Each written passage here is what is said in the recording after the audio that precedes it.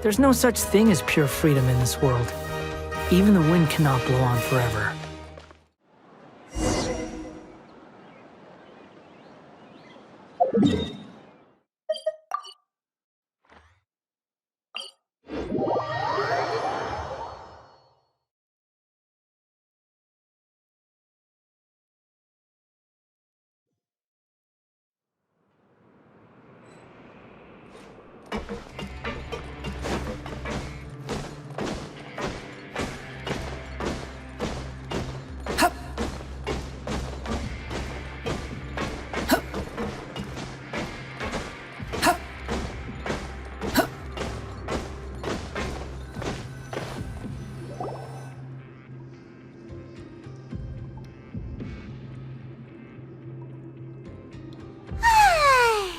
Now for a little rest after breakfast. This is the life. Wait a sec. Isn't something important supposed to happen today?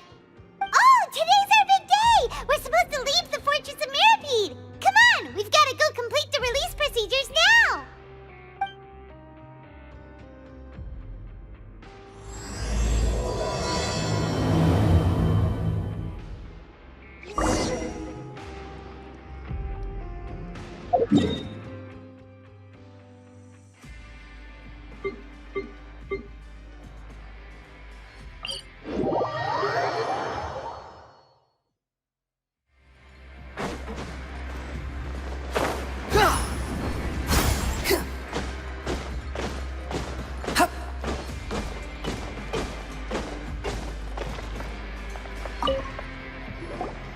Please, sign here.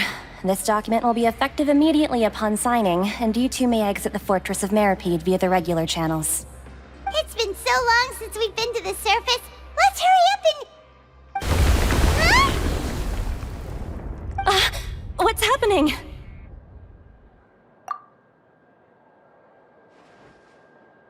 I'm fine, thanks. But I wonder what that tremor was just now. Let's go ask the Duke.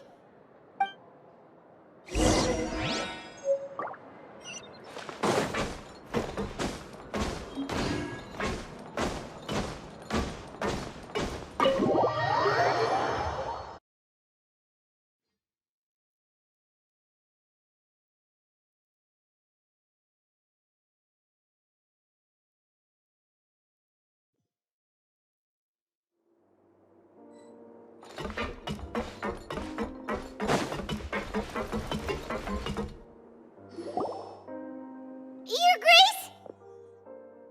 Ah, good to see you two. Is there something you wish to see me about? Yeah, what was with that earthquake just now? Ah, that. The tremor didn't originate from the seafloor. In fact, it seems it came from the surface. Over the years of serving as the warden here, I have developed a sense for distinguishing between what occurs on the surface and what occurs underwater. Besides, the seal that Monsieur Neuvillette set in place won't fail so easily. So the fortress is okay? If you recall our last incident, if there really were a problem, there would be crowds of inmates in a panic right now. Huh, you've got a point. Okay, seems we need to get back up to the surface and ask about what happened. By the way, do you know what day it is today? I believe today is this month's pipe cleaning day. Wait, seriously? Ah, yes. Have you completed your release papers? Yep. It's you two. Are you leaving now? That's right! Today is our last day in prison!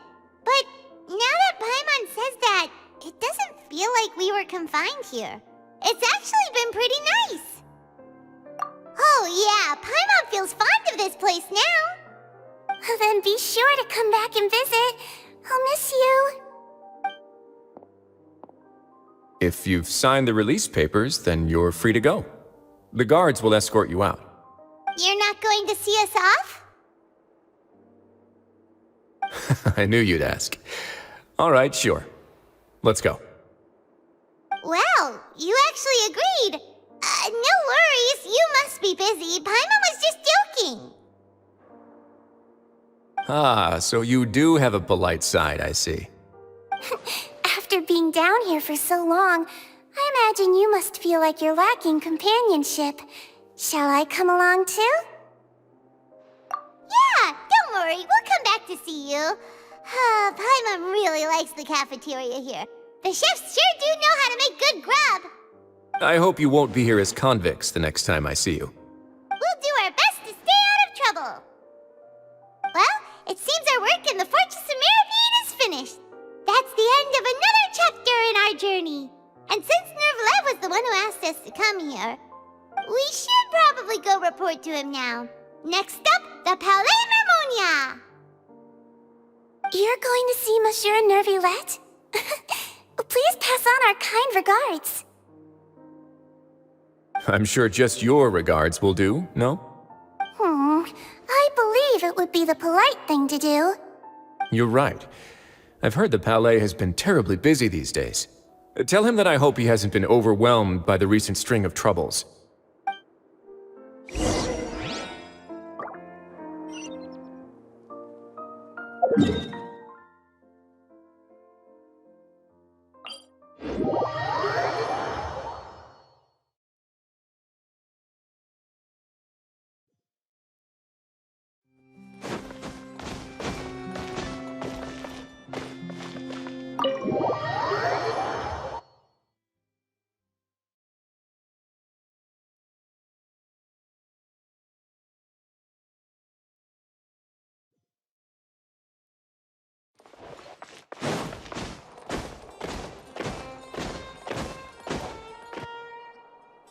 The Palais Mermonia sure is buzzing with activity today. Halt! Huh? Oh, it's you two. Apologies. Monsieur Neuvillette did say you'd be welcome at any time. Excuse me, would you mind helping me take a look at this report? I'll be right there. Sorry, I've got my hands full here. But you can see yourselves in. Everyone's so busy. Seems a lot has been happening.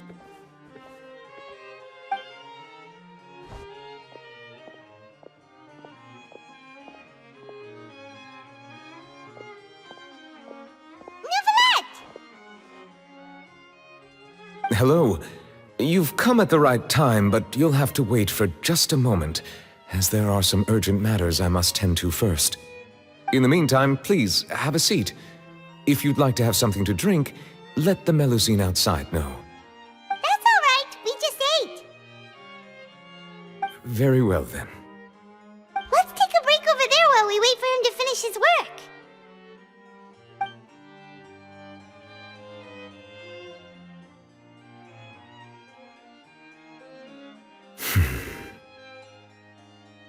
All right. That should wrap things up for now. Are you done with your work? Yes, sorry to keep you waiting.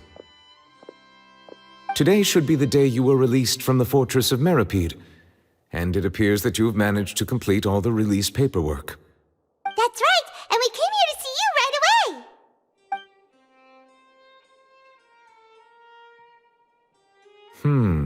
A massive whale. Do you have any idea what that might be? Judging from your description, that cannot have occurred in any ordinary waters, but rather something like the primordial sea. A whale of that size and shape cannot usually be found in the waters of Teyvat. Therefore, we can only assume that Child is presently immersed in primordial seawater. Immersed in primordial seawater? But how? And is he okay? Most people wouldn't be capable of entering in the first place. I'm not completely sure how he could have gotten there myself. Yes? What is it? Ah, right! Paimon felt it too! We asked the Duke and he said it wasn't from underwater, so we figured you might know something about it. It turns out that I have just received a report about this particular matter. In fact, that's exactly what I was busy with a moment ago. The source of the tremor was here on the surface near Poisson. After the shaking stopped, the water levels in the Poisson area rose at an alarming rate. The water levels rose? Oh no! Fortunately, the water levels only rose for a short period of time and have already returned to normal now. However, I still have a bad feeling about the whole phenomenon. If the change in water levels is connected with the leaking primordial seawater, then the situation in Poisson may be much worse than it appears. Navia should be in Poisson, right? We need to go check on her! I would also like to go there as soon as possible, but I'm afraid I can't leave just yet. We must immediately formulate disaster prevention plans for the surrounding coastal areas to avoid potential catastrophes. I'll have to ask you two to go to Poisson first. I'll meet you there to check on the situation once I finish things here. There's no time to lose! Let's get going! Please be careful.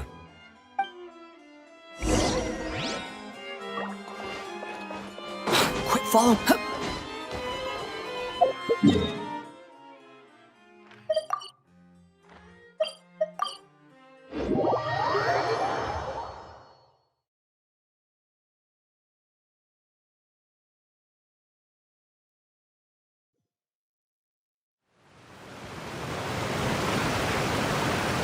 Oh no!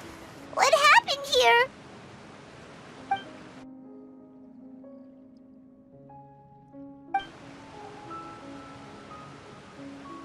Navia should be around here, right? We need to make sure she's still... Paimon means we need to check on her.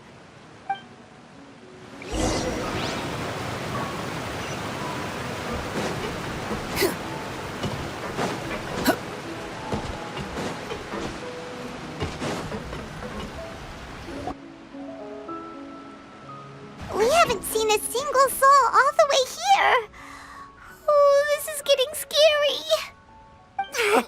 What will I ever do now?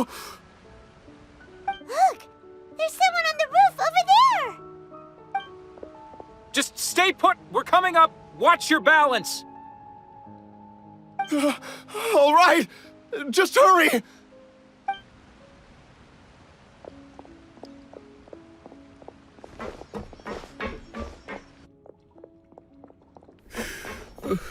I'm not young anymore. How will I survive on my own? My Desiree! Oh, he looks pretty sad.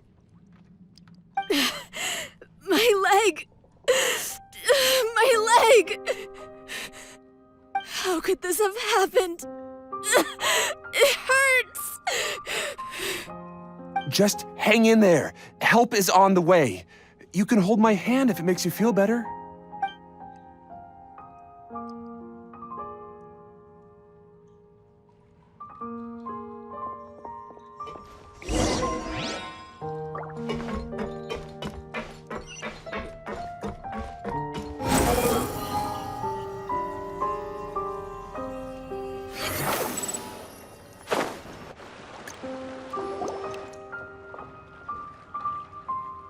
Oh, it's Navia. She's over there. Hey, Navia, are you okay?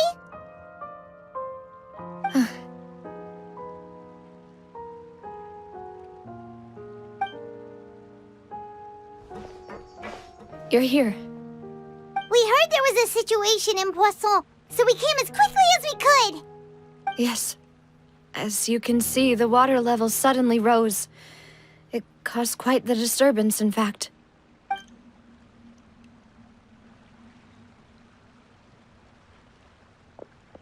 Demoiselle!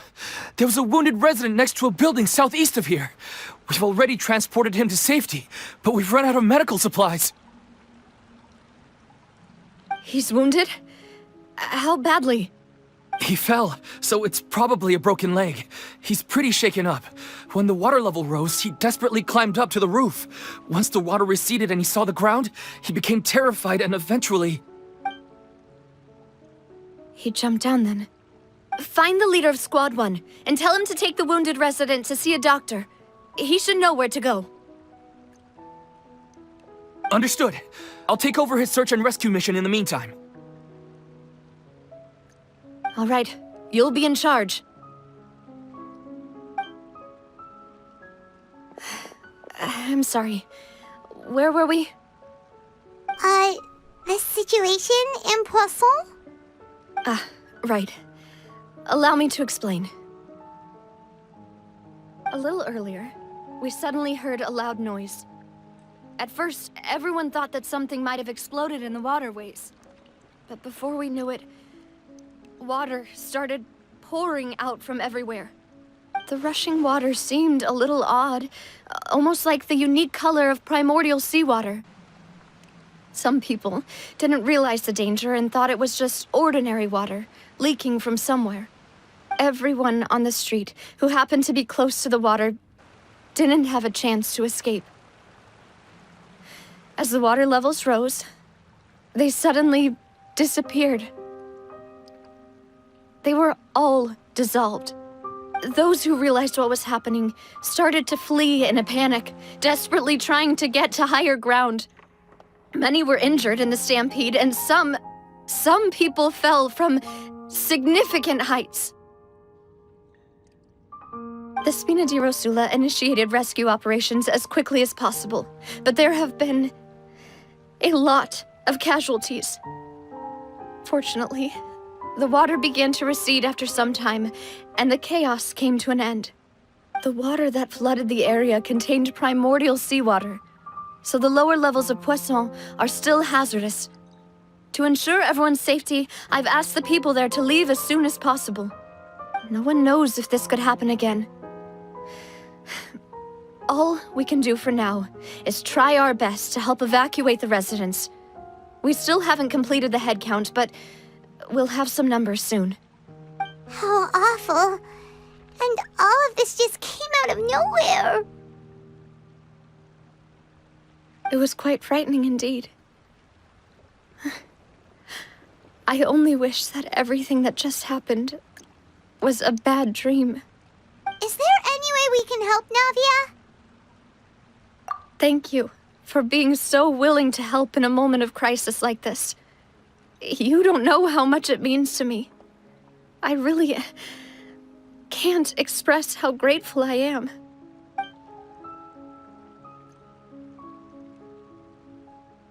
Don't say that, Navia. That's what friends are for.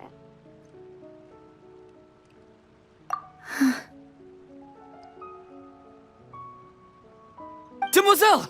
We've got a situation here! I'll be right there. Sorry, I need to go for now. And off she goes. Seems it might be a while before she can take a break.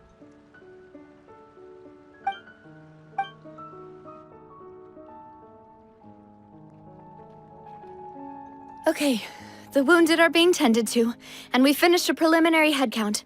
More support has just arrived, so I suppose I finally have a moment to focus on my own matters. Of course, we should remain ready for anything, and continue doing our best to rescue others. I'll be sure to have everyone at the Spina di Rosula ready to render assistance. Traveler, Paimon, would you two accompany me to my father's grave for a moment? Huh? Right now? Thank you.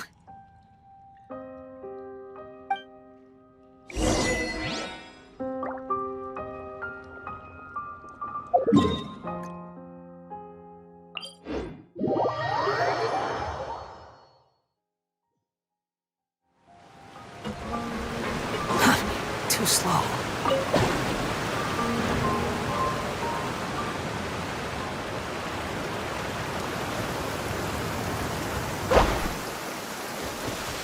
You want to use my hat as an umbrella? The audacity to even make that request.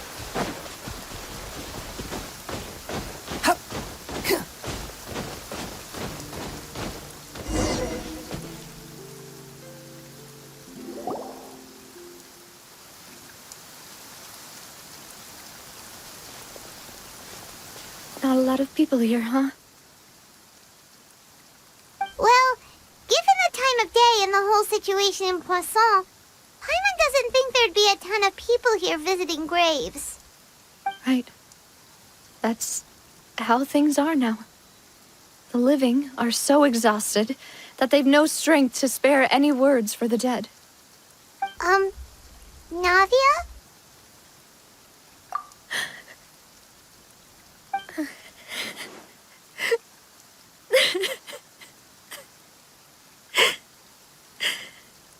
Navia, what's wrong? Sorry. I just... Malus and Silver. They won't ever come back here again. What should I do, Papa? Huh? What happened to them? Everyone agreed on the rescue plan, but still, I was the one who initiated it. They were helping evacuate the residents, but they couldn't leave in time. And they were caught in the seawater.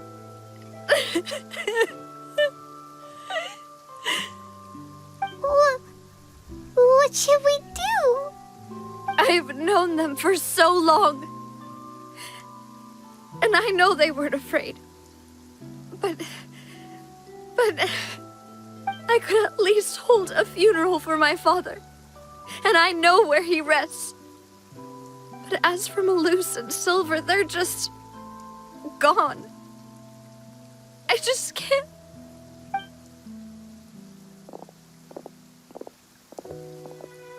Everything looks so clean after it rains. Even the gravestones.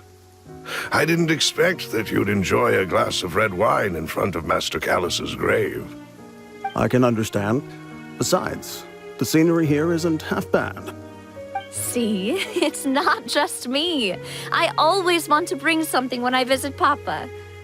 Perhaps we might even have a picnic. He wouldn't be angry, would he? How could Master ever be upset with you, demoiselle? Yet the cemetery is the home of those who have passed, is it not? Everyone ends up here sooner or later, no matter who you are. Buying yourself a plot in advance, are you? No need yet. But when I do, I hope you'll let me be buried beside Master Callus, demoiselle. Hey, stop joking around. I'm quite serious. That way, it'll save us both the trip to see each other whenever you visit your father's grave. That makes sense. In that case, could I be buried on his other side? After all, besides you, demoiselle, the two of us could certainly be considered Master's closest companions, no? Personally, I believe we fill those shoes just fine. Why are you bringing this up all of a sudden? Seriously. All right. I'll remember your requests. But I'd really prefer not to talk about this stuff. And what do you mean by saving me a trip? I'd make the journey even if I had to visit you two somewhere else. I'd promised to let them rest in peace here.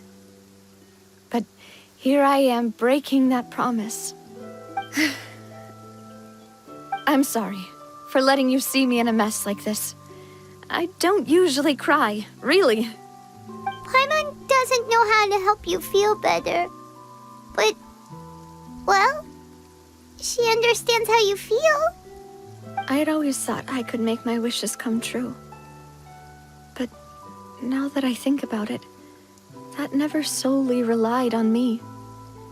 Many things can only be accomplished with someone else's help. Malus and Silver have helped me so much. But by contrast, I could do nothing for them. I'm so sorry. You can spend as much time as you need here, Navia. We'll stay with you. Thank you. Right now, you don't know how much that means. By the way, you can have a look at this. It's a list of victims from the incident that took place here. Obena, Khan, Burnett, Giverny, Francine, Karina, Daisy Ray, Joinville, Julienne, Esson, as well as Malus and Silver.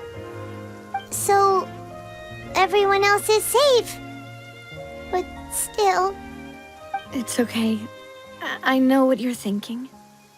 And you're right. We lost Malus and Silver. But we were able to save more than we anticipated.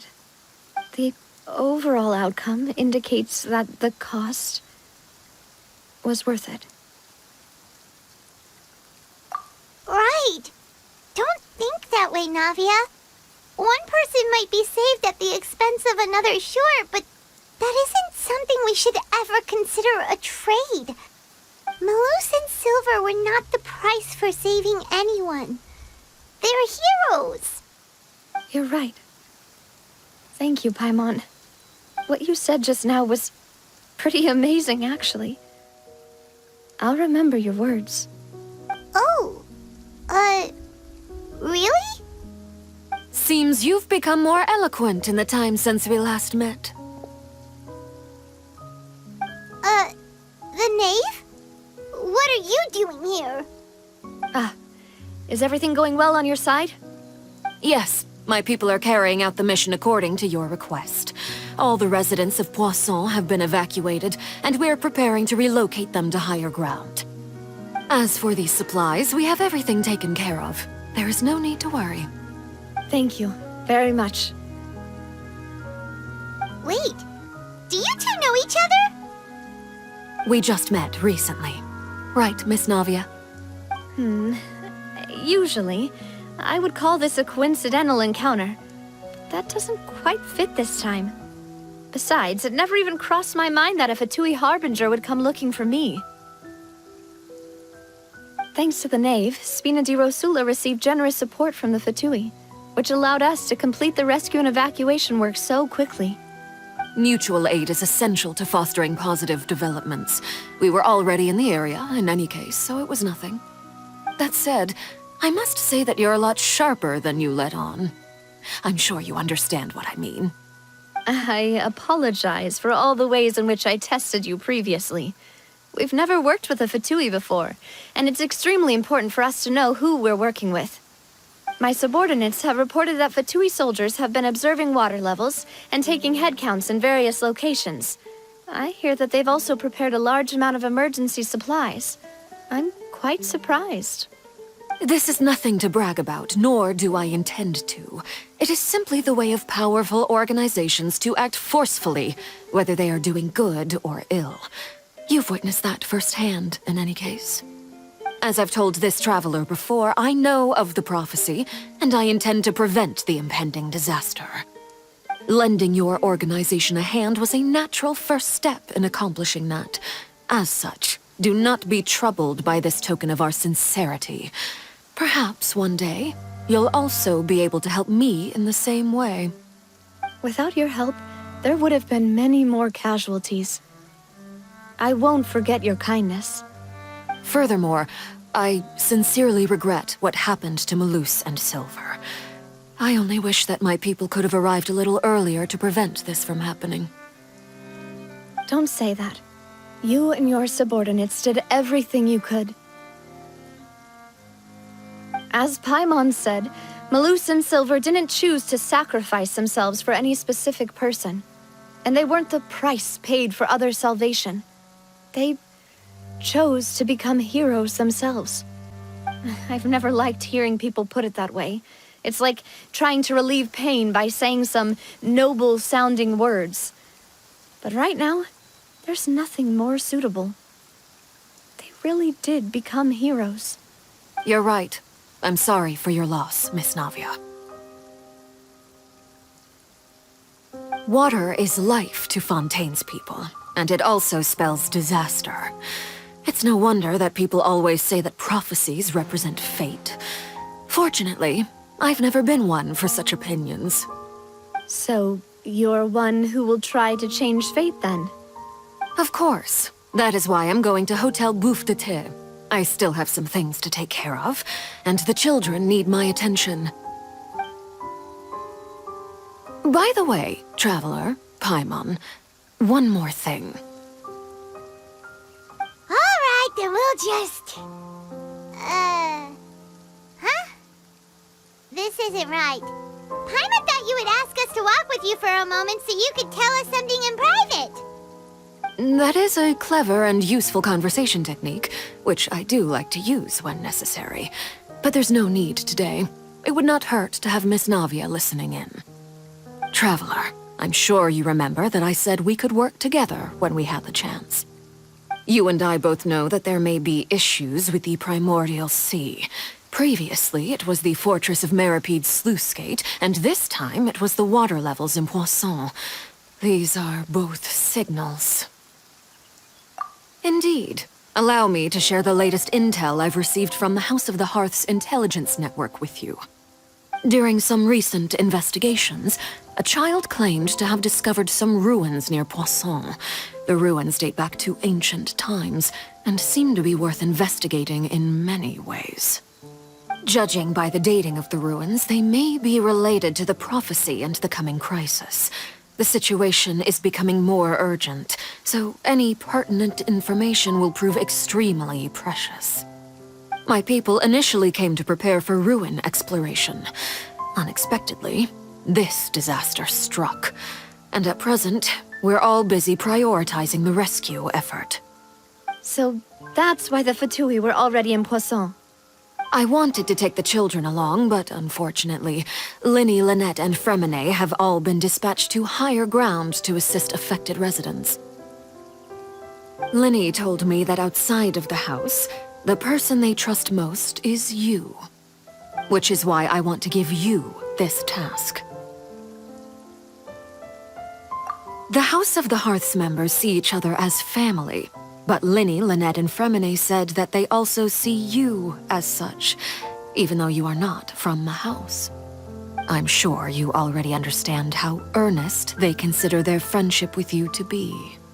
Oh, that somehow makes Paimon feel kinda happy. The intel I just shared about the ruins could fetch a high price. But since the children consider you family, it's only natural that I freely share it with you. Got it! So all we gotta do is go to some ruins, right? We can handle that. Excuse me, but may I tag along? You wish to join, Miss Navia? But are you sure you're up to exploring some ruins? You need to rest. Well, I'm sad, yes. But I can't just go back and plop myself into a chair by the roadside and do nothing. There's no point in being depressed while we still have a disaster on our hands. As my father's successor, I must live up to the hopes he had in me. Besides, I'm also doing this for myself. I need something, a distraction, to keep my mind off Malus and Silver. Since you put it that way, I have no objections. What do you say, Traveler? All right. The ruins are to the south of Poisson. Here's the map. Okay, the three of us will handle it. Come on, let's pack up and get going.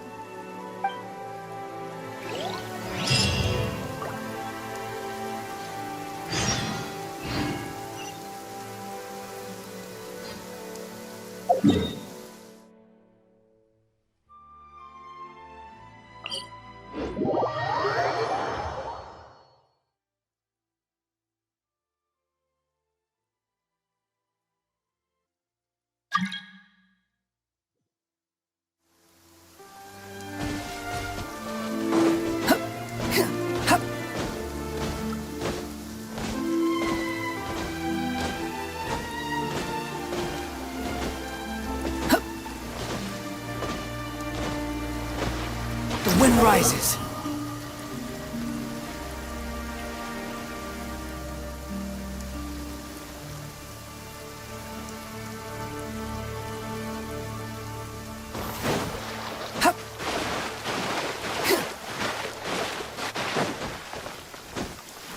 Quit following me.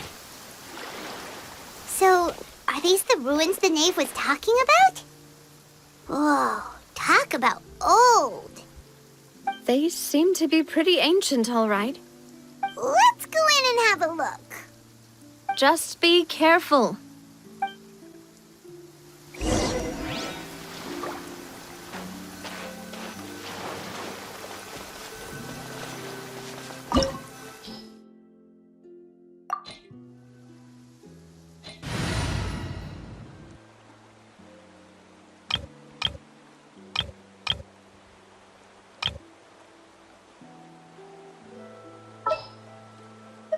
Want me to come along?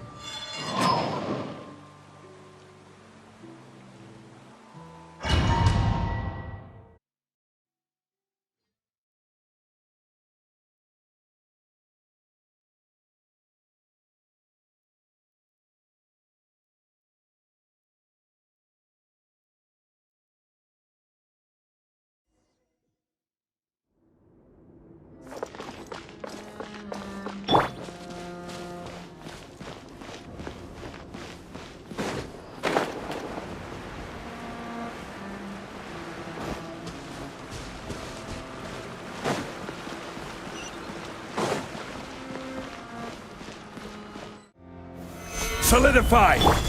Shine down! Hey! The wind knows me. Fallen leaves, adorn my night! One with nature. Illusion shattered! Committed to memory. Nada Kundala.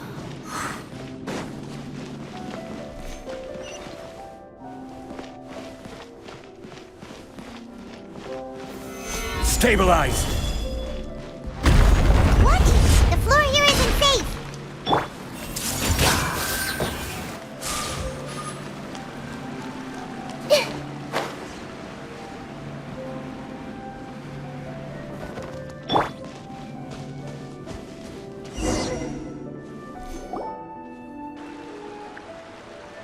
This place has also been contaminated by primordial seawater. Yeah. And a lot of it, too. A Fontainian would most likely dissolve the moment they fell in. Right! You can't go down if there's primordial seawater. It's too dangerous, and it won't be any help for you to just stay here. Don't get Paimon wrong. We're not saying you're useless. It's just that... No, you're right. I can't do anything in this situation. I'll leave this to you.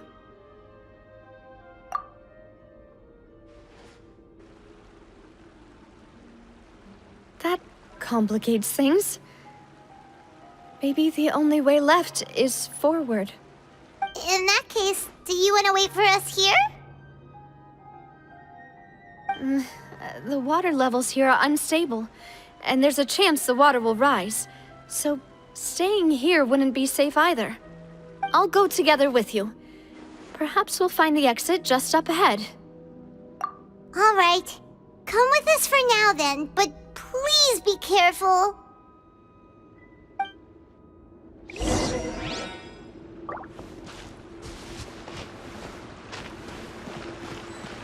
Oh no, it's a dead end!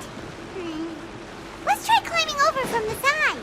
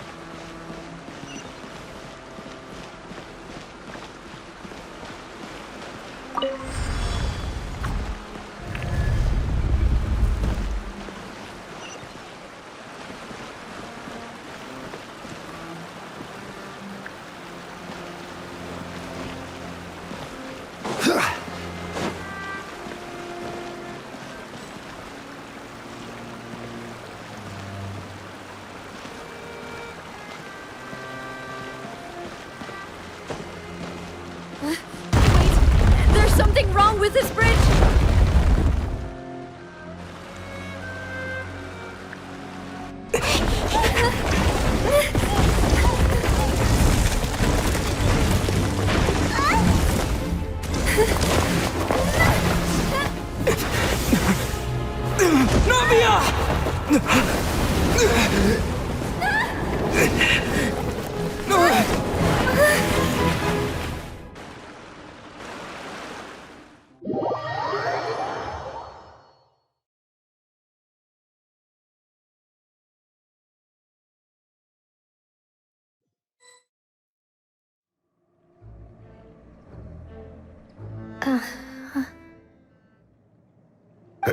Demoiselle?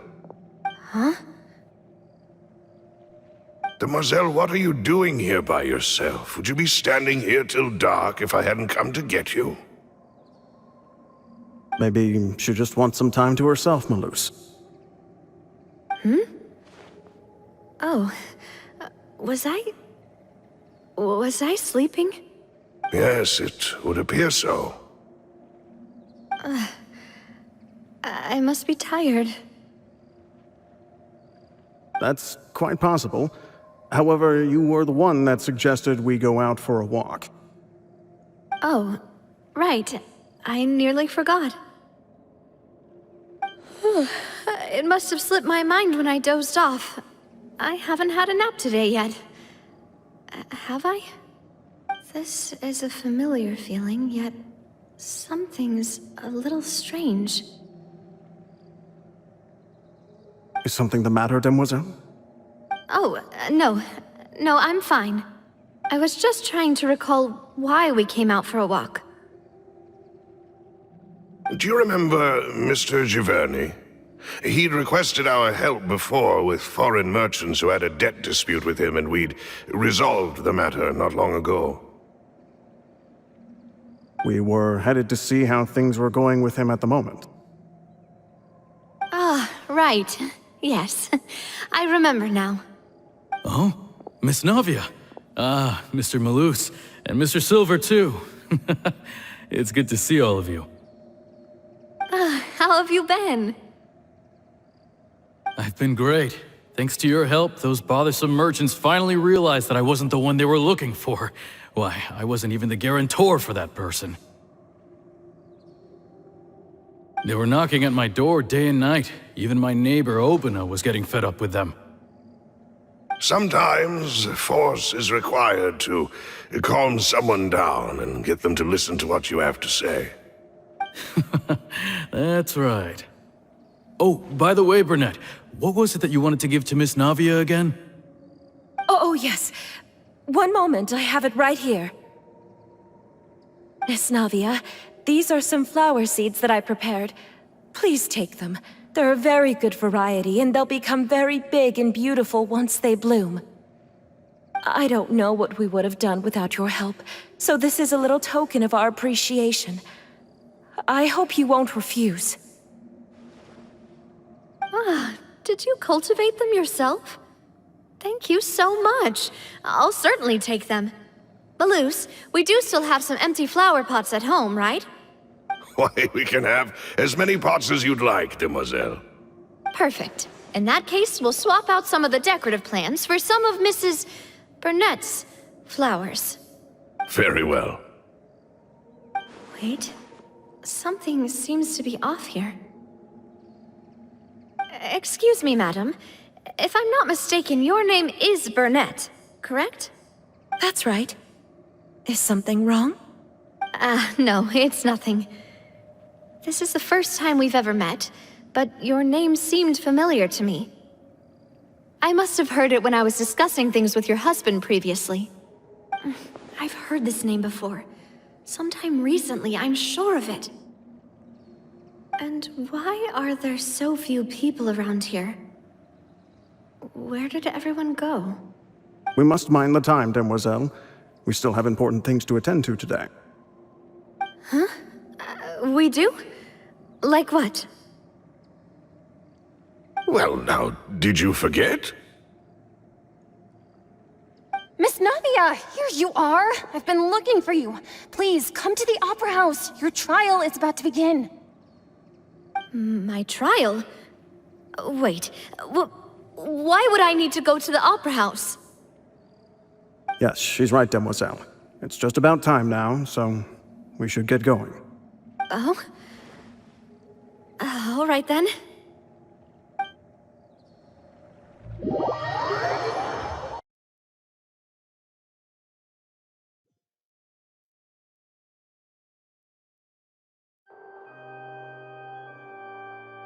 Look, it's Navia!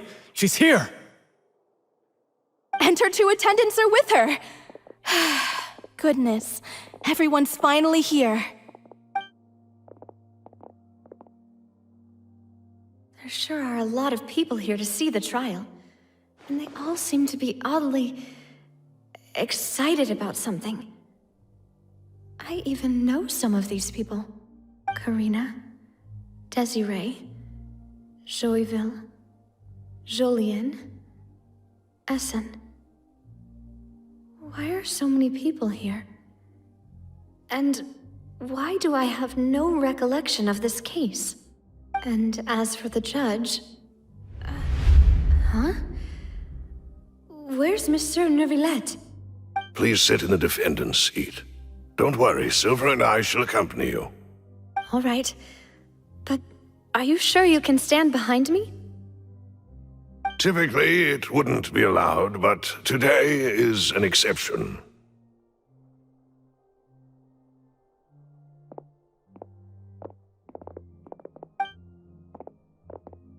Hey, what kind of place do they think this is? Come on, do they have any idea what they're doing? Seriously. Enough with the whispering! Could someone please tell me where Monsieur Neuvillette is? And why I'm standing trial? My dear Miss Navia, have you not yet realized what you've done? In that case, allow me to explain. As all here know, you are Master Callus's successor, the head of the Spina di Rasula, someone held in high regard by every soul in Poisson. After you took over the Spina, you treated all of us just like the late Master Callus had.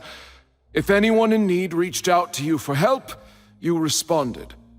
Not only you, but your butler, your subordinates, nearly everyone in the Spina di Rasula fought for the well-being of those in Poisson. Wait a moment. Aren't you just proving that I'm a good person? Yes, correct. Absolutely right. And that is why you stand accused. You have helped so many people get through so many difficulties. You are one with us. We are inseparable. We are one big family, all of us who are from Poisson, inextricably linked. And with you being so important, we couldn't possibly do without you. Therefore, this fair and honorable court shall declare you guilty, and you shall stay here. You will be together with us forever.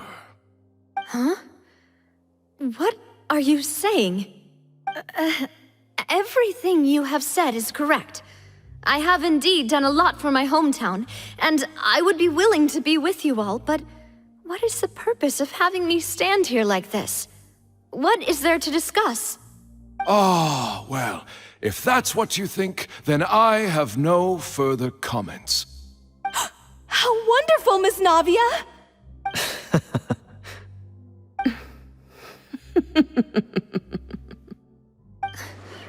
I know all these people. Why are they laughing? I seem to remember now.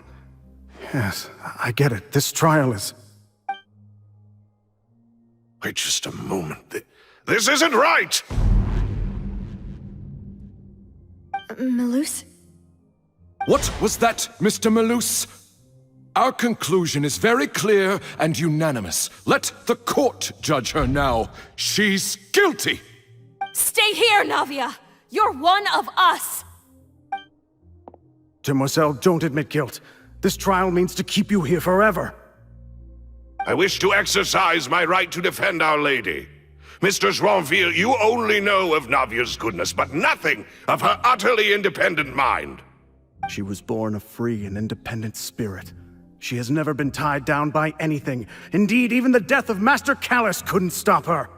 Her actions cannot serve as proof that she identifies herself as part of any group. She merely acted as an individual, extending her hand to help others. Please do not mistake her actions as being otherwise. Really? As an individual, you say? Don't forget, we are all Fontainians here. This is the nation of justice, the nation of Hydro. Even if Miss Navia only voluntarily rendered her assistance, that doesn't change the fact that her beautiful soul must return to everyone. Water accepts all, blends with all. It will surely accept her kindness.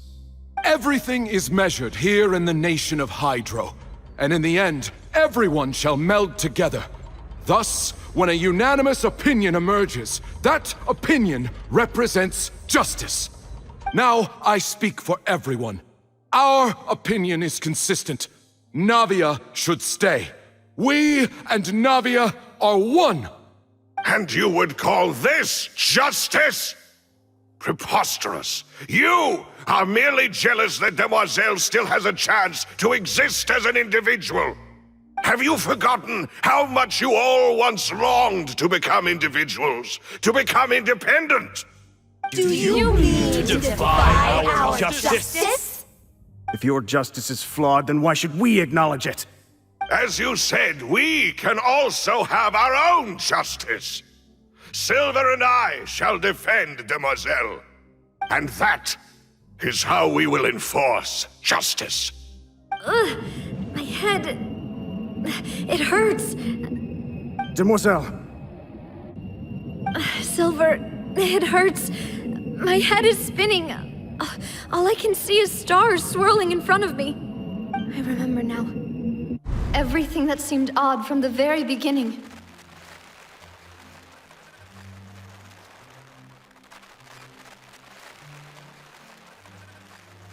Karina, Desiree, Joyville, Jolien, Essen, and Mr. Giverny and Mrs. Burnett, who we met earlier.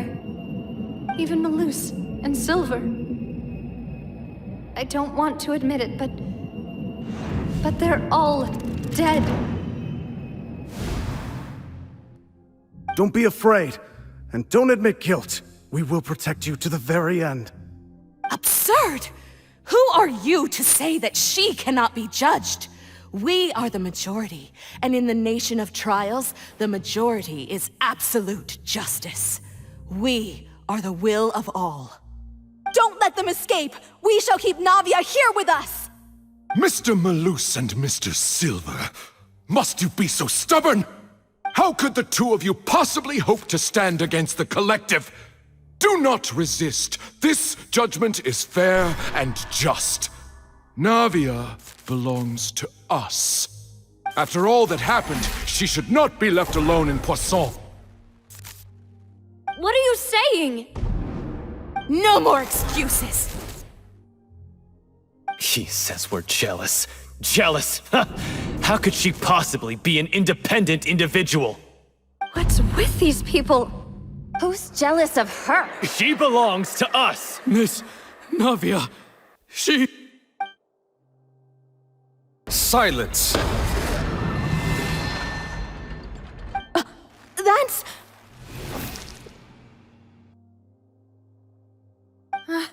Monsieur Neuvillette! Such commotion is prohibited in the court. The accusations you just presented are nonsense and cannot constitute a proper trial. The court will adjourn for the rest of the day. In this, I shall hear no objections from any unauthorized party. Our thanks, Monsieur Neuvillette. Please leave with me, Miss Navia, while there is still time. But... Go on now, Demoiselle. This is your only chance to leave this place. What, can't bear to leave us behind or something? Malus. My apologies.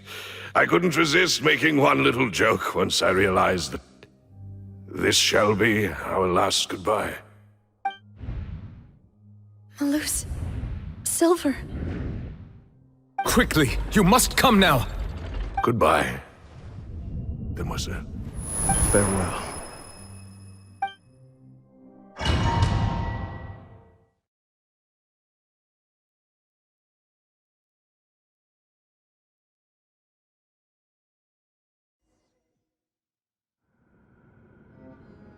No, wait! Just a second! Navia? You're awake? Good. I must have been dreaming. Malus and Silver were still alive, and they were defending me at some insane trial. It looks like you're all right. Did all the sad feelings cause cause you to have a nightmare? Paimon could give you a hug. The ruins you were exploring suffered a cave-in. When I arrived, I found you falling toward the water. You were just about to be dissolved within, but I...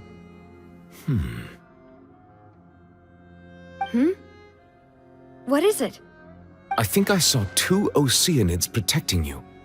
It was only for a moment, perhaps even a fraction of a second, but they gave me the chance to retrieve you. Were it not for their intervention, I would not have been able to rescue you before your consciousness dissipated. Wait, did you say Oceanids? You mean like what happened with Vache? Perhaps those 2 Oceanids were the people you saw in your dream. I always told them that they didn't have to protect me. To think that they'd keep doing so even after death.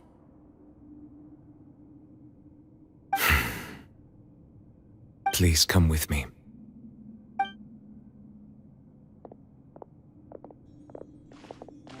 Neuvillette, are you okay? Oh, I am quite all right.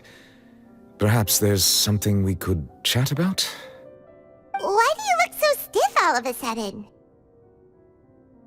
Oh, Paimon knows. You're the type who feels awkward when there's nothing to talk about, right? I merely thought that we should give Navia some time to herself. Huh? Why didn't you just say so then? Don't you think it's even more awkward to call us over like this and then have nothing to talk about? I suppose so.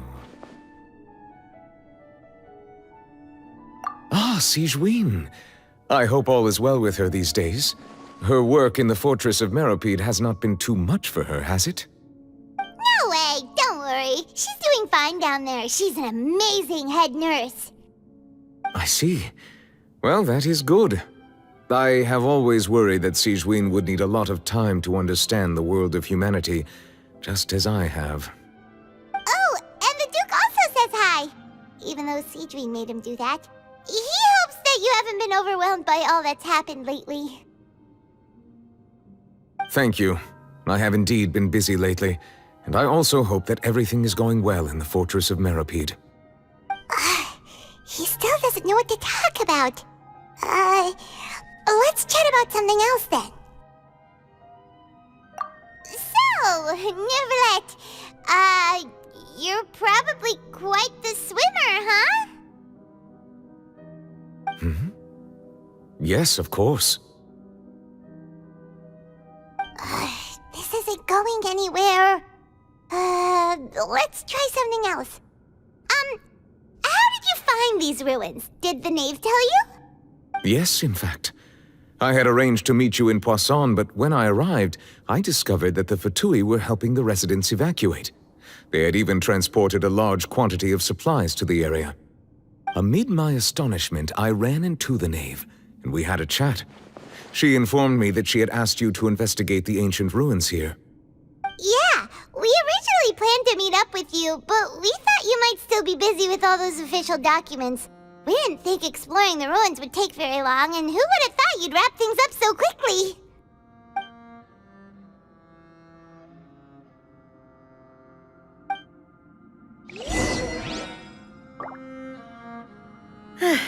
I'm sorry to have kept you all waiting like that. I'm feeling much better now. I guess we should get going again. Will you come with us, Monsieur Neuvillette? Yes, if you wouldn't mind my company. All right! Another one joins the party! Let's get going then! Gather! Go!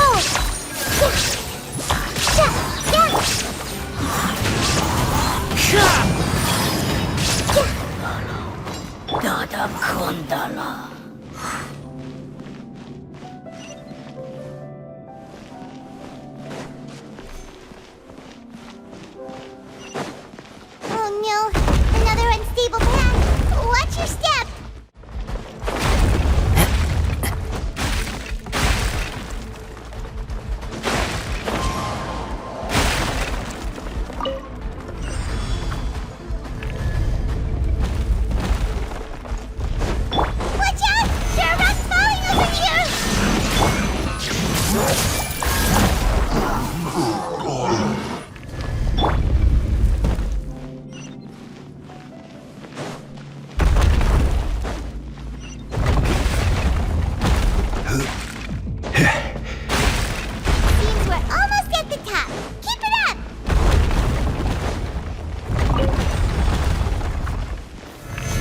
Stabilize!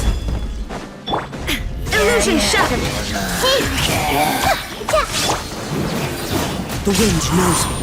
Clouds high. The birds call. There is no... Solidify!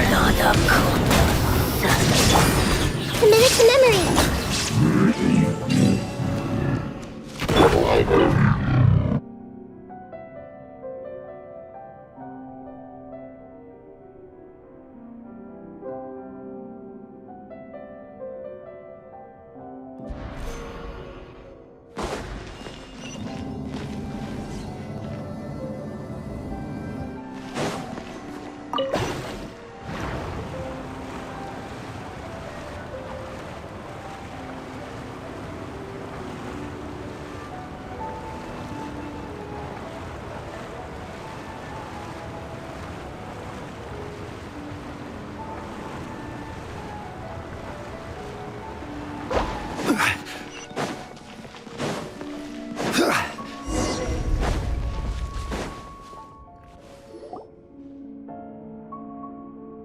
Looks like we've reached the end.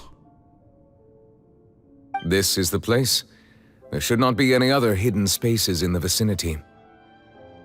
The path sure had some twists and turns, but it turns out that this place isn't actually that big.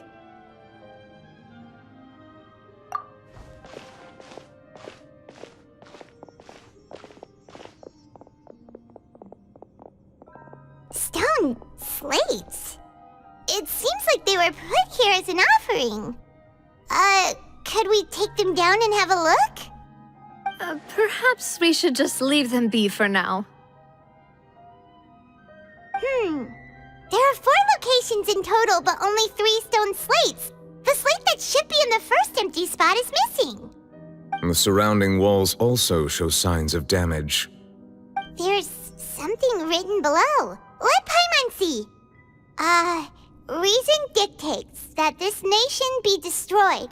I shall record the history of its future here in its past. Say what? It feels like someone left these slates and these words here for a purpose. But does he mean that Fontaine should be destroyed? That would fit the circumstances dictated by the prophecy, yes. Indeed, the slate's contents correspond to it. Take the second slate, for example. There's a person kneeling here. She seems so dedicated.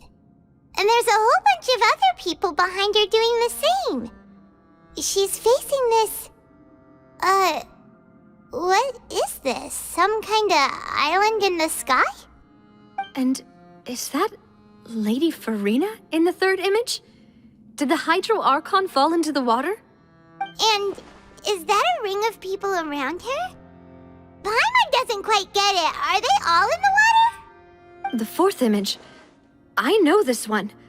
This exactly matches the content of the prophecy. The people will all be dissolved into the waters, and only the Hydro Archon will remain, weeping on her throne.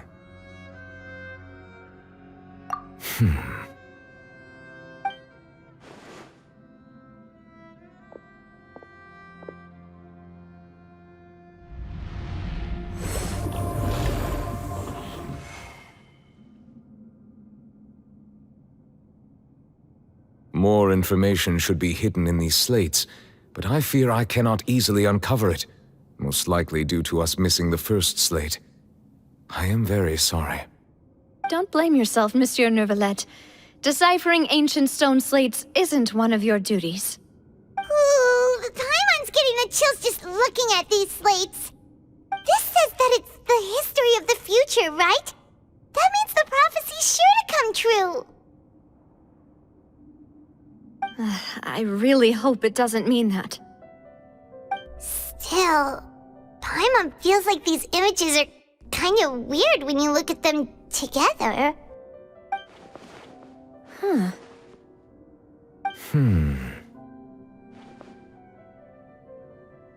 That's right! If the images are in chronological order, shouldn't the fourth, the waters drowning Fontaine, come before the third, where the Hydro Archon herself falls into the water? And yet the order is reversed here. If we go by timing, Lady Furina only emerges in the third image.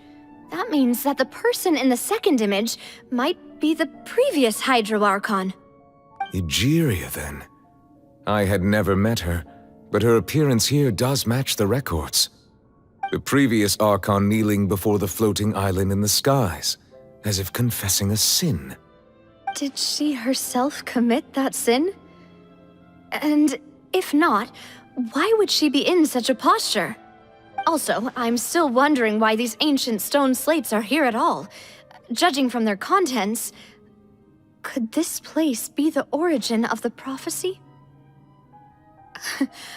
Does that mean that someone, or some people, once saw these slates? But who would have created these slates and left these words here?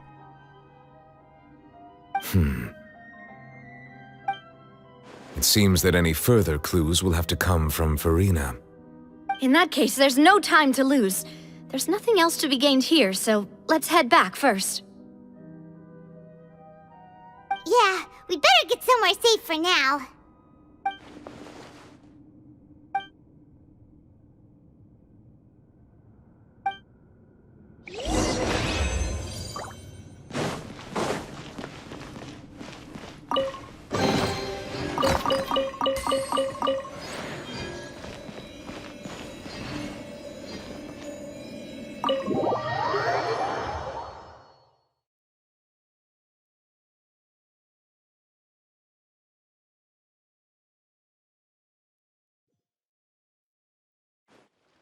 Let's split up here. I'm going to check on what's happening with the Spina. You know how it is. There's some things you just need to be there for yourself. You still have energy for that, Navia? Paimon's already beat. Just head back to the Fluvsandra and have a rest then. Thanks for keeping me company all this time. I'll depart as well. Thanks for your hard work today. Rest well, everyone. Traveler, I will go talk to Furina tomorrow morning to ask about the stone slates. I'm sure that you're concerned about this matter as well. If you have time, drop by my office. I will share the results of our discussion with you. Are you really gonna talk to her about this directly? Will that be a problem? Paimon's getting a little scared now that it's come to this. She has long been harboring secrets and will not give them up easily, which makes it all the more my duty to ensure that she understands the present situation. Alright, we'll leave it in your hands then. You're probably the best person to talk to her anyway. I will be carefully considering my words tonight. Traveler, Paimon, our safe house at the Fluvsandra is always open to you as ever, so please don't think you're an imposition. Alright, I'll be on my way then.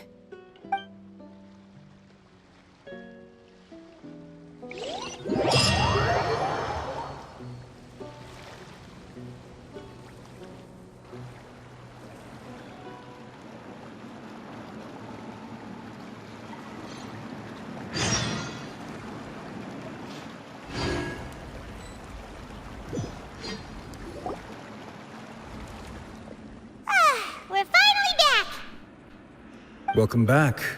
We've got a special menu prepared for you two tonight. Yay! And there's good food too! Navi, no, the boss is the best. Ooh, desserts! Nice, these are all Paimon's! Paimon's already starting to forget what happened today. Oh, that voice. Is that who I think it is? Huh? It's you two. What are you doing in Fontaine?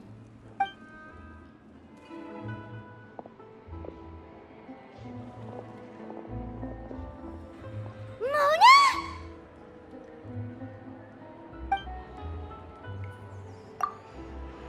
Seriously, nobody just uses a scry glass whenever they've got time to just see who they'll meet on the road. Still, we didn't expect to see you here. Wait, you're not a Fontanian, are you, Mona? Well, I have some business to attend to here, so I booked a hotel in the city. I was just out for a stroll when I bumped into you. Quite unexpectedly, if I might add. Why did you think I was from Fontaine, though? Is that because Magistus doesn't sound much like a Mondstadter surname? Yeah, let's go with that. Well, I used to have my own surname, which was, well, some other thing. Either way, the old hag told me when she took me as her disciple that the first step to being a great astrologist's pupil was to change that name. There was nothing for it, really. She really is amazing at astrology, so I changed my name to what it is now according to her wishes. To my surprise, however, Magistus is not the name of some ancient house or clan. It isn't? Nope. Although it is used by us in place of surnames, it generally just means great. Wow! Imagine including a boast in your name. Wait, are you gonna have to put that into your genealogy as well? I reckon so. In any case, I'd give my disciple a name like this as well, if I were to take one. Astromancer Barbeloth Trismegistus. Whoa, that's a long one. Does it also mean great or something? My name means Mona the Great Astrologist. As for the old hag, hers is, in plain speech, the thrice-as-great Scholar of the Stars. Just take it as a title specific to astrologists. Thrice as great? That's so petty. I know, right? That's just how she is. She used to call herself Magistus, actually, but once she took me in, she changed her name to Trismegistus. Talk about excessive. Magistus is thus the calling card of our school, so to speak, which makes it about the same as a surname. It's all right if you don't get it. You can look into it further should you need to study astrology more deeply. That sounds terrible! But anyway, you're not Fontanian, are you, Mona? You're from Mondstadt, right? Well, I was born in Mondstadt, yes. My parents migrated to Dornman Port, and I traveled with the old hag for a while, after which I settled down in Mondstadt City. Oh, that's a good thing then. At least we know you won't be dissolved by Fontaine's waters. Speaking of that, I'm sure you're aware that a bunch of things have happened here in Fontaine, right? I know you're not a local, but I'd avoid getting too close to any water that looks strange all the same. There's something ominous about it. Well, the water, I mean. That was the main reason, yes. Just a while back, the Steambird invited me to take part in a panel and speak about the circulation of the prophecy as an astrologist. The invitation was sent quite early on. I don't think anyone expected Fontaine to be in this much trouble. What do you make of that prophecy, Mona? Just tell us what you think as an astrologist. Your word would go a long way to make things more certain and less scary. What I can tell you is that I'm an astrologist, and that this prophecy concerns the fate of Fontaine, even that of all Tevat. Ascertaining this is akin to reading the fortune of the whole world. I'm afraid that this is not something that just anyone can do. If I could do it, you would no longer call me an astrologist, but a visionary. But on the flip side, the prophecy is so huge and powerful that it must surely come from a powerful visionary. Its contents involve the fate of the world. Disregarding it would be a mistake. A visionary? Sounds really powerful and all, but does such a person really exist? Of course. The old hag could do it, and I bet there are others amongst those Hexenzirkel colleagues of hers who could do something similar. Huh? Are you sure? All right, I'll help you. It isn't often that I see you with such a serious look on your face. I'll tell you once I hear back from her. Thanks, Mona! You're amazing as always! Oh, well, this is something only I can do after all. So yes, your praises are quite welcome. That's the greatest of astrologists for you! Of all the people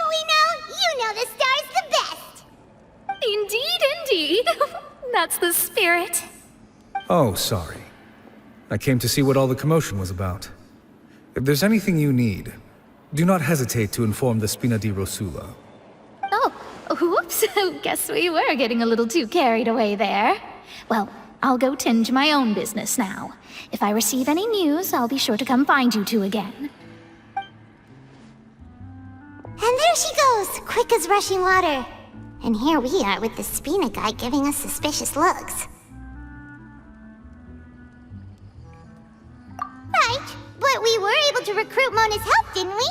Our Fontanian friends will thank us someday.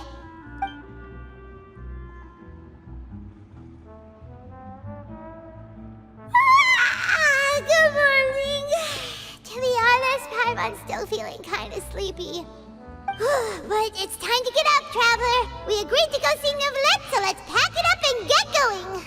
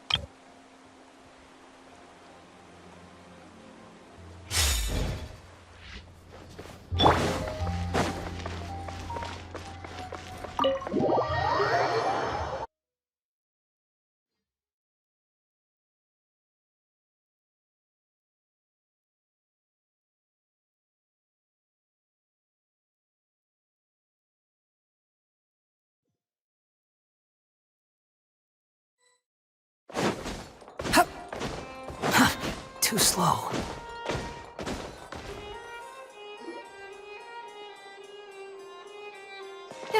You're here!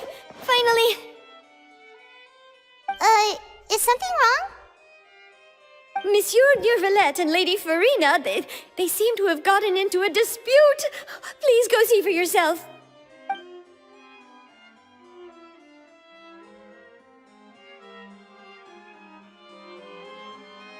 Like I said, I've already explained everything. And yet the problem has not been properly solved. There is little space for excuses between us. It is not my intention to offend you, but please, tell me where you stand. You are the Hydro Archon Focalor, are you not? Look at this. This is a list of the victims from the recent Poisson incident.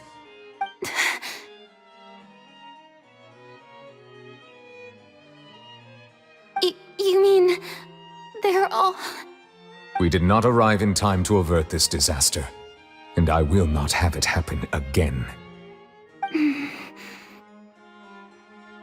I will say this once more. You must tell me everything you know. Yesterday, I found 3 stone slates in some ancient ruins near Poisson. Do you know anything about those? Seriously? You're questioning me like this is a court case now. I don't know anything about that. But you found them in some ancient ruins, you say?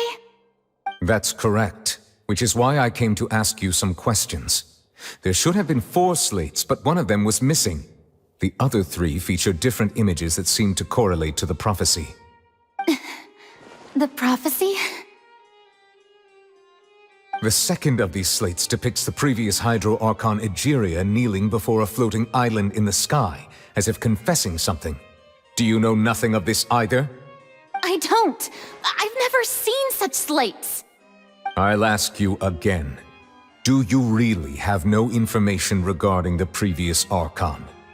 My deciphering of the slates indicates that the Hydro Archon Egeria once had to confess to, or apologize for, a certain sin. If anyone would know about it, it should be you. All gods don't have the same secrets, you know. She was herself and I'm me. Is it really so strange that I know nothing? I understand your concerns, but I'm sorry. I just don't have anything to tell you. Forgive me for saying this now, Lady Furina, but I have long known of your various secret investigations into certain matters. There are several indications that you have been investigating the prophecy on the sly. This is not strange in itself, considering that you are the Hydro Archon. But it is strange that you should also claim to not know any of Egeria's secrets, as well as do nothing following your inquiries. You have never been as superficial as you have presented yourself to be, nor are you a fool.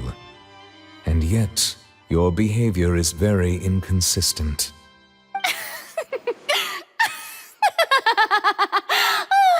So you've been watching me all this time, have you? I didn't think you were that type. You... Well, since you know about my secret investigations, then you should know I'm actually working to take care of it. There's no point questioning or suspecting me. You're the Eudix, but you're still my subordinate. You should be following my lead. Just trust in me, you're Archon, and do as I say. Never mind whether you can truly convince yourself to or not. It'll all turn out fine. That's all I have to say. We do not discuss this matter again. Oh, the opera's about to start. Toodles!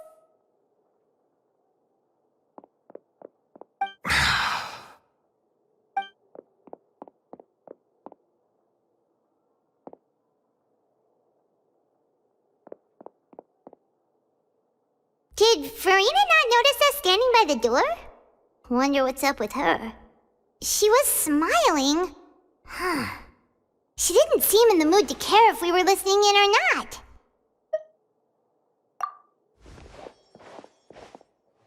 I assume you've been outside for a while now? Oh, you noticed. Seems Furina didn't even realize we were here. She was in a great panic, though I cannot discern the reason. Our discussion reached impasses time and again, a state of affairs that we cannot allow to continue. Still, I do not understand. Dialogue is the basis for understanding, so why did she keep refusing to engage? Everyone in her inner circle has noticed that she is hiding some secret. The issue is her attitude. I fear that she will not reveal anything unless absolutely forced to. We may have to create a situation in which she will have no choice but to speak. Oh? Like what? Normally, people will only reveal the truth when standing trial. Perhaps we must have the Hydro Archon experience just such a scenario. But Furina's seen so many trials, and she's really good at dodging questions. How do we make sure that she won't just slip away at the first chance she gets? We will need to consider this thoroughly, join forces with various parties, and then do what we can. If at all possible, I would prefer to recuse myself from this affair, but we must prevent the prophecy from coming to pass. This may be cruel to her, but all Fontaine is in crisis. The information a god possesses is too precious, and so we must take a chance on this. But who will lend us their aid to do such a thing?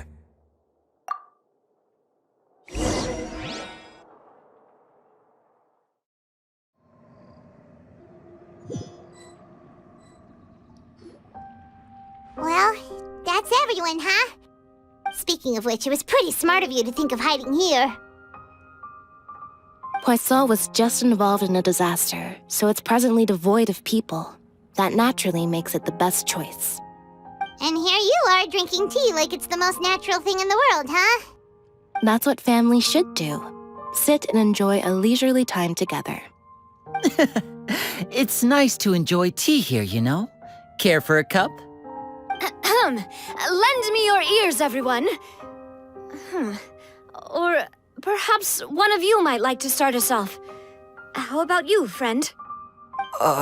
Me? No, I don't think I can. Then, how about you, good sir?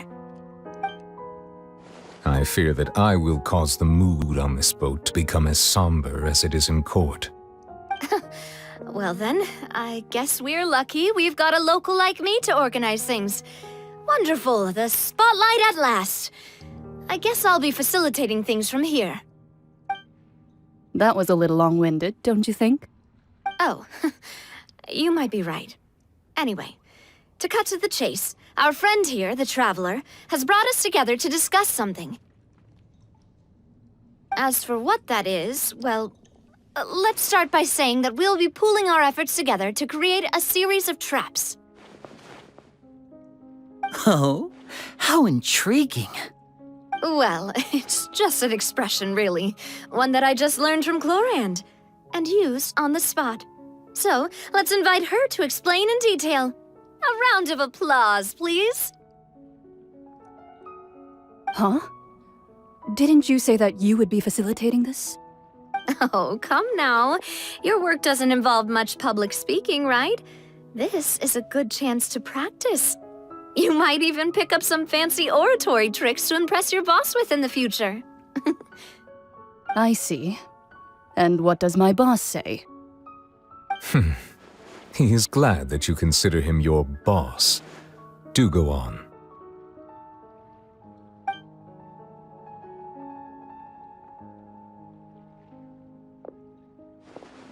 In that case, do any of you have experience hunting? Not that I recall. Fremine and I once used a wooden stick in a basket to catch wild rabbits when we were younger. As for Lynette, oh, right. You were sick that day, weren't you?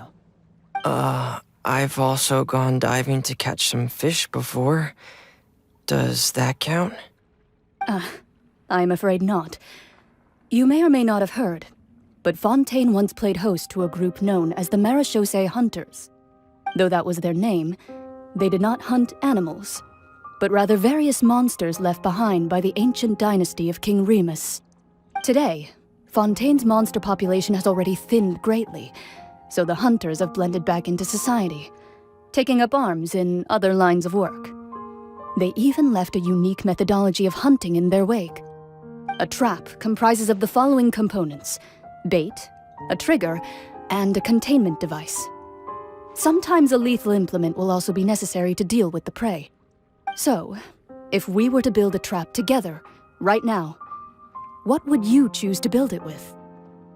For me, I would prefer something basket-shaped. Pigeons and rabbits will see the bait and naturally enter the snare. Our line of work requires a deft hand, and we're some of the best in the industry, so you can count on our techniques. You used some of those techniques while moving the people of Poisson, didn't you? My subordinates mentioned that you even performed some magic for the bawling children. Yes, and I even managed to gather some intelligence in the meantime. I'm quite the multitasker if I do say so myself. I'm afraid I can't claim that as my strong suit. I prefer more stable methods, like placing bait in the water and waiting for the fish to come within reach. That's the kind of method I would count on. Calm and steady. Exactly the kind of person who would catch loads of fish. And I can be their assistant. With discretion, I'm sure. I'd probably use some sort of mechanical animal. Papa once bought me some small clockwork squirrels, mice, and such. When placed in the forest, they can attract others of their kind. I remember that you liked those too, didn't you? I did. And that would be a good way to go about it. If they're realistic enough, animals of the same kind will follow them all the way to the trap. What about you, Monsieur Neuvillette? I fear I do not have any related experience. That makes sense. You usually solve problems directly, without the use of any such tricks. But I do have one more question for you, Monsieur. If we were to create a trap now, how would you design it? I would like for it to be effective, but bring no harm to the prey. A more gentle trap would be ideal. Kind, as always. However, our intention doesn't necessarily change the containment device and the type of implement we need. If we wanted to kill the prey in one strike, we would need a powerful implement. However, that also goes for prey that must be captured and safely contained. Wait, why's that? Only a hunter who's a true expert at subduing their prey can snare it without harming it. The line that divides life and death is often exceedingly thin. So are we going hunting together? Huh. We hadn't thought of seeing ourselves as hunters. It kinda works, but maybe it's still not the best metaphor. If our means of capturing and dealing with our prey is to put them on trial, then the hunting metaphor is actually quite accurate. But we shall require much more courage than any hunter to judge a god, a being whose seat is an exalted throne. Oh, so that's what's going on.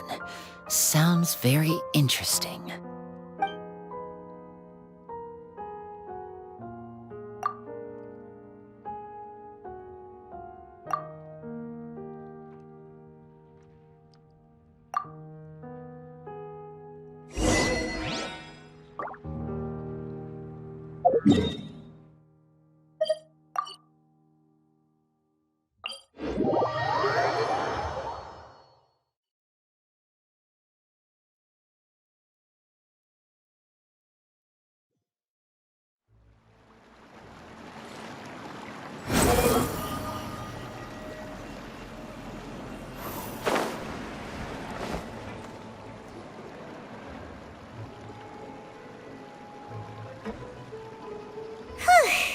It's been a tough few days, hasn't it? So much has been happening. Paimon didn't think the meetings would go on for so long, but everyone seemed pretty fired up, huh? Paimon thought they'd be at least a little frightened. Well, Fremine was, now that Paimon thinks about it, but everyone else just looked a little surprised. Well... It's hard to say. Paimon doesn't have any experience with this sort of thing. But with you around, Paimon sure will do great. After all, you're the most reliable person in the world, aren't you? Huh? Did you just pour some tea? Paimon didn't notice you doing that at all. Then what's that? Paimon's never seen that cup before. Don't be frightened. I'm just joining you two for tea. I merely refrained from saying anything till now. Who's that voice? But there's no one here. Ah, have you forgotten me already? Wait, you are familiar. You're the voice we heard from the sky in Sumeru. The voice from the sky, I fear that description is wrong. Though, not completely wrong. You're feeling lost now, just as you were feeling previously. I sensed that confusion and thus came to you. Guiding people is an irresistible hobby of mine, after all. Consider me a passerby, just accepting a commission from my friend's disciple on a whim.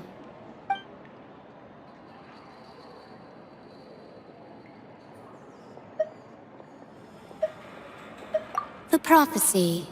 Yes, what has been prophesied will be fulfilled. You may view such things as the history of the future. What? Then is there any way we can stop it? I believe you have witnessed a failed attempt with your own eyes. Can everything in Teyvat so easily be changed? Ah, so you've caught on. Just as prophecies are usually only the future as seen from the perspectives of the gods, could things be happening in hidden corners where the gods' gaze does not fall? Are the things that you shall see different from the fate that the gods perceive? What is she talking about? It all sounds really impressive and important and stuff, but it also sounds kinda scary.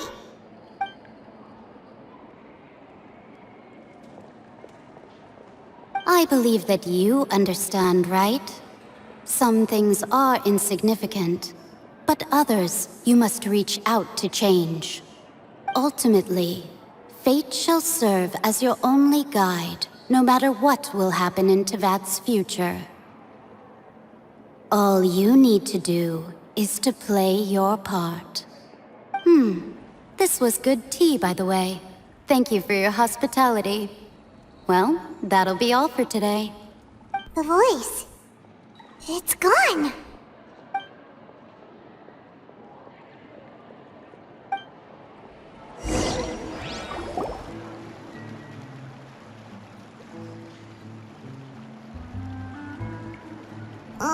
What? I want to hear someone talking. All right, coming! Hey, it's you who's getting lazy, okay? Well, I see I've walked in on some lively banter. Luna! Fine, just fine. I went to take part in that Steambird panel. It turned out to be more interesting than I expected. Not all Fontainians are pessimistic about this. One journalist mentioned that sitting around and waiting for the end to come would be wrong, and that they should make their own rescue preparations. I agreed, so we had a brief chat with her. Did she have pink hair by any chance? Why, yes! It was Charlotte. You remember her, right? That daredevil journalist? I'm in full support of her view. Prophecies are very important, but how can people allow their lives to be commandeered by just a few words? That's right! Paimon's glad to hear something sensible for once. Ah, yes. About what we had discussed before. I did try, but I'm afraid I couldn't reach the old hag. I'll try again tonight, but I wouldn't get your hopes up. Huh?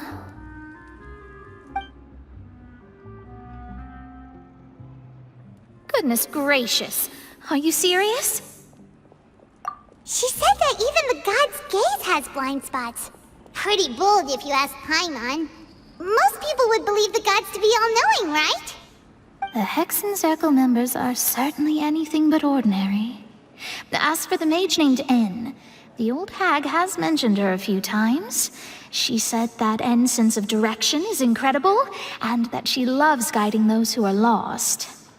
But I've never met her, and if she were still alive, she'd be... well, suffice it to say that the hag's at least a few hundred now, and N's been around for longer than that. Whoa. The Hexen Circle sounds like a scary group. But they must really stay in shape to live so long. Their abilities alone are pretty terrifying. If she came to see you personally, then the problem you're facing must truly be of great importance. Well, it's not like Paimon could understand anything she said. Yes, she was quite cryptic, but I suspect she means that there is still a way to turn things around. She didn't say when or what that would be, though, so... perhaps it is something that you cannot know right now.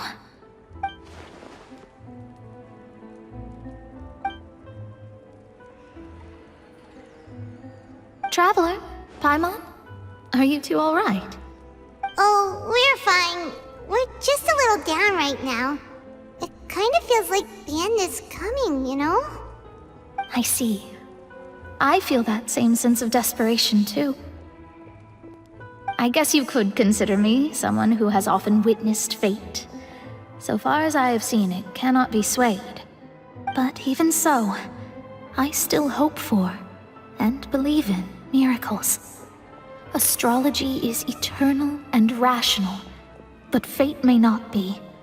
It is cruel, but it can also be beautiful. Perhaps that's what En was trying to tell you. Not to lose heart, and to believe that what you are seeing playing out before you is not yet set in stone. I did originally think of steering clear of all this, but I couldn't. Even if this is all futile, I still wish to help everyone. If we don't struggle to the last, then how can we face the end when it comes? Huh. You do have a point. There I go, talking about astrological principles again. Sorry about that. The moment I start talking about work-related stuff... I need to get going. It was worth trying to comfort you, even if only a little. I believe that you'll help those who are struggling in the same way I did. I suppose that might be why we always seem to meet by coincidence. Paimon feels kinda moved by what Mona said, but also kinda sad too. Hey, Traveler, Paimon suddenly feels like going outside for a walk. Let's go! Let's walk around the city, shall we? There's a few spots we always like to walk by.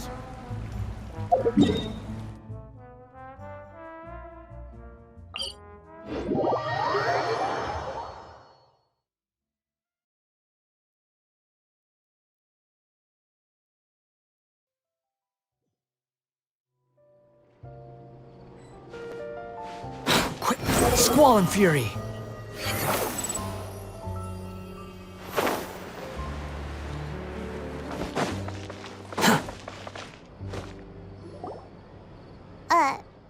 Huh? Our names are written in this newspaper. What's going on? Let Paimon see! The underwater stronghold, the Fortress of Meripede, has continued in its noble autonomy, but that does not mean that others cannot interact with it. My recent attempts to enter the fortress bore little fruit. Huh. Guess Charlotte still hasn't given up on that.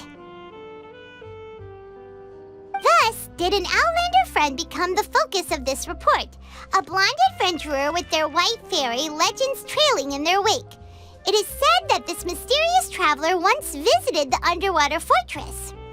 So while the fortress's interior remains a mystery behind closed doors, do not fear, for the tales of the traveler contain surprises in spades.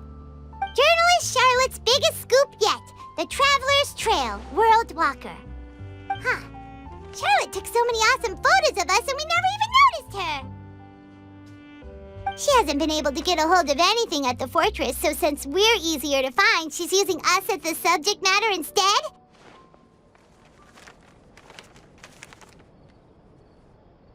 Ugh, seriously? Well, fine. Those headlines and photos do look cool, so Paimon will forgive her this time.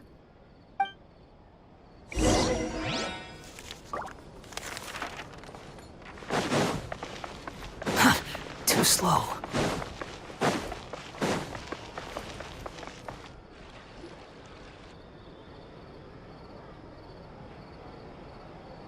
We're here! Paimon's hungry. Should we go in and get something to eat?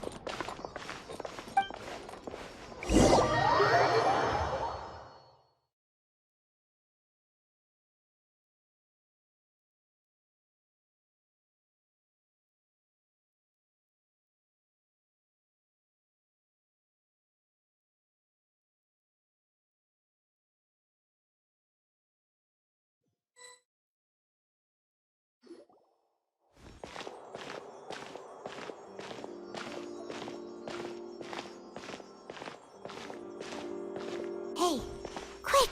Look!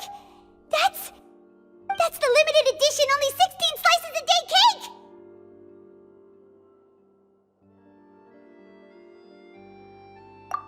It was so delicious the last time we tried it!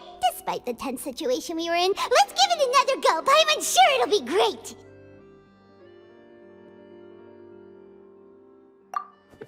One slice of cake, please. Someone showed up after all! Oh, wait, you're the one from the Palais Mermonia. Oh, are you here to buy cake too? It seems Monsieur Neuvillette was right. You really can eat. Wait, did he really say something like that? That's right. Even he has his own preferences when it comes to food. As for me, I love the cake and coffee here. Do you come here often? Usually every day. Every day? It's part of my daily schedule, apart from work. I shall have my cake and coffee. Then what if someone told you one day that this place would be closing soon, and you wouldn't get to eat cake here anymore? What would you think? But why would it close? Well, Paimon doesn't know either, but maybe the waters will rise tomorrow. You know, like in the prophecy. Oh, the prophecy. To be honest, I haven't paid much attention to that. No. Still, even if there'd be no more cake tomorrow, that wouldn't keep me from having some today. No. It's the same for eating in general. You might not be able to eat tomorrow, but if you can do so today, then you should carry on. That's what people call living, you know. Huh.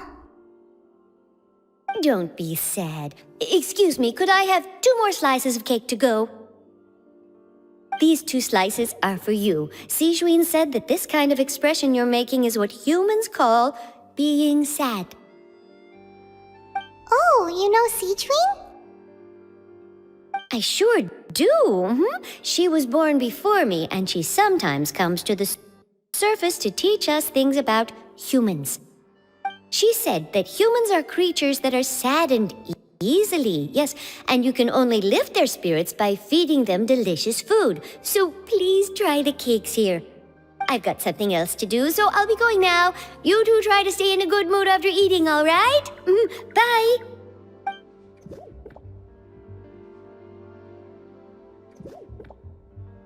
And there she goes. All right, let's dig in. Paimon's sure this cake will be delicious.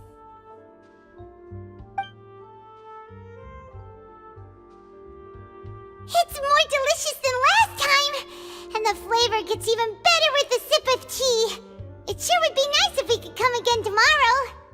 Sure would be nice if we could always eat delicious food here.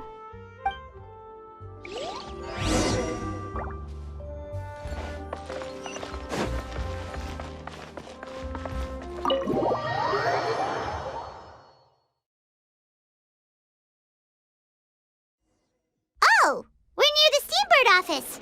Let's go look for Charlotte and have a chat.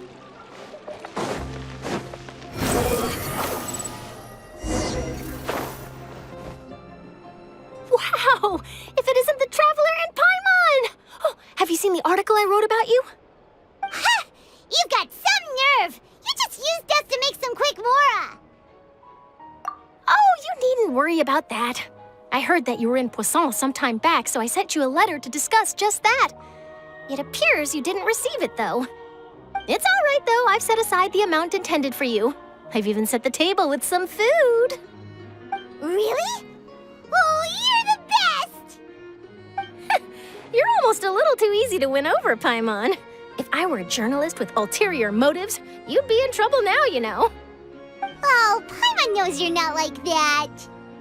Still, what brings you here all of a sudden? Were you looking for me?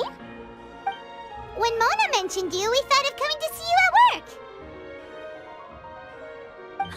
I see. It seems you've already bumped into Mona here in Fontaine.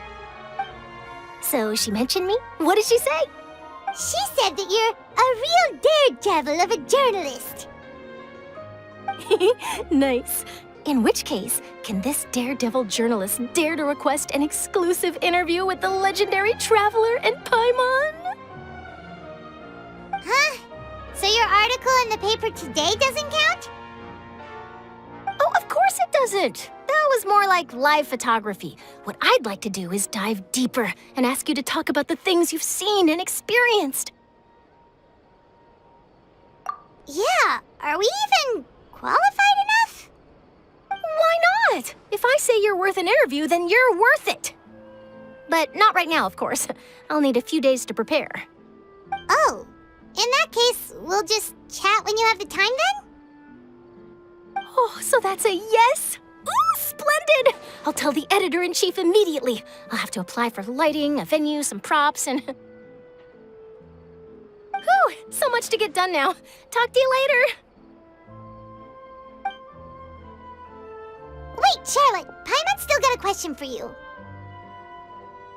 And what's that? If, just for example, Fontaine were to be flooded tomorrow, what would you do today? Huh, that's the prophecy you're talking about, isn't it? I mean, I do hear about it often, but I've never once thought that the day could be tomorrow. If you're seriously asking, then I might try and think of a way to leave Fontaine. Oh, but I'm still a journalist first and foremost. That means I have a duty to be reporting from the scene. And secondly, I wouldn't forsake my homeland that easily. From what I've seen, most people don't know what they'd do should the worst come to pass. In truth, it might be better just to behave like normal rather than worry over such an end. So in all likelihood, I'd probably still be prepping at the office for that interview of ours. I know what you're thinking. That sounds a bit sad, but I've always believed that it's best to do what you enjoy. Just think about it. If this nation really were to be suddenly destroyed tomorrow, but I still successfully finish an exclusive interview with a truly unique person, then the story I would wind up writing would truly be timeless. And then do you know what I'd do? Well, I'd write that story, send it for printing, and use messenger pigeons to get copies out to the various nations as soon as possible. I'm not a dreamer, nor am I a workaholic, but I do love my job, and I'd be proud of leaving such an article behind. I guess you could say that I was born to be a journalist. But anyway, that's my answer. And on that note, I'll get back to my preparations. That's so nice. All of a sudden, Paimon actually kinda envies her. Anyway, let's go and take a look at the sea, shall we?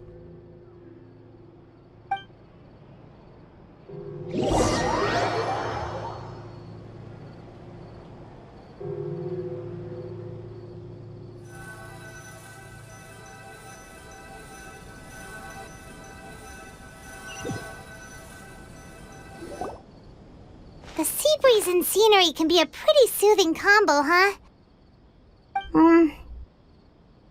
Paimon's been thinking. If it wasn't Fontaine, but all of Teyvat that would be destroyed tomorrow, where would we go and what would we do? No, Paimon should ask, if you could choose, what would you like to do?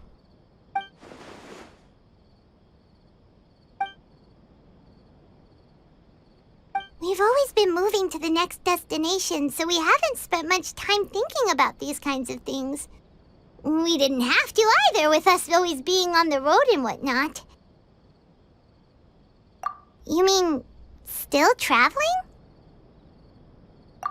Huh. Wait, isn't that what we've always been doing?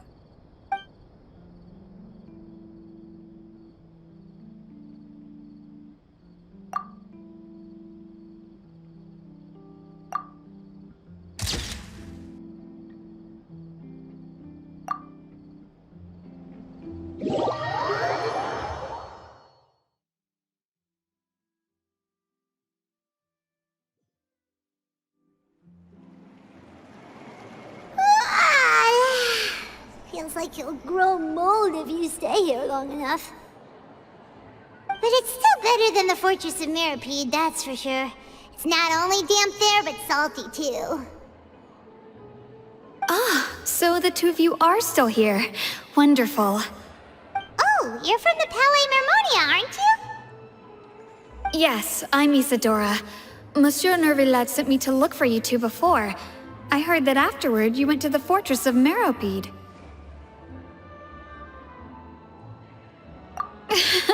Not at all. I'm well aware that you're friends of his. Actually, I'm here to pass along a message from him.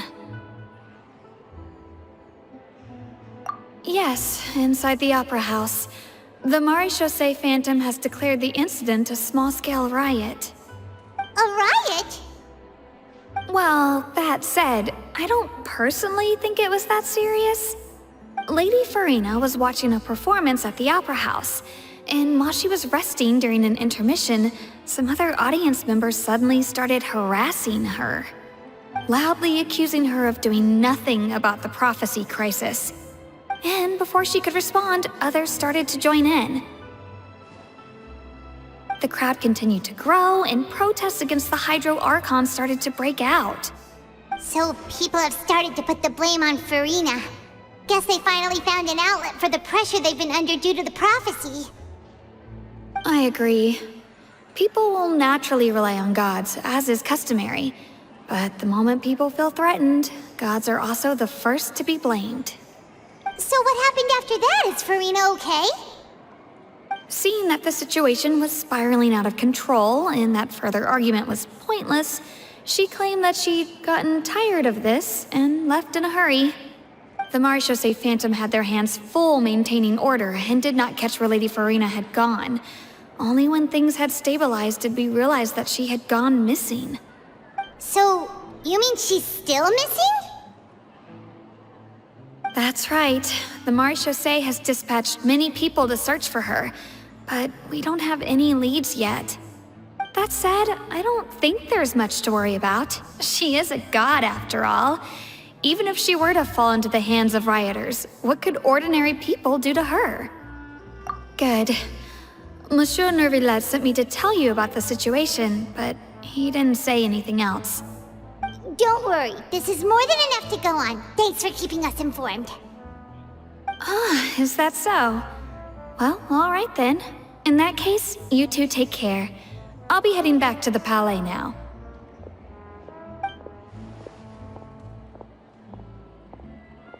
Well, sounds like we should hurry over to Poisson then. If we know Furina, she won't try to fix things in this situation. Instead, she'll look for a place to wait out the heat. And, as we also know, she may be loud and dramatic, but she doesn't have a heart of stone.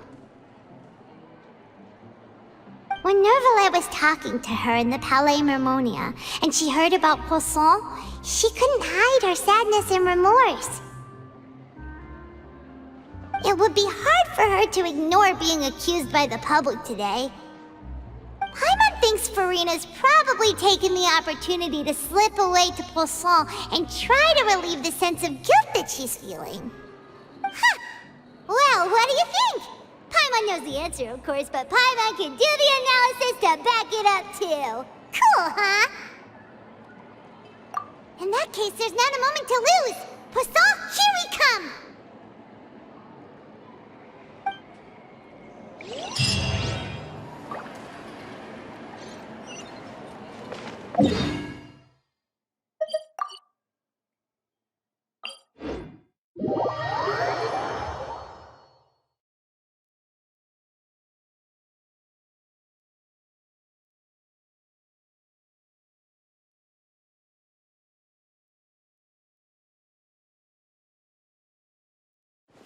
This place looks deserted. Guess all the survivors must have evacuated already. All that's left here are signs of devastation. Could Furina really be here? Let's try to find her as soon as possible.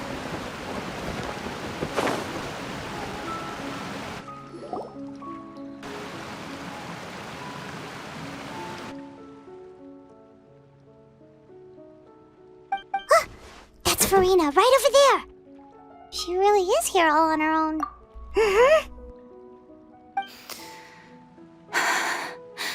Should I just give up? This is all meaningless. What was meant to happen did happen after all. Everyone's dead. I'm sorry. I am so sorry. Give up, Furina. There's no point in holding out. I'm sorry. But what can I even do other than to repeat meaningless apologies over and over? Who's that? Don't worry, Furina. It's just us.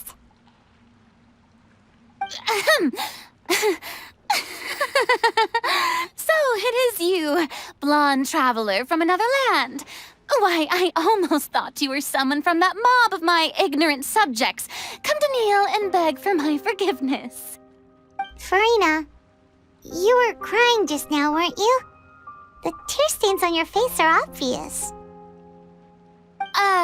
What do you mean, tear stains? Oh, I remember. The show at the Opera House earlier this morning was so moving. I'm still trying to process it. Who did that uncivilized rabble think they were, disturbing my enjoyment of the arts? They even dare to tout their Archon. I must teach them a lesson. I can just imagine their twisted and frustrated faces once they realize that I'm nowhere to be found. Oh, and I'm sure Neuvillette and those people from the Maréchaussée Phantom are freaking out right next to them, too.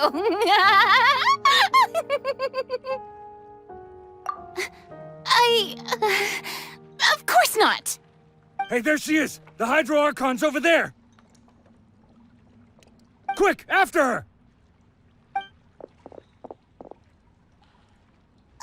Furina, those people seem to be after you. They are... They're just some rabid fans who want to cut the line because they haven't been able to meet me in person, aren't they? That's against the rules. I can't let them get their way. Furina just ran off! Quick, we have to catch up with her!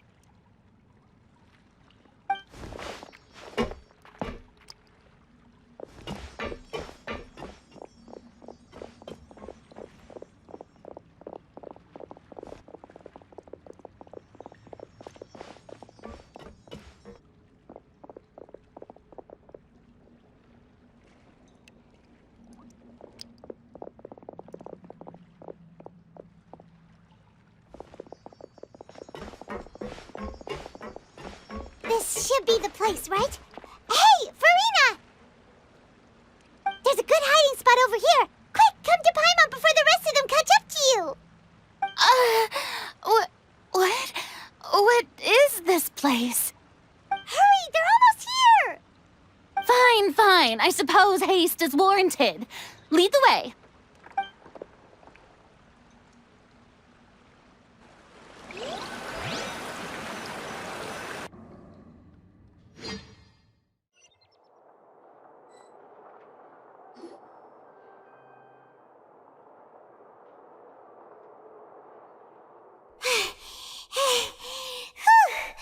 Paimon's exhausted.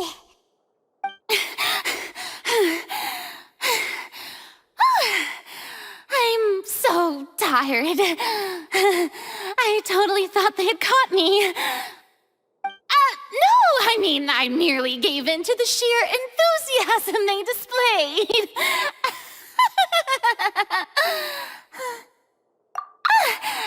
You're right.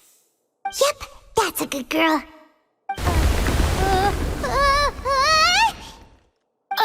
What's happening? The ground's shaking. Is it an earthquake? Yeah, a quake of this kind preceded the flooding in Poisson, didn't it? It can't be. It's happening again. Well, there's no need to worry too much about that. Neuvillette's made some emergency plans, so the evacuation should go a lot smoother this time. Yeah, I hope you're right. But the people of Poisson, they've already...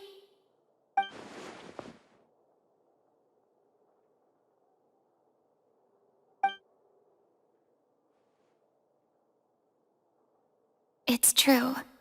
I've been investigating the prophecy for hundreds of years. I once had informants all over Tevat, searching for clues and feeding information back to me. I've tried all kinds of ways, too, to hold back the sea. Anything to keep the coastline from advancing. But all my efforts proved to be futile in the end. Really, the truth has been clear to me for a very long time. We cannot make an enemy of the divine. No matter what we do, the will of the heavenly principles will have its way, and the prophecy shall be fulfilled. Give up. I do love the sound of that phrase. It would mean finally coming to terms with fate, but also for me to finally be free. Indeed, I've thought about giving up so many times, especially after we almost lost Poisson. Fate is really unreasonable, isn't it? It has no heart and obeys no rules. The prophecy has only just started to come true, and so many people have already lost their lives. But just now, it all became clear to me. I still don't have the right to come to terms with fate on behalf of everyone else. As long as the final moment hasn't come, it's still not too late. Don't worry. I will keep hope alive for everyone until the very end. Well, that's enough for now. I got the impulse to play the stricken maiden, but honestly, considering my rank and station, that wasn't a good fit at all. Don't take any of what I just said seriously. How could I possibly let Fontaine fall to the whims of trivial prophecy? Come on! Paimon could have sworn you were actually being honest just now.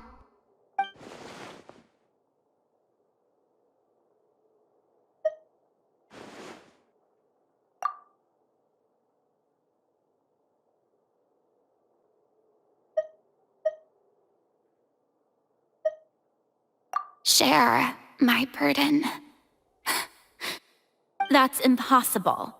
It was fated right from the start that this would be my duty alone.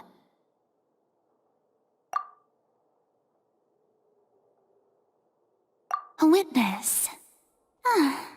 Yes, I've heard that you came to Tevat from beyond the stars, yes. In other words, you never belonged here. And if Tevat is, in its entirety, a show on a stage, then you're just a spectator, aren't you? If that's the case...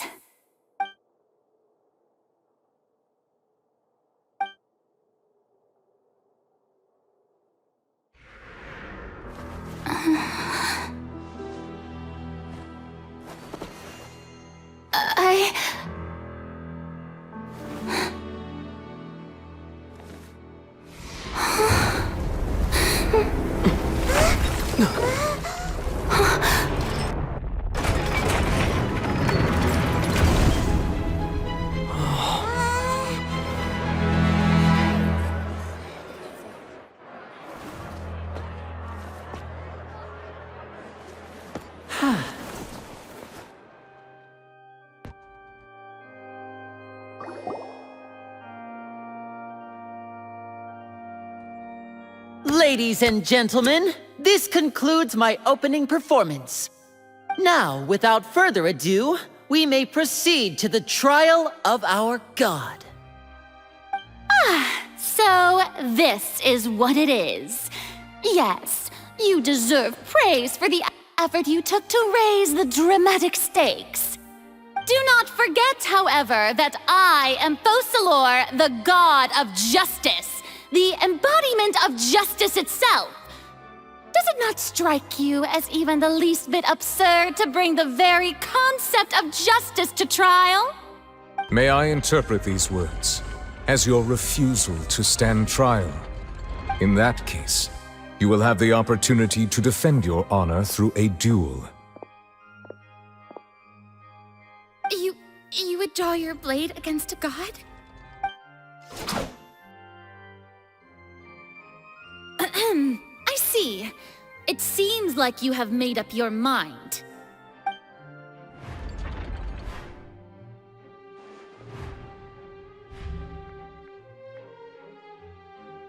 Paimon can't believe it. She just surrendered. What the heck is going on? Did I just see an Archon surrender to a human? Wow, how utterly humiliating.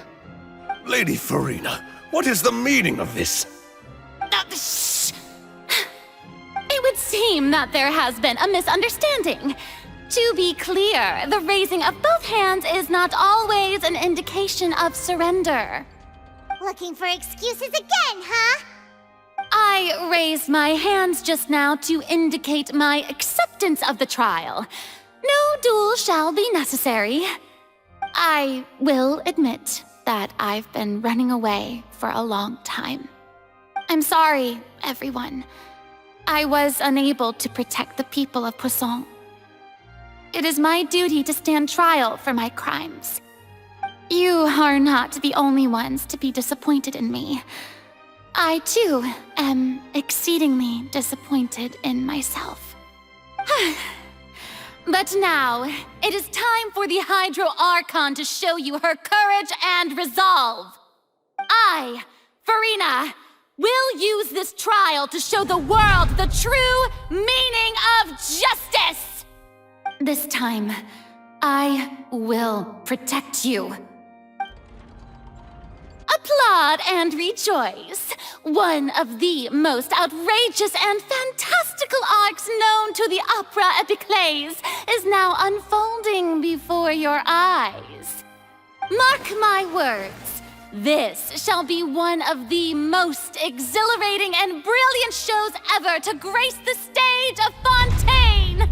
The trial of the Hydro Archon, Focalors, will now begin!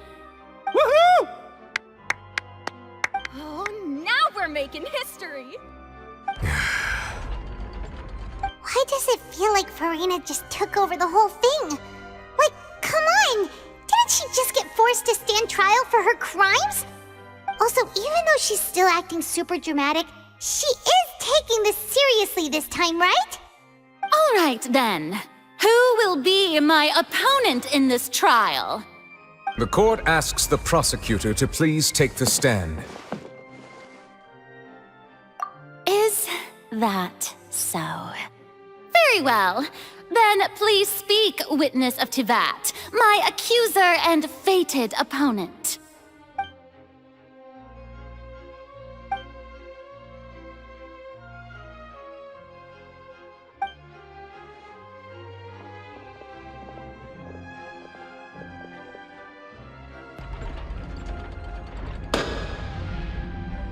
Also, please allow me to ask, as a final question before the trial begins.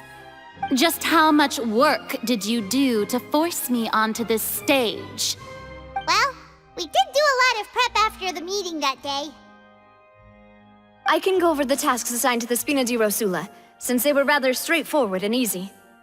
Navia, the president of the Spina di Rosula. Most of the people who participated in the disturbance this morning were my subordinates.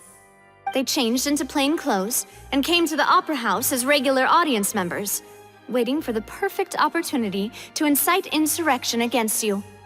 The people's resentment against their Archon has been building as more and more of the prophecy is fulfilled.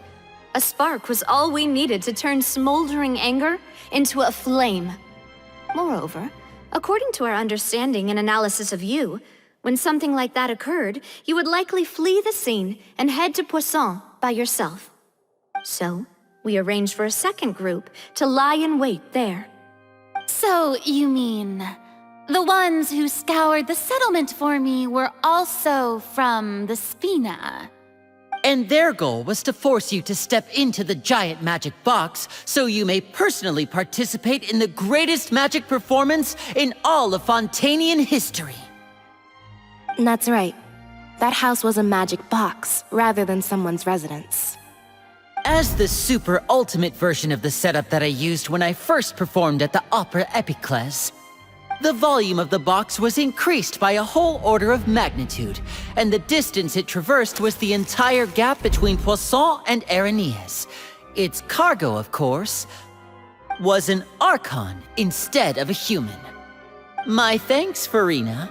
Without your help, we could never have pulled off such an extraordinary performance. You're welcome? Of course, this performance was only made possible with Father's support. The House of the Hearth spent a massive amount of labor in Mora to pull this off. We had to select a location, construct the giant magic box, dig a tunnel, and open up a path through the water. It was a lot of work for all of us. So, in other words, the earthquake that we felt within the giant magic box was just a normal tremor from the transportation of the whole house? That's right. It wasn't a sign of another disaster to come. Then, I can guess Neuvillette and Cloran's parts. You gathered a crowd, prepared a stage, and made sure that the champion duelist would be immediately ready for a fight. Also that as soon as I appeared on the stage, the trial may commence without a hitch. Am I right? Yes, that is correct. Well, Clorand, I must commend you for your courage. Only the most outstanding champion duelist in all of Fontaine would accept a duel with an Archon without flinching. Thank you. As for you, Traveler, I suppose your role was to keep me distracted with conversation once you found me in Poisson. You'd make sure that I didn't notice anything amiss before revealing yourself as my prosecutor once we'd arrived onto the stage. Oh?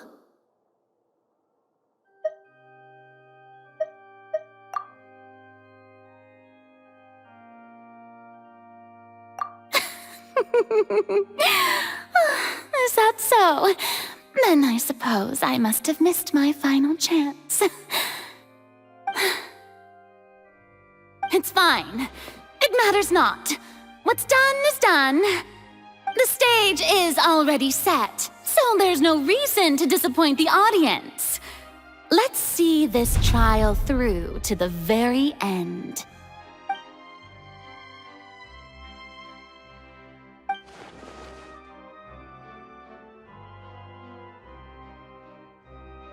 Sir Prosecutor, please allow me to pass this along. This is a document that Miss Charlotte applied for and received permission to share with you during the trial.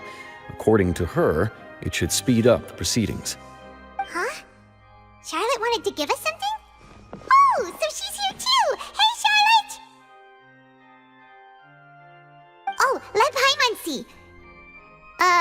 Isn't this the exclusive interview that she did with us before? So she's already finished it, huh?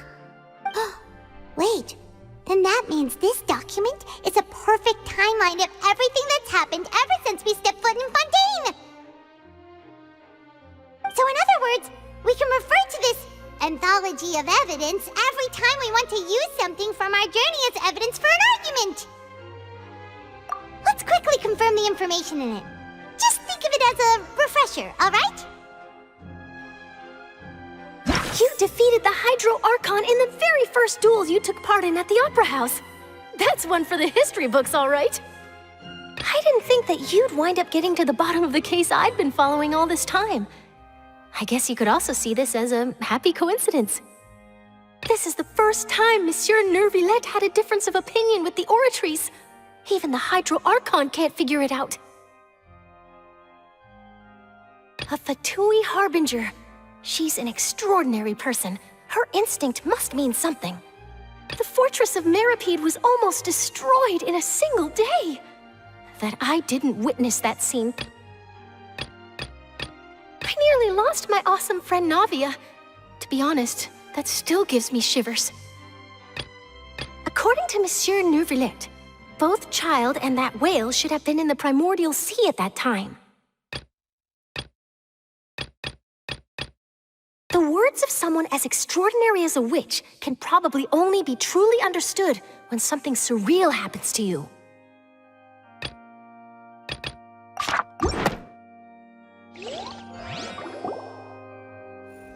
The prosecution and the defense are both in position. The trial shall now begin. Oh, come on, Neuvillette. There's no need to repeat all the unimportant legalese. Just fast forward to the part where the prosecution lays out my offenses. As the defendant and the lead actress of this performance, I still haven't even been informed of my supposed guilt in all of this. Of course, it is only natural for humans to struggle to understand the actions of a god. However, you will need more than that to convict me of a crime. That's true, but my charge here is unrelated to your conduct as an Archon. Instead, I would like to charge you as a fraud who's never been the Archon in the first place. Wait, what was that? Lady Furina's a fraud? Hey, I came here thinking that we were going to try the Hydro Archon for forsaking her duty, but did I hear that right? She's not our Archon at all? Charge accepted. Lady Furina, do you plead guilty to the charge? Lady Furina. I plead not guilty. How can I be guilty? There is no way that I, Focalors, otherwise known as Furina de Fontaine, a member of the Seven and the Regina of all waters, kindreds, peoples, and laws of Fontaine, could be anything other than your true Archon. Yeah, even though Lady Furina can be rather eccentric, isn't it going too far to doubt her very identity? Yeah, I've never questioned her identity either. Sure, Lady Furina can be super irresponsible, but what grounds does that prosecutor have to make such a huge claim? I have cause to believe that common sense will prevail in this case. Many of the members of the audience have known me as the Hydro Archon ever since they were born. There would be no fooling their memory. See? Even the Oratrice has decided to show me its favor. Are you sure you want to commit to a charge that will never be upheld? If you wish to drop the case, I can promise you as the God of Justice that you will not have to face trial for making a false accusation. We will treat everything that's happened as a dramatic spectacle and move on with our lives. What do you say to that? Huh. An argument with near impossible odds, huh?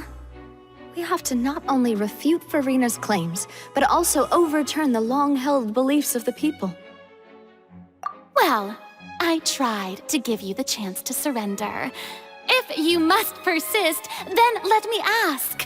If you believe I'm not the Archon, then what manner of being do you think I am?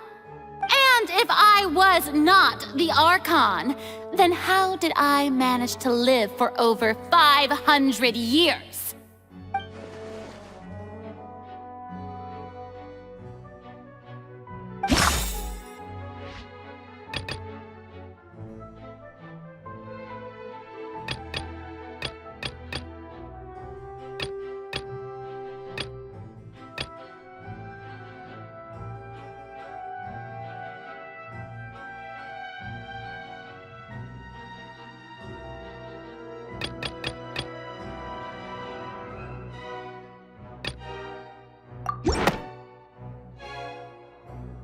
First of all, you may be a member of another long-lived race, which would allow you to naturally possess an extended lifespan. And second of all, even if that wasn't the case, there could be other ways to extend your life. Who gave you that idea? Was it the knave? You'd sink so low as to use a harbinger's words against me. A curse? I once thought it possible that the aura of an Archon might naturally resemble a type of curse. But in light of this claim, perhaps what I sensed was not your divinity, but a curse after all. You sensed it too, huh, Neuvillette? Lady Furina is actually a human? Well, it is true that it's extremely difficult to tell humans and gods apart just by looking at them. It's not impossible.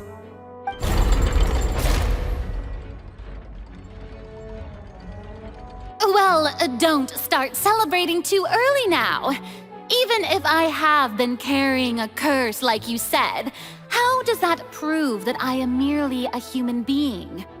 Besides, everyone knows that the main difference between a human and a god is the possession of authority. Gods can do what humans cannot. That's why they're worshipped as gods. For centuries, manifestations of my authority have served the nation of Fontaine. One need only to turn their eyes towards the Oratrice Mécanique d'Analyse Cardinal in this very opera house, or consider the indemnitium that is used in every aspect of life.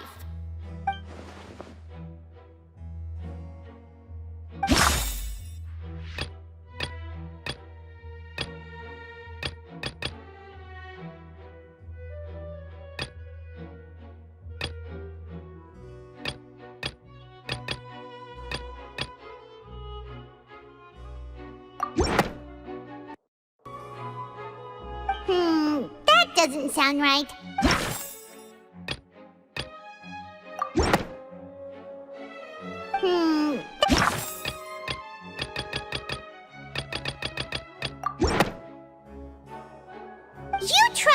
reference the Oratrice.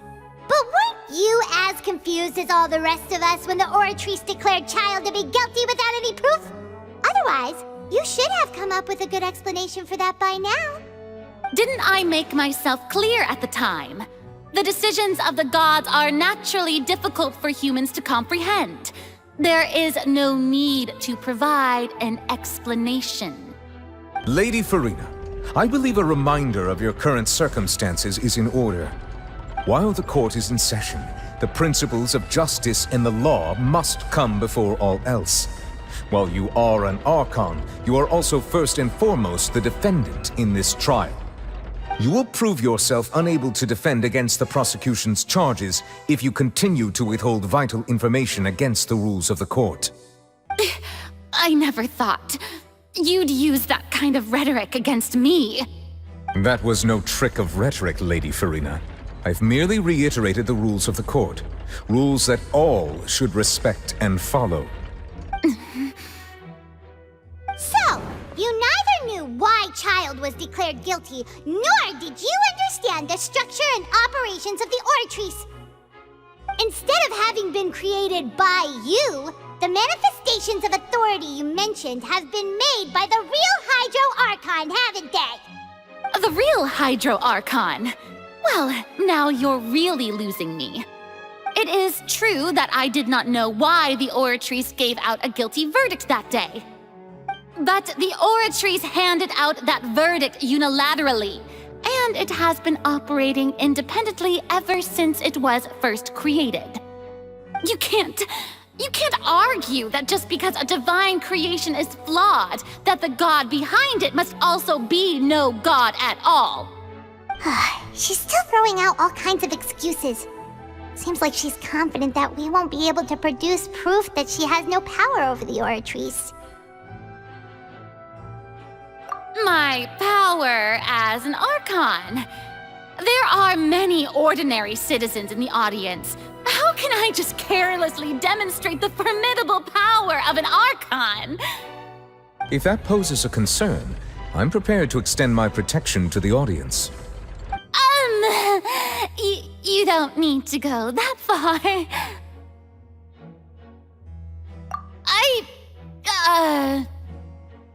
Aren't you the Hydro Archon? Or is it that you can't even wield the power of Hydro, much less the authority of a god? Indemnitium! Yes! It's all because of Indemnitium! All Archons derive their power from the faith of the people, and I've converted the people's faith in justice into Indemnitium! Thus did I give up all of my divine power to provide everyone with energy for their daily lives. Have you ever seen a more magnanimous god? Isn't that a huge stretch? Yeah, no matter how generous an Archon can be, how could they give up all their power? Can a god with no power even still be called a god? It seems like nobody's buying Furina's excuse. Hey, come now, everyone. Please don't stare at me as if I was a liar. I'm still the same Furina you knew, right? The one that you loved. Shouldn't you want to believe in me? Please? You've got to believe me. If what the prosecutor said is true, she really has committed a grave offense. Did she deceive all of us? And all of our parents and grandparents too? And then all of our ancestors? Ever since they were born? Enough! That's enough. Tell me then, if I'm not the real Hydro Archon, then who is? If you have no evidence of another Hydro Archon's existence, nor can you find anyone who can back up their claim to be such, then what grounds have you to say that I'm not actually the real deal? Wow, she came up with yet another argument. How can we refute her now? Seems like she really doesn't want to give up.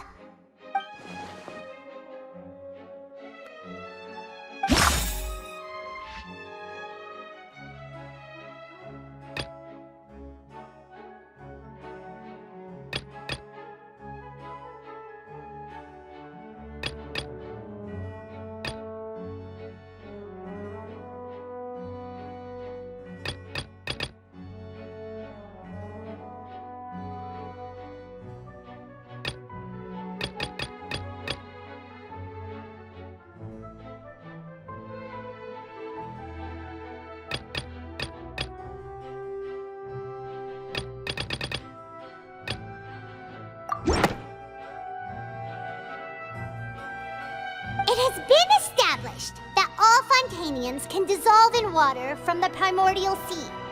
And that means... Since you insist on claiming to be a god and not a human, then there's a method that you can use right here and now to eliminate all suspicions of you being the latter. Miss Navia, please apply to serve as a temporary attorney for the prosecution before addressing the court. Though you act in partnership with the prosecutor, you must still adhere to proper procedure. Super sorry, Monsieur Chief Justice. I swear this really will be the last time that I'll speak out of turn. Now, I've brought some seawater from Poisson. As everyone knows, a massive flood struck the area not long ago, taking many lives, including those of some of my closest friends. So, Miss Furina, would you dare to touch some of this seawater? If we are to believe that you are indeed the real Hydro Archon, touching this seawater would have no effect on you. All it should do is strengthen your case. But if you don't dare to touch it, then we would have basically proved the reverse. Oh, and I must remind you that after the disaster at Poisson, nobody wants to see any more people dissolve.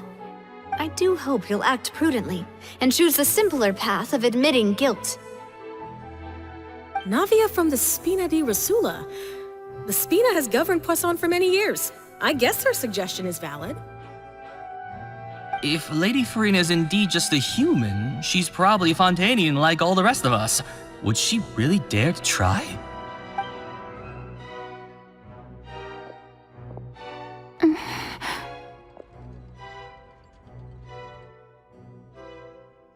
Lady Furina, this test has been unilaterally proposed by the prosecution. As it falls outside the realm of standard court proceedings, you possess the right to decline participation. Well, of course he had to tell her that. But refusing to participate is basically the same as a confession of guilt. She's just staring at the water without saying a single word. It really does seem like she's quite terrified of it. That could only mean... What's going on? Is she really planning to... That's not what we thought she would... Due to the inherent risk of the test, Lady Furina, you may... What? Hey!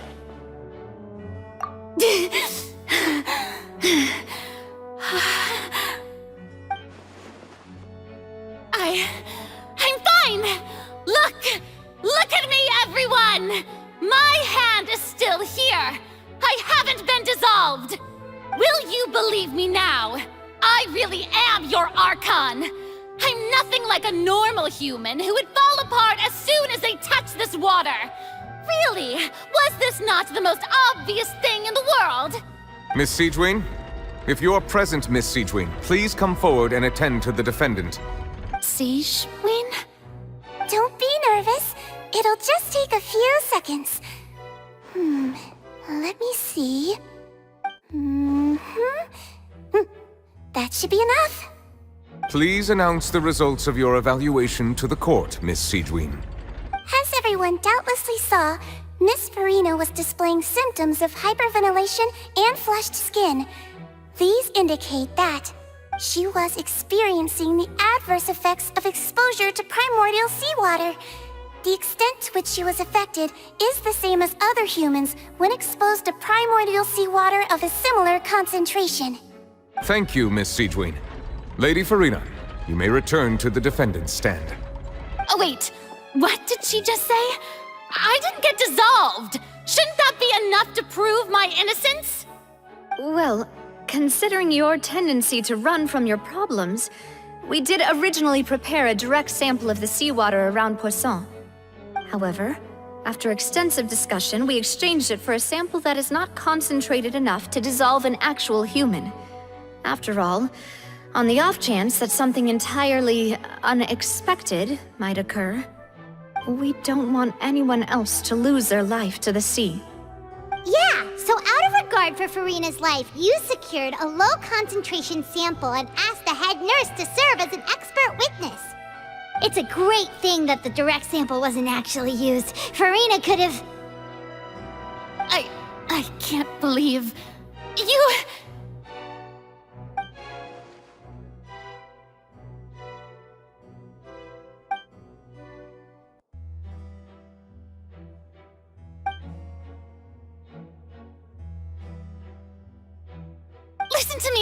Listen to me, everyone. Please don't give me such cold and disdainful looks. What happened just now didn't prove a single thing.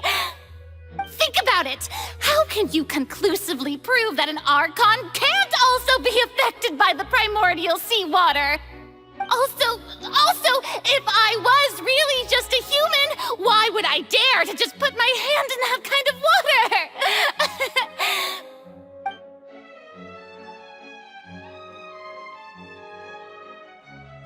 Please, anyone, just listen to me! I swear, I really am your Archon!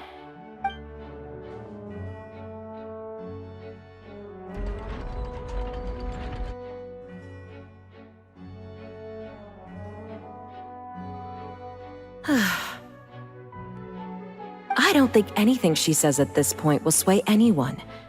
The odds are just too stacked against her now. With all the things that have been said, Paimon doesn't think there's any way left for Furina to win. I believe the time for arguments and presentation of evidence has come to an end. If there are no objections, we will move on to the final judgment.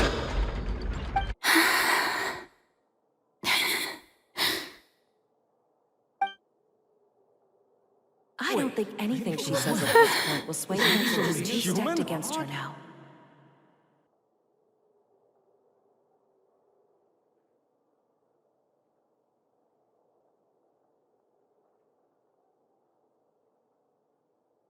In my capacity as Chief Justice, I shall now render judgment on Furina's misrepresentation of herself as the Archon of Fontaine.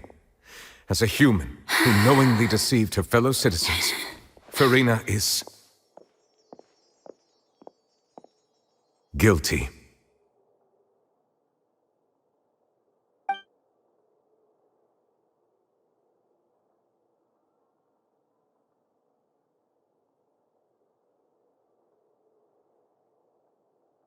We shall now turn to the Oratrice Mécanique d'Analyse Cardinal to render the final verdict on the charges.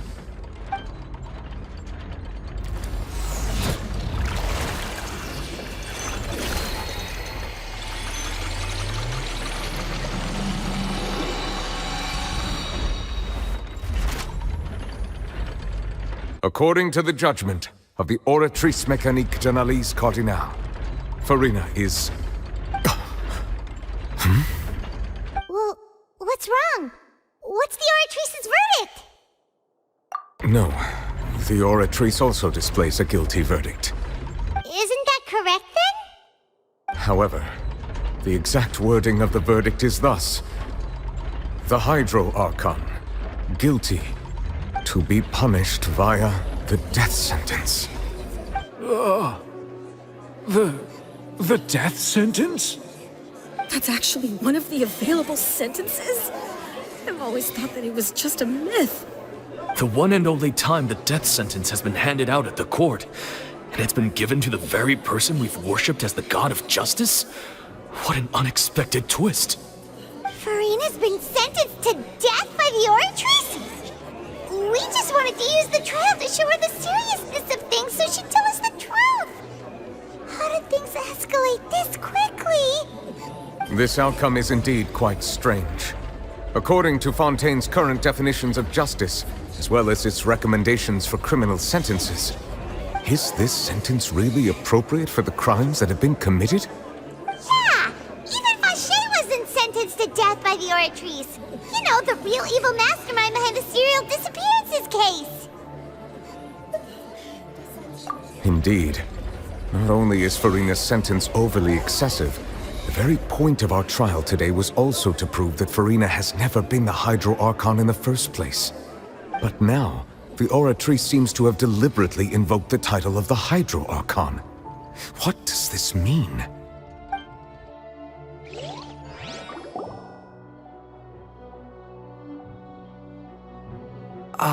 Excuse me, if I may interrupt. Is the trial still going? Fremine! You finally made it. I assume this means you've completed your mission? Mm-hmm. Any mission Father assigns to me will always be top priority.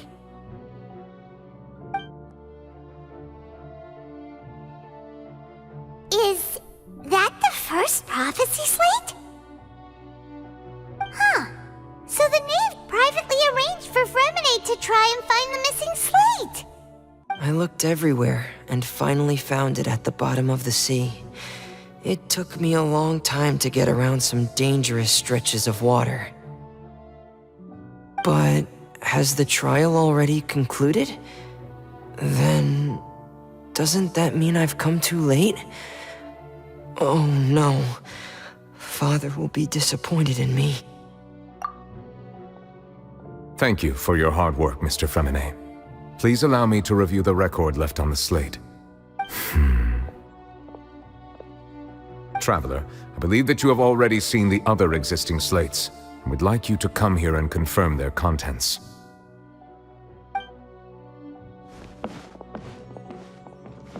Huh? So what do you see? What is it?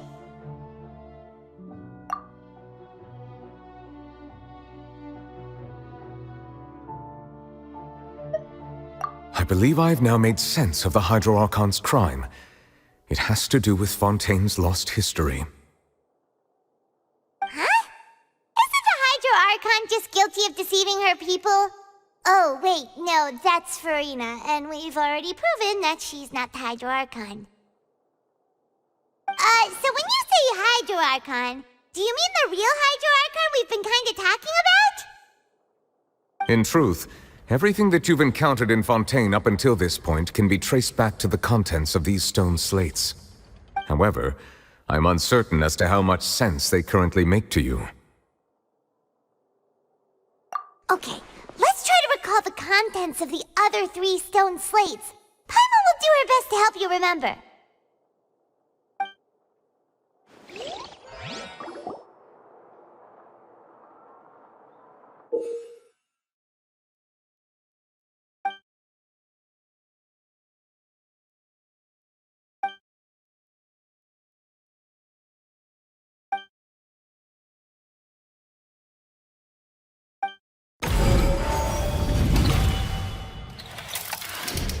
Stone slate describes what you just said. It seems to show the previous Hydro Archon using her divine power, and then the Oceanids turn into humans. Does that mean that Fontainians are transformed Oceanids? Oh, Paimon wasn't expecting that. But if Oceanids can turn into humans, then perhaps this process can be reversed as well. The second stone slate shows Celestia floating in the sky, and the Hydro Archon and her people worshipping it together. But the heavens still brought judgment down upon them. This must be the point when the Hydro Archon and the Fontainians were branded with their original sin. Does this mean that the original sin and the Hydro Archon sin are the same thing? The third slate shows the Hydro Archon sinking into the sea surrounded by many people. Huh. That reminds Paimon, didn't we also watch that happen to someone else? Well, the fourth slate is the prophecy the Fontainians have been talking about. People dissolving into the sea, the Hydro Archon crying on her throne, and so on. We didn't believe that such a crazy disaster could happen at first, did we? But after that incident, it was just a question of when and not if.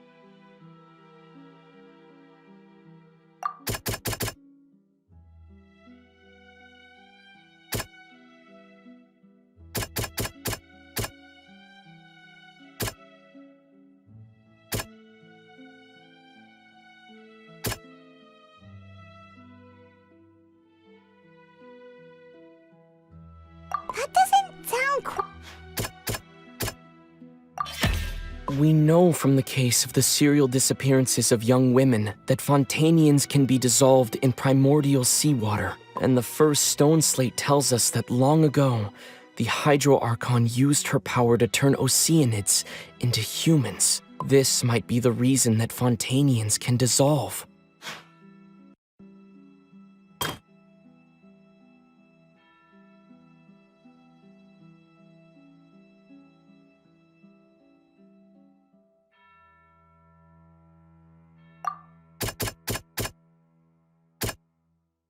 That doesn't sound...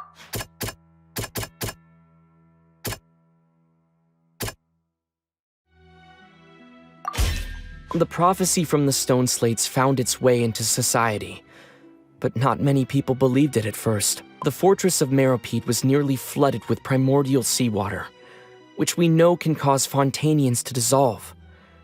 It seems increasingly likely that the prophecy may come true. If we hadn't dealt with it in time, things could have gone very badly.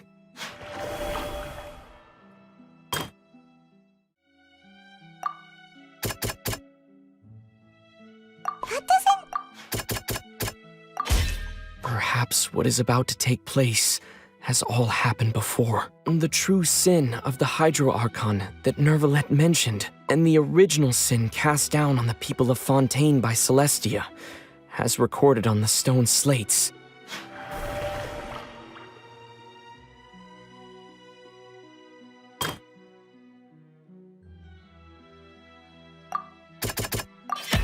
It's not as simple as falling into the sea. When Navia fell into the sea, her consciousness was subjected to judgment. The stone slates show the people gathered around the Hydro Archon in the sea. Could that be alluding to the same thing? They'll dissolve into the primordial sea but won't cease to exist. Their essence will flow in the seawater, converge, and take the form of an Oceanid. The Hydro Archon was sentenced to death in court, shocking everyone present. Perhaps this means that her sin was actually Fontaine's original sin. Navia fell into the water inside those ruins, and she nearly dissolved. She was surrounded by the people of Poisson in a court within her consciousness, and was forced to take part in a trial meant to make her stay. The eruption of the primordial sea at the fortress of Meropide was the surest sign that the prophecy was about to come to pass no matter what. The prophecy's contents can all be verified by recent events. If we combine what we know together, loads of truth should come to light.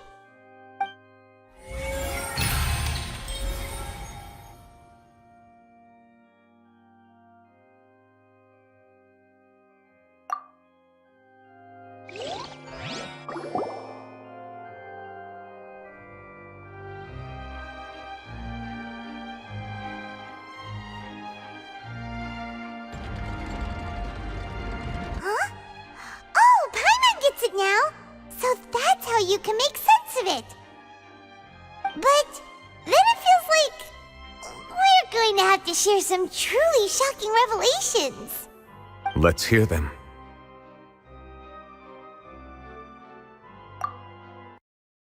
Incredible.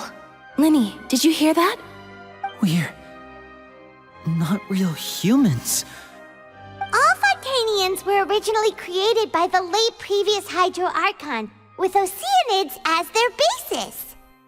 The evidence for that can be found in how only Fontainians could dissolve in primordial seawater, and how all the girls Vacher dissolved were also turned into Oceanids. Oh, and according to Navia, when she was about to get dissolved, she also saw everyone gathered around for a trial, all of them in the shape of Oceanids. Indeed. Yeah, and it follows from the content of the first slate that she probably angered Celestia by creating humans without prior permission. That could also explain why the Oratrice judged the Hydro Archon to be guilty. It's to account for that ancient sin. The Hydro Archon's true sin was creating us? And yet, after many hundreds of years, the Hydro Archon's creations have turned around to try to judge the Archon within the Opera Epiclese. The twists of history are often the most unexpected of all. Yeah! Isn't the image here just like when Navia fell into the sea? So wouldn't it be trying to show the image of the Hydro Archon also falling into the sea once the prophecy has been fulfilled in the fourth slate? In the end, the people will all be dissolved into the waters, and only the Hydro Archon will remain weeping on her throne. Only then will the sins of the people of Fontaine be washed away. Did Paimon get all that right? You've made some keen deductions. I must say, given how much you still don't know, it is impressive that you've already managed to connect so many pieces of the truth. However, while you were able to decode all the information on the slates, they've also been etched with an additional layer of hidden information using a different power source. When we were at the ruins, I tried to decipher the hidden information recorded in the slates.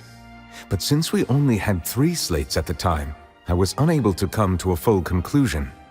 Now that the slate collection is complete, I shall make another attempt to decipher the narrative recorded within.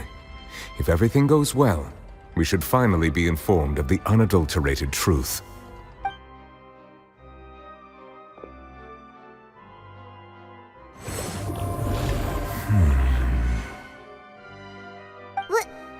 Well? Did you get it? I believe I should share this truth not only with you, but with all the people of Fontaine as well. I will try to briefly summarize it for you. Your hypotheses regarding the origin of Fontainians and the sin of the Hydro Archon were both correct. In the Fontaine of old, the previous Hydro Archon sensed the yearning of her Oceanid familiars for life on land.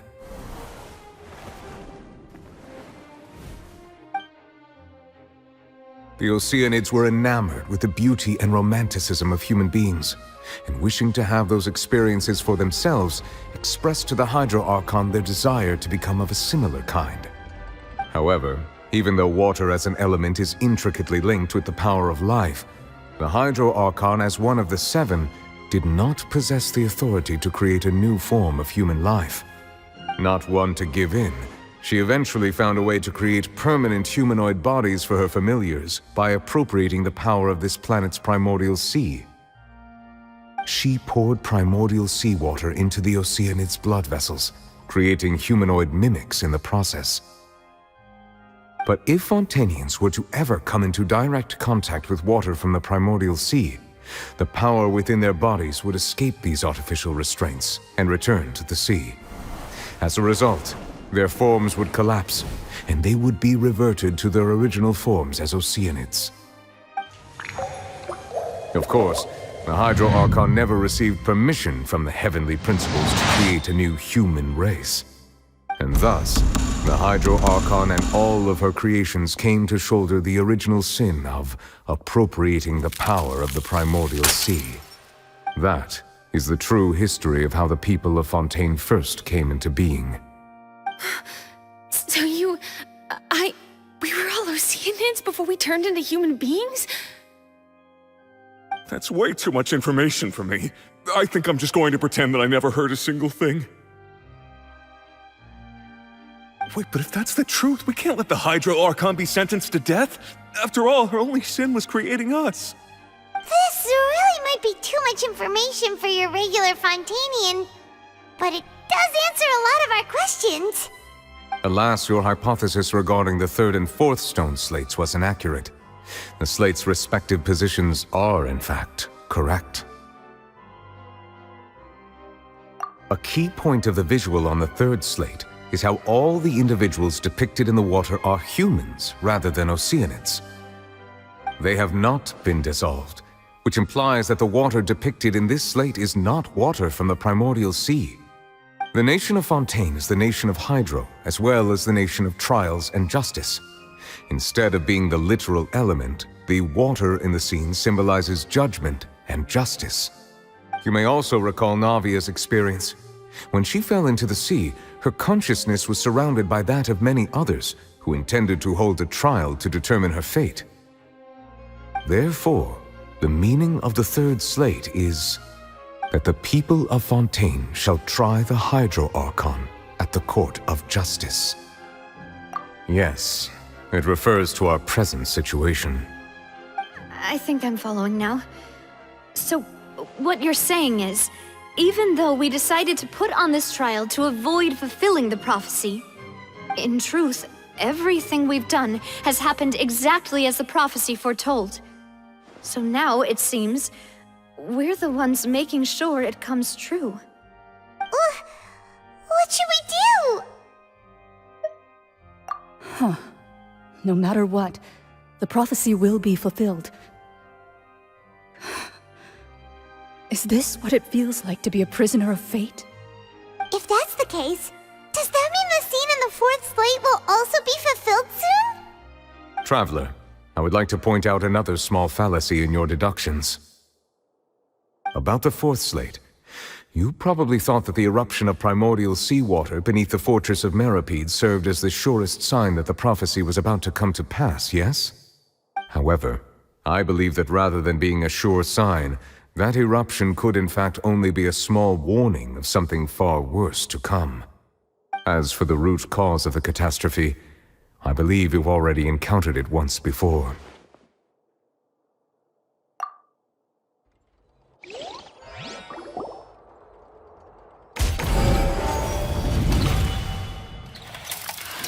This eruption was just a small warning of the things to come.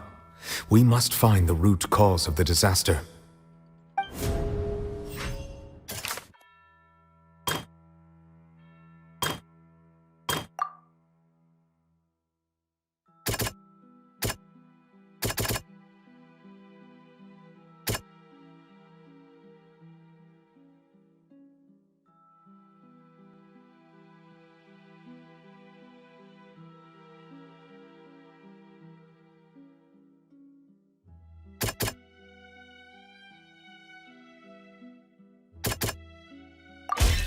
It was both dream and reality.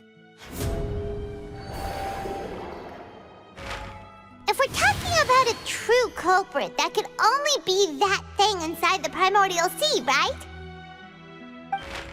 The truth, the original sin, the trial, and the root cause of the disaster.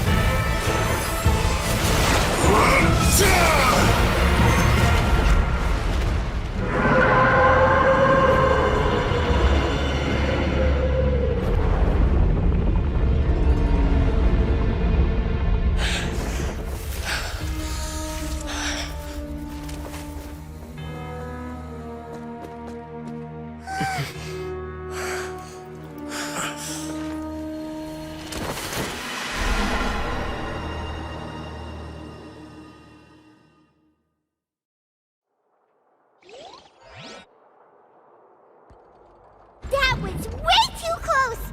How did that thing just burst into the Opera House? Wait, was that the huge whale you saw in your dream? So we've met it at last. I understand very well why it has chosen to make an appearance here. That whale does not belong to Teyvat. It is a monster that has traversed the stars, weeping all the while. It has been greedily consuming the energy from the planet's primordial sea, using it to grow. That is the main cause for the rising sea levels. And once it has finished consuming all of the energy contained within the sea, its next step will be... You said that when the Hydro Archon first created Fontanians out of Oceanids, she filled their blood vessels with primordial seawater. Precisely. That whale finds the blood of Fontanians nigh impossible to resist. Therefore, when it left the primordial sea, it decided to make its next stop a packed opera house full of food. Food in the form of Fontanians. We just barely managed to push it back, right? In that case, won't it come back to target the people again once it's managed to recover its strength? That is correct. Indeed, it is more accurate to say that we should thank that Harbinger for buying us some time. Without him, the whale would have likely come onto land far sooner. From the way he looked, he must have been fighting the creature for quite a long time. That battle maniac.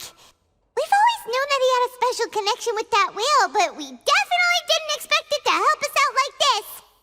Anyway, now that we know that this whale is the actual cause of the disaster recorded in the prophecy, all we need to do to stop the prophecy would be to find a way to beat it up, right? It is too late. It had already absorbed too much of the primordial sea's energy before we could notice it. At this point, it has become practically integrated with the sea itself. Even if the entirety of Teyvat were to be destroyed, it could still survive and swim off towards some other world. That's not something I will accept. We've already done everything we can, and we even found the true culprit. We've come so far. You can't just tell me that the last hurdle is some impossible foe. That's just not fair. Indeed, that's not how a grand performance should end. I'll fight it to the end, no matter what. So the prophecy will be fulfilled no matter what, huh?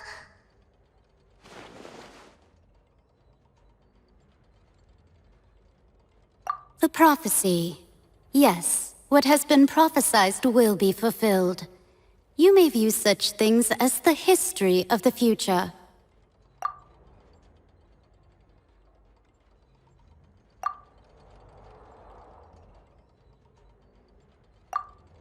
Just as prophecies are usually only the future as seen from the perspectives of the gods, could things be happening in hidden corners where the gods' gaze does not fall? Ultimately, fate shall serve as your only guide, no matter what will happen in Teyvat's future.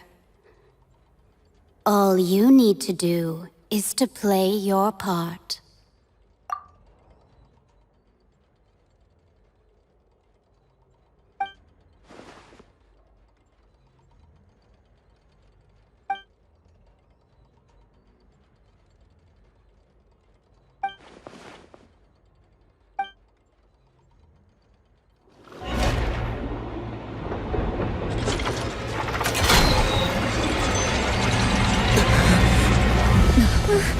What's happening with the oratories?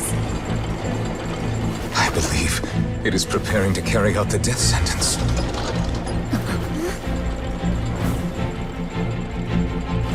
Furina!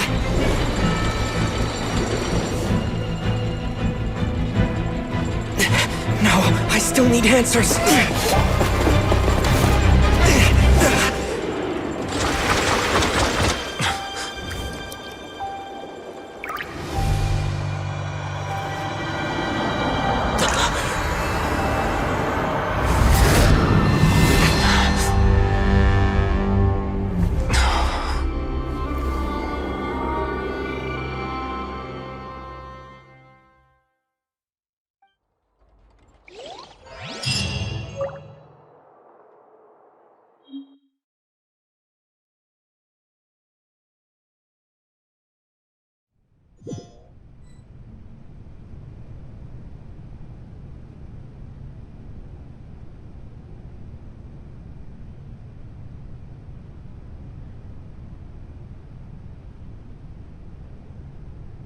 You...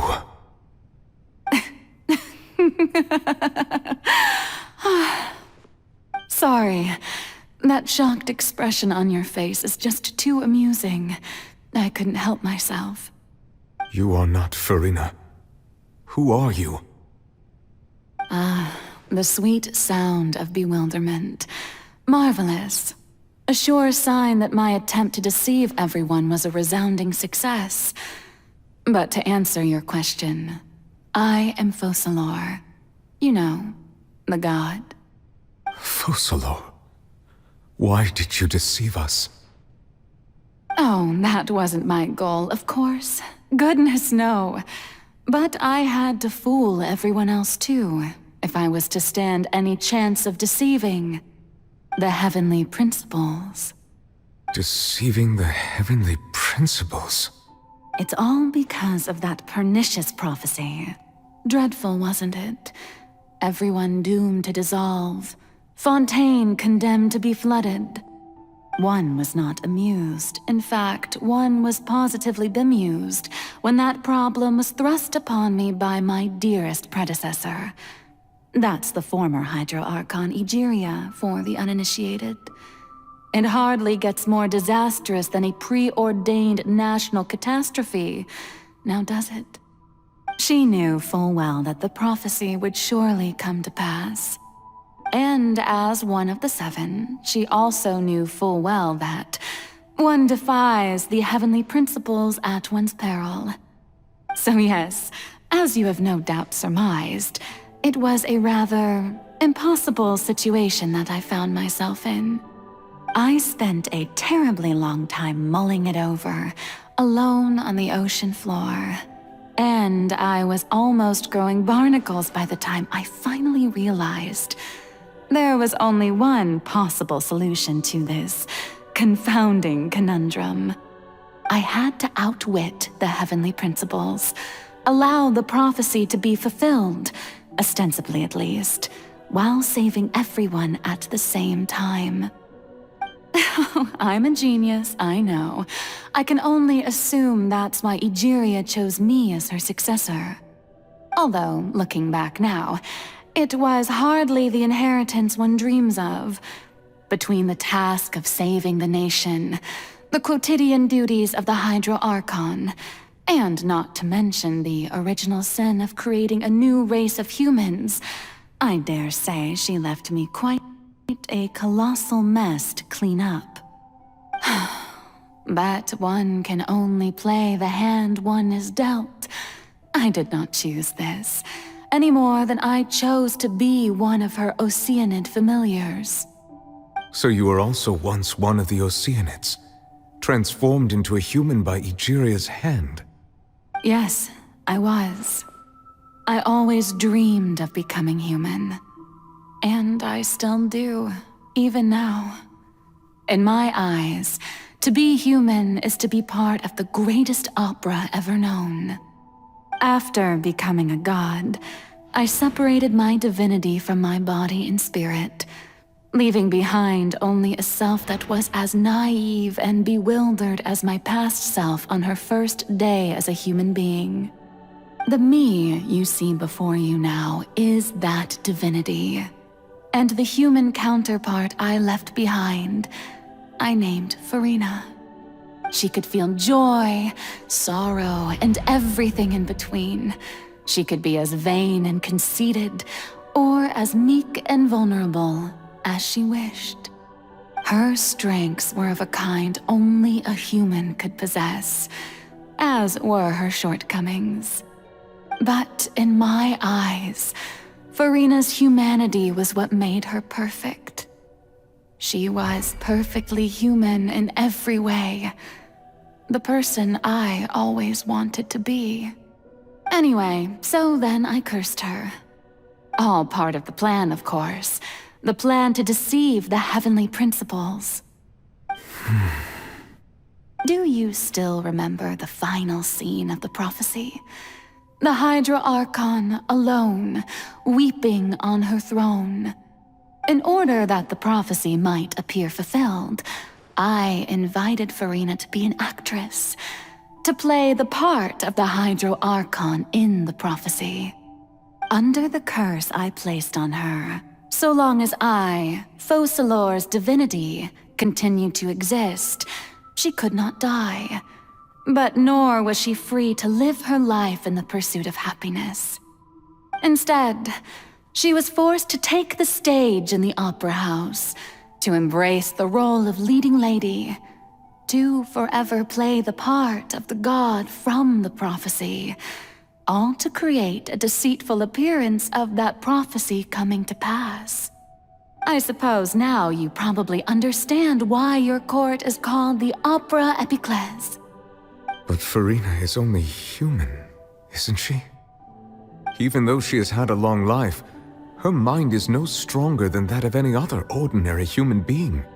I cannot begin to fathom what she has had to endure. It must have been torture for her. It has indeed. And although she is, in a sense, me in human form, I most definitely owe her an apology for it. It's been 500 years, and all along, she's been playing her part in the most unimaginably long, unbearably lonely, and agonizingly painful opera of all time.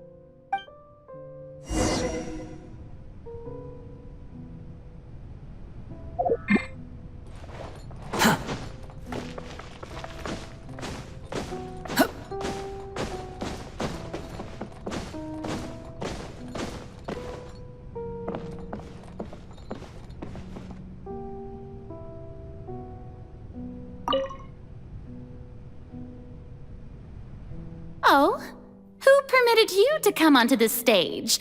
Now, I understand your admiration for my august self, but I must ask you to keep to the rules. All right. It is not my intent to reprimand you. There is no need to state your name. Just be off with you. Do not distract me from my performance. Oh, do not jest. Can you not feel it? I am Focalor. The eyes of countless Fontainians are upon me. I must, at all times, display the utmost elegance and nobility.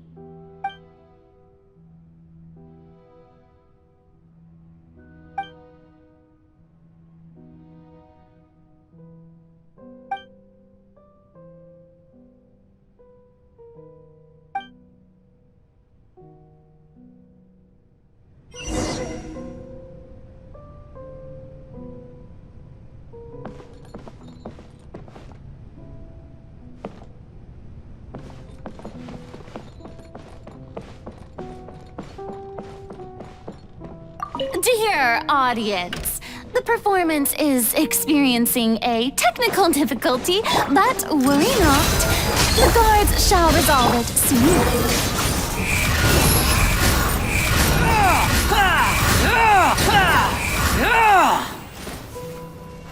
Hey, what gives?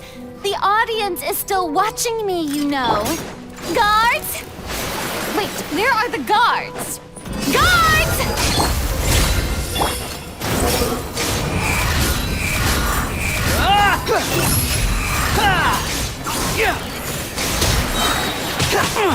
Cry loud!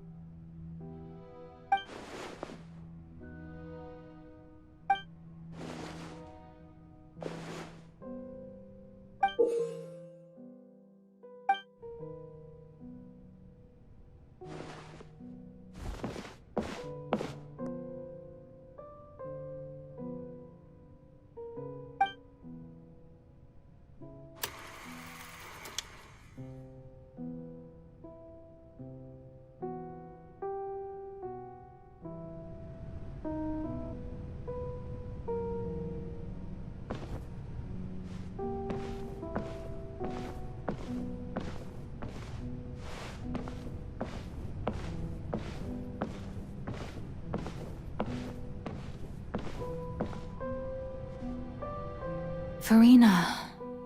Furina. Huh? Who's that? Who's calling me? Where are you? Be not nervous. Be not afraid. I am before you. Wait a moment.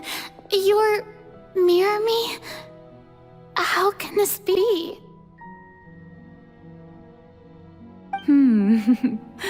Mirror you, huh? You know what? That's not bad. Let's go with that. Mirror me? What do you wish to say? The prophecy. Have you heard of it? What prophecy? Wait. I know. I don't know why, but it's in my head somehow. The people will all be dissolved into the waters, and only the Hydro Archon will remain, weeping on her throne. Only then will the sins of the people of Fontaine be washed away. Oh, very good. You know it well. What's going on? I can't seem to remember anything clearly. The only thing I know for sure is this prophecy. Will it really come to pass? Yes, it will. And that is why I've come to you. Disaster will come to Fontaine sooner or later. Things will develop just as the prophecy declared. There is no escaping it. But doesn't that mean everyone will die? I'm a Fontainian just like them. Will I dissolve too? Oh, don't worry. Magical meetings exist in this world precisely to give people a chance to turn things around. It is the reason why you met me today. I will tell you how to save everyone, but you may have to suffer somewhat. Oh, so there's still hope after all. Goodness, you frightened me. You spoke so much and with so much certainty. As for the suffering, well, I will admit that the first thing that came to mind was, why do I have to be the one to suffer? But if the prophecy will come true, I'll also die anyway, right? So if I've already met you as my magical meeting in this world, if there were scales, with all the people of Fontaine on one side, and my pain on the other, is it not obvious where the scales should tilt? You truly are the perfect human, my ideal. I suppose this would also be the justice that belongs to you. Huh? Don't worry, it's nothing. Listen well. Fontaine has just lost its Hydro Archon. I need you to play a role, that of the new Archon. Play as a god? That's right. You must begin a never-ending masquerade. You must never let anyone suspect your identity. If you can keep it up, then I shall have my way of defying this prophecy. But should your identity be revealed, then all hope will be lost. But how will I do this? A human assuming the role of a god without being exposed.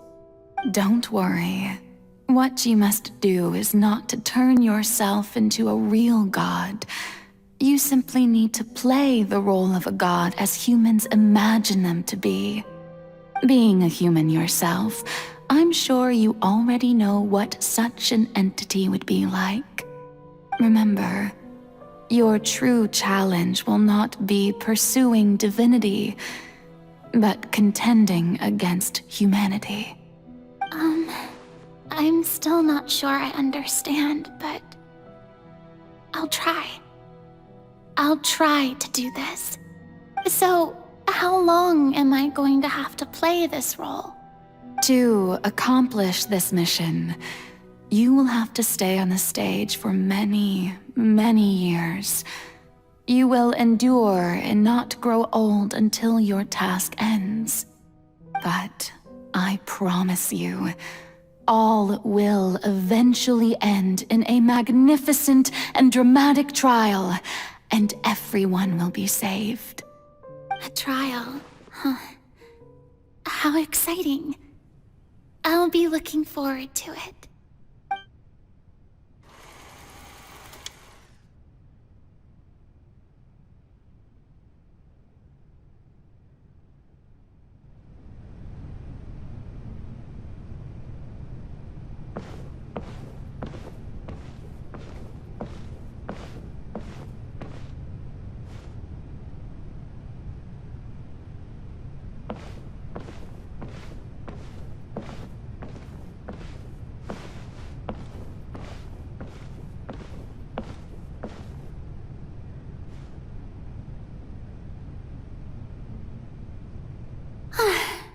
The Maison Cardinalise has announced my accession, but this is my first time facing the people. What should I say to most appear like a god? To be honest, I still don't know. Perhaps I should first try to act natural. Ladies and gentlemen, good evening, and welcome to the Opera Epiclese. I'm sure you've all heard about how I have taken on the role of Hydro Archon.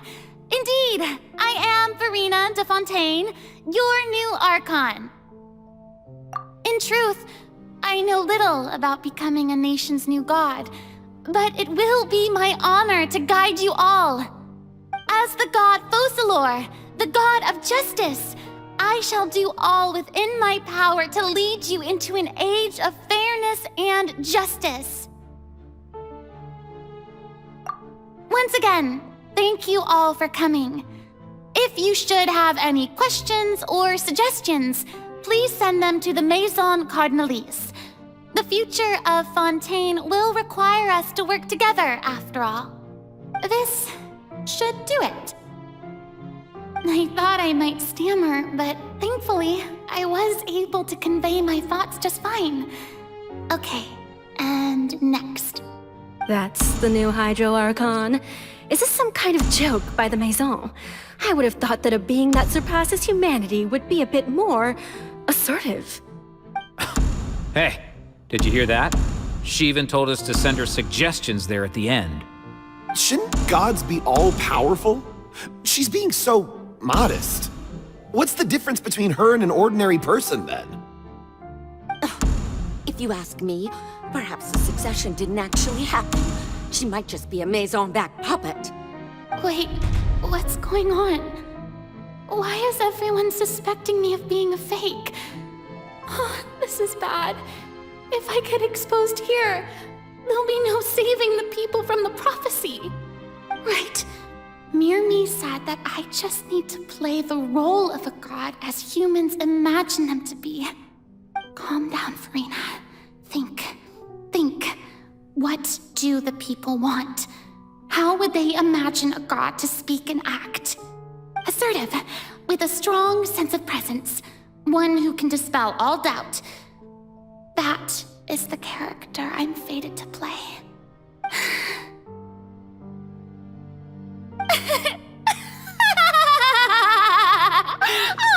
Oh, very good, my people. Only ones such as you are deserving of my rule. Now, I was wondering if some weak puppet were to one day come onto the stage and claim ownership of this opera house, would the children of Fontaine follow them?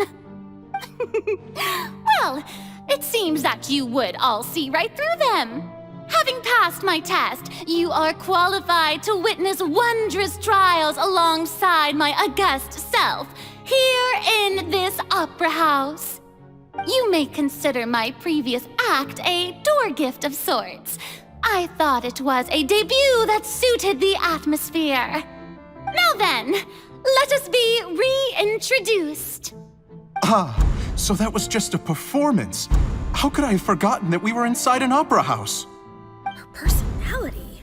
It's quite shocking, to be honest, but I suppose it's a better look than before. Such a fascinating and bold deity. How wonderful! Our future may yet be bright after all. It seems I've turned them around. Best follow this flow and restart my accession speech. My dear people, whether you acknowledge me or not, whether you trust me or nay, I say to you, keep faith in your ardor for justice. We have heard it said that this nation's sins can no longer be washed away. Well, I say that justice is most fragrant when it blooms amid sin. No, this won't work. They'll suspect me again.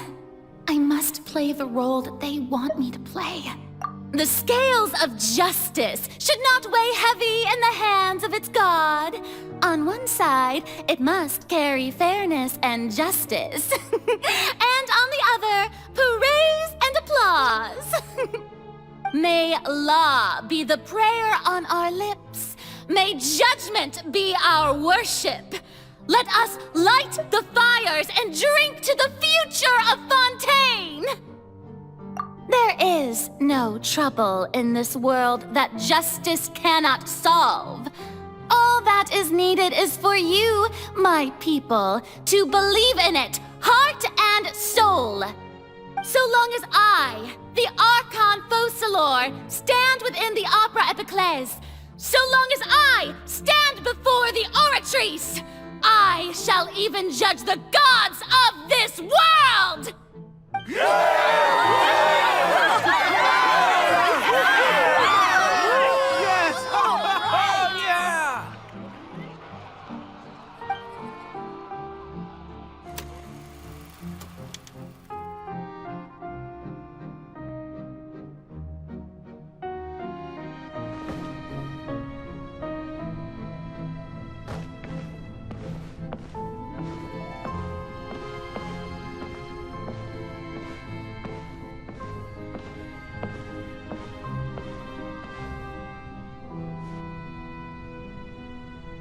Lady Furina, here are today's case reports, as well as a summary of the follow-up for your perusal.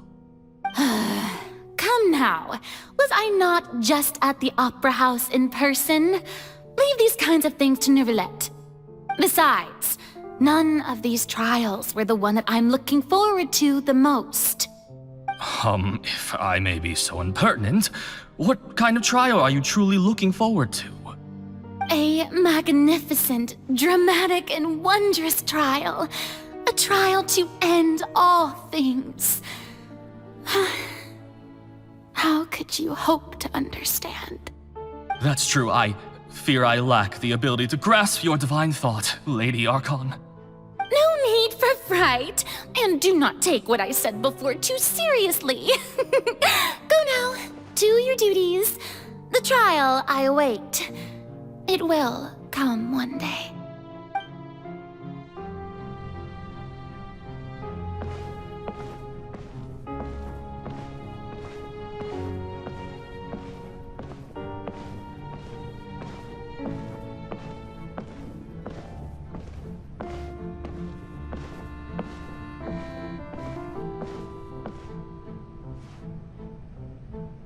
Lady Furina, I don't know what to say. Thank you for agreeing to see me. No need to thank me. Or rather, thank your own sense of perseverance instead. Long have you stood in line to meet me, have you not? Oh, I'm afraid that's just an inevitable consequence of my divine charm. All right, Deoteria, is it? How is your son's illness? You remembered me, and you knew of my family, too. He is doing much better now. In fact, he is far more of an ardent believer than I. He was the one who forced me to seek an audience with you, and to bring your words back to him. Oh, Good. Very good. If this should happen again in the future, please do not hesitate to come and tell me. Going down to citizens' homes every so often, while not usual practice, should serve as a fine change of pace. Ah, you're such a gentle and wise god. Thank you once again, on behalf of my son.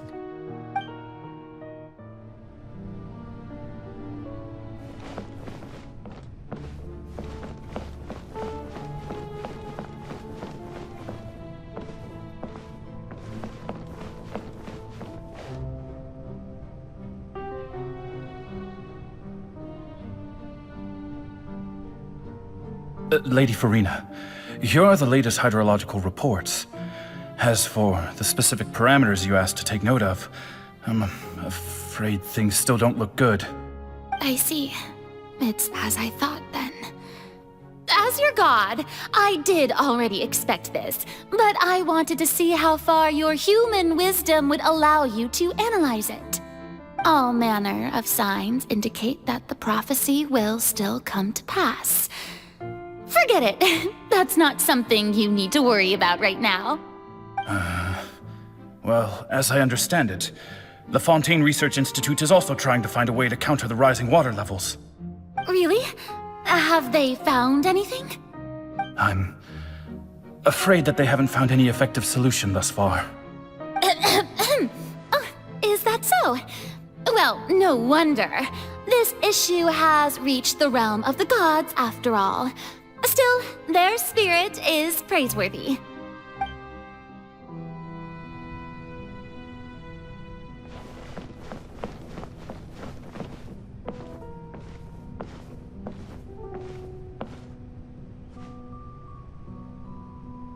The day is finally over. I haven't had a moment to breathe this whole time. But it's good to see that everything's getting on track. There are no longer any voices of suspicion. Maybe this is fine. I just need to keep going, and everyone will be saved. All right, Furina, don't think too hard about this. You need rest. Tomorrow's a new day.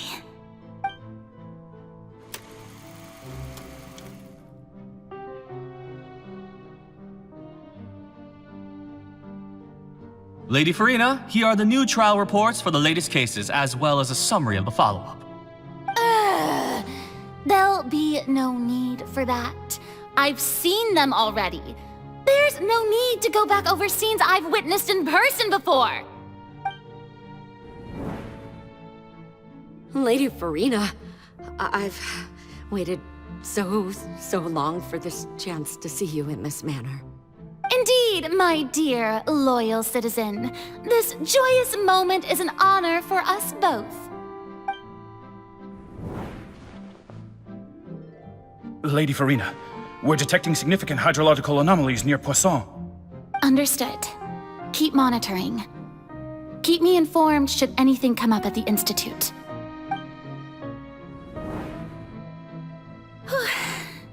I don't think I let anything slip today. I must show the people that there is nothing to worry about. I just don't know when these days will end. I feel utterly exhausted. Best to rest early today, too.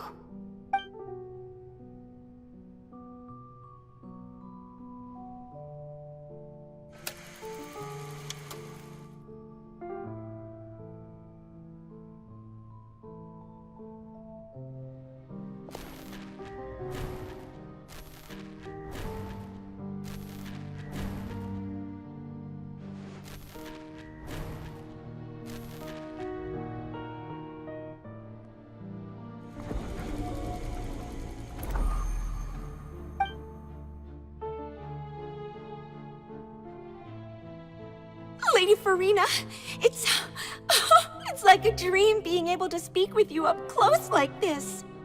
I've heard that the first member of our family who was honored to receive an audience with you was Madame Dioteria, almost 20 generations ago.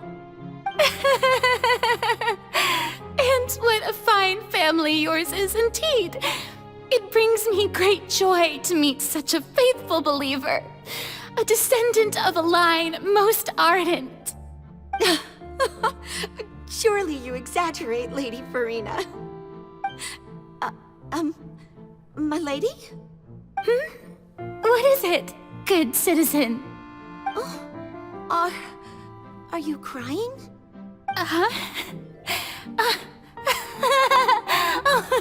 Really now? I didn't even notice.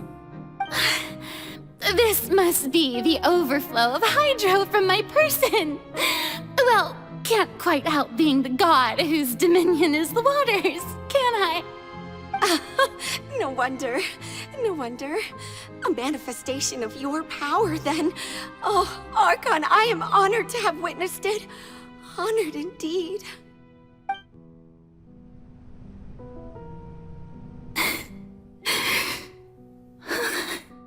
So interminable. So lonely. Just how much longer?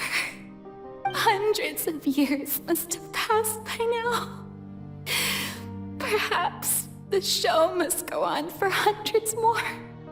I never imagined that it would hurt so much. Have I reached my limit? No. Perhaps I reached it long ago. Today I didn't even notice my own tears. I want to tell someone, anyone, about this. But would that not destroy all I've done so far? I've conducted so many investigations across the centuries, but there's not even a sliver of hope that we might break the prophecy. All I can do is keep heart. I must maintain this act. It is the only way to save Fontaine. Please, mirror me. You have to succeed.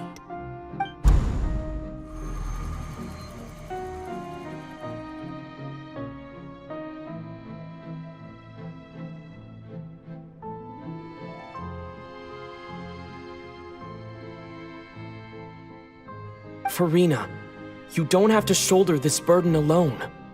Although I don't know what you might be keeping from everyone, your people are more than willing to share your burden with you.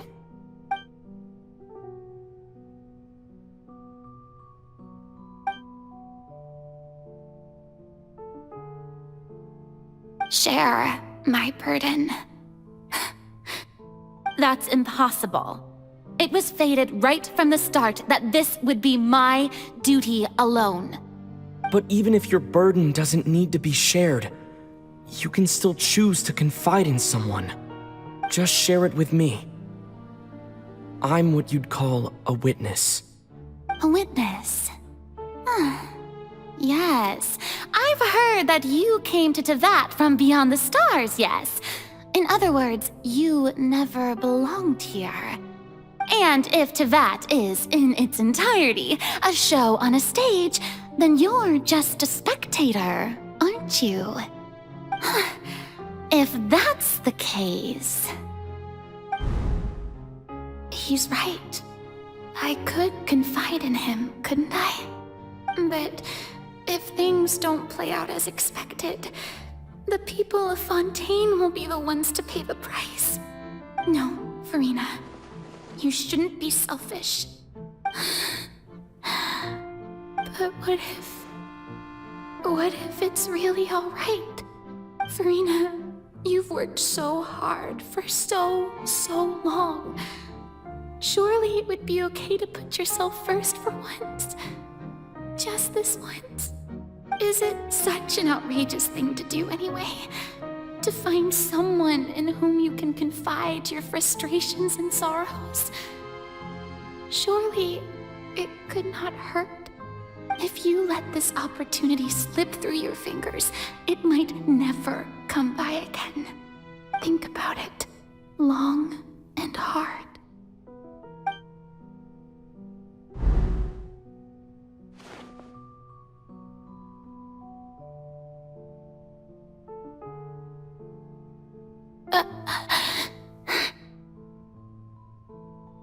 No, I have nothing to say.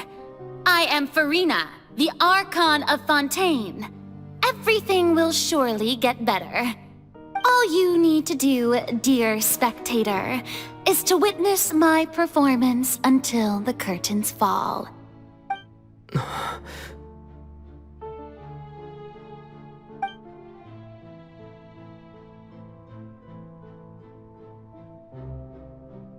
Fine.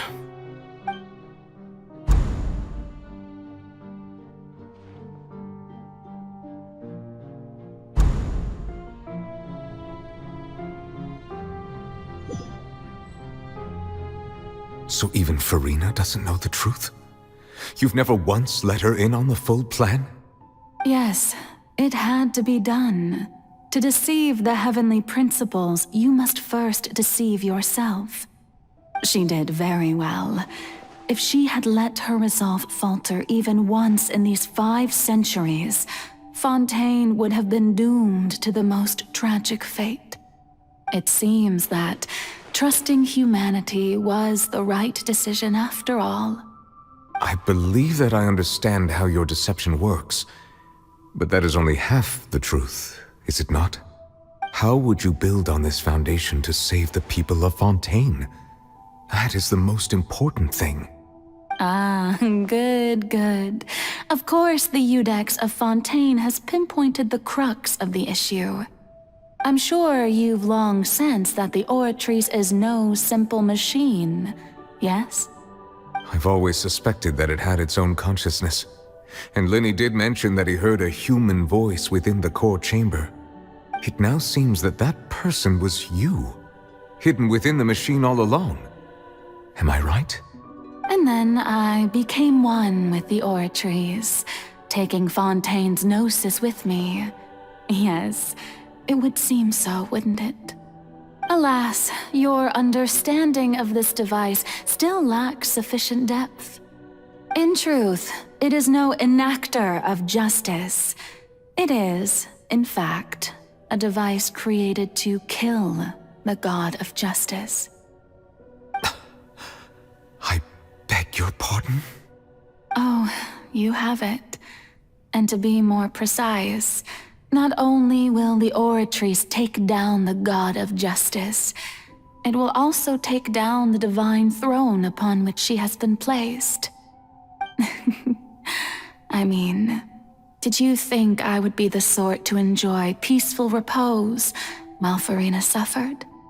My work over these last 500 years has been to constantly accumulate indemnitium within the Oratrice. But really, some have already discovered that only a small fraction of the energy generated by the device was ever used to provide power to Fontaine.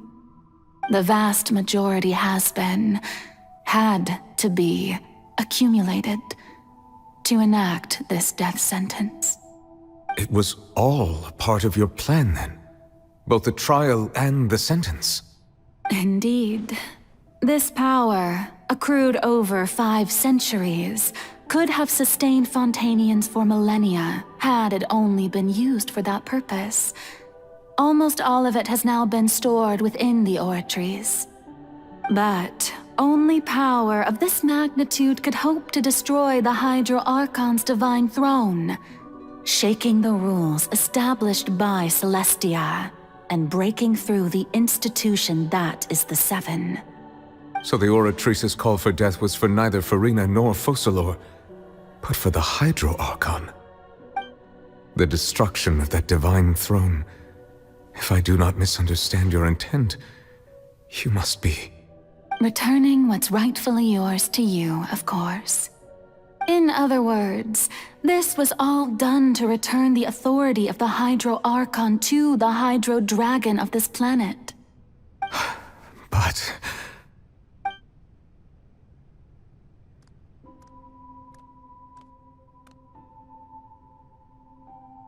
Oh, what? Getting sad again, are we? The authority of the ancient dragons shall soon be yours once more, O Hydro Dragon Sovereign. And this is the face you make. All you've done throughout the years is just so you can sacrifice yourself at the very end.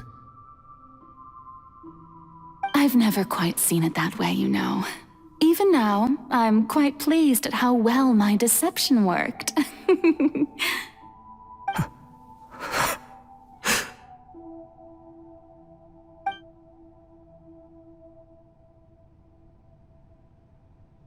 Hydro Dragon, don't cry.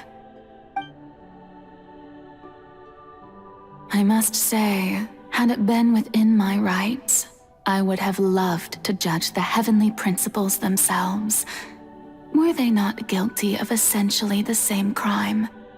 Egeria stole the power of the primordial sea, and the heavenly principles stole the power you ancient dragons possessed. I, for my part, am the god of justice. And is it not just that your original powers should be returned to you? Speaking of justice, I have always believed that justice lies in the process of pursuing human existence itself. So, if the theft of the primordial sea's might was Fontaine's original sin, then, leaving matters of procedural right and wrong aside, the descent of the Fontainians as humans and their right to exist in this world would be Fontaine's original justice. In other words, existence was Egeria's justice, and to me, justice is the continuation of that existence. Defying the prophecy and ensuring that Fontaine's people shall live on, that should be the justice enthroned over all others. At this point, we, whether it be myself or all other Fontainians, have shouldered the burden of this sin for far too long. Monsieur Neuvillette, the highest judge in our land, when you regain your full power as an elemental sovereign, what verdict shall you pass upon us? So when I was invited to the court of Fontaine to serve as Iudex, I see now that that was your idea too. At last, I now understand the true purpose behind this position. In the beginning, I was uninterested in human existence. But these 5 centuries of living alongside them have gradually brought about mutual understanding between us. And I have even attempted to feel as they feel. You are a devious one, Focalors. Things being as they are, surely you know that I could never declare them to be guilty.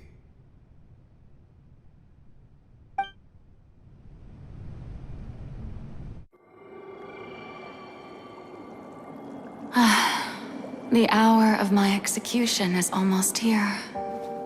For the sinner, the curtain call has come. I know I may not sound it, but faced with death, I find myself a little afraid. Perhaps this is one thing both gods and humans have in common.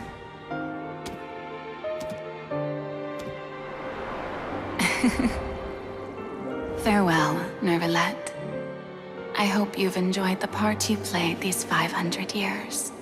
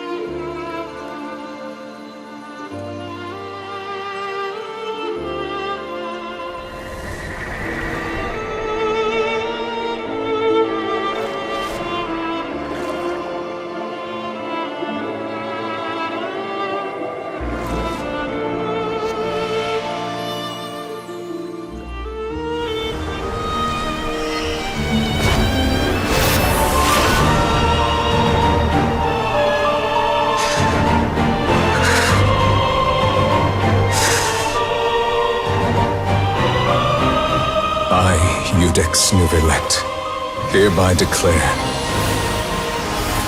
people of Fontaine, your sins are forgiven.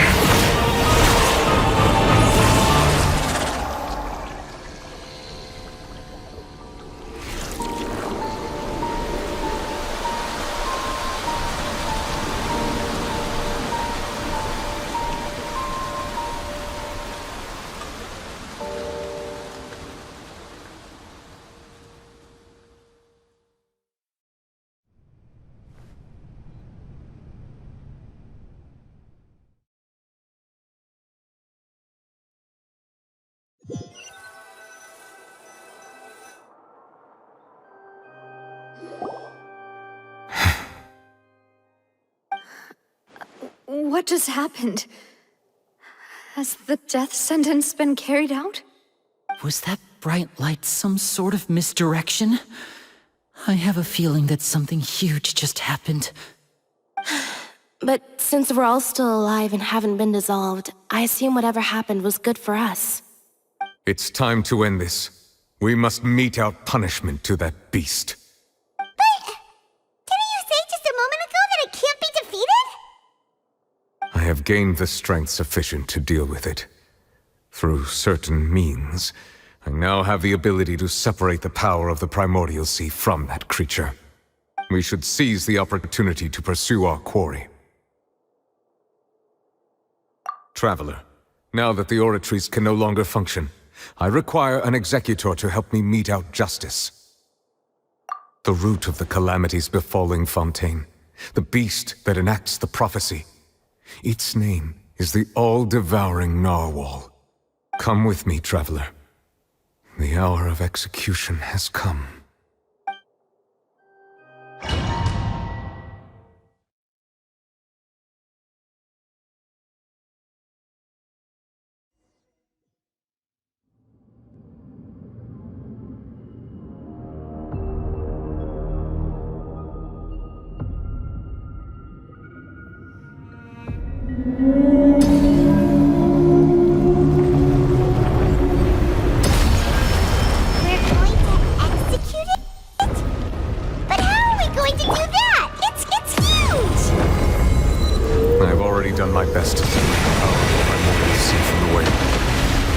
Size of the beast, I cannot reach the power source. Unless we can find a way to attack it from within. We shall share a part of the ancient dragon's power. We shall look for an opening together. Upon the gale. Adventure time! Team! I can feel its sorrow turning into hostility.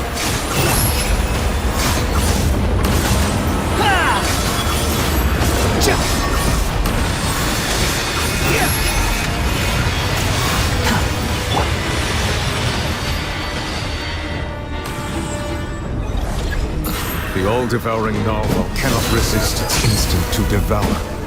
Continue to trigger its hostility, and a chance will present itself.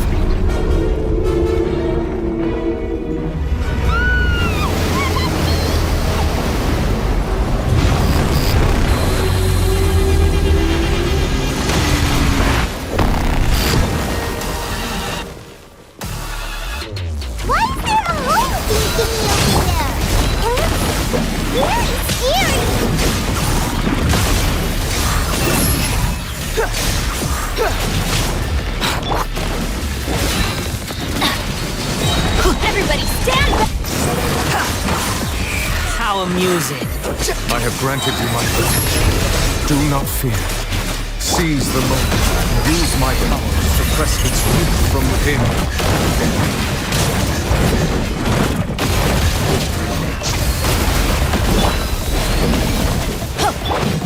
For regret! Squall and fury!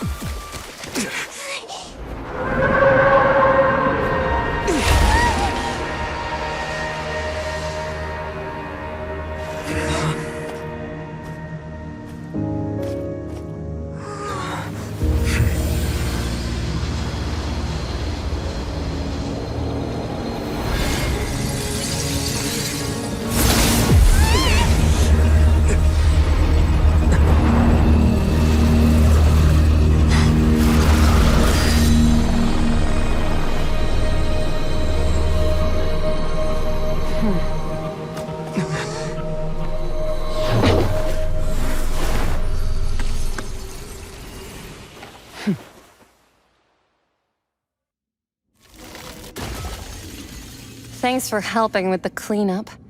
It should have been my job, but... oh well. It was just supposed to be a short private training session for me.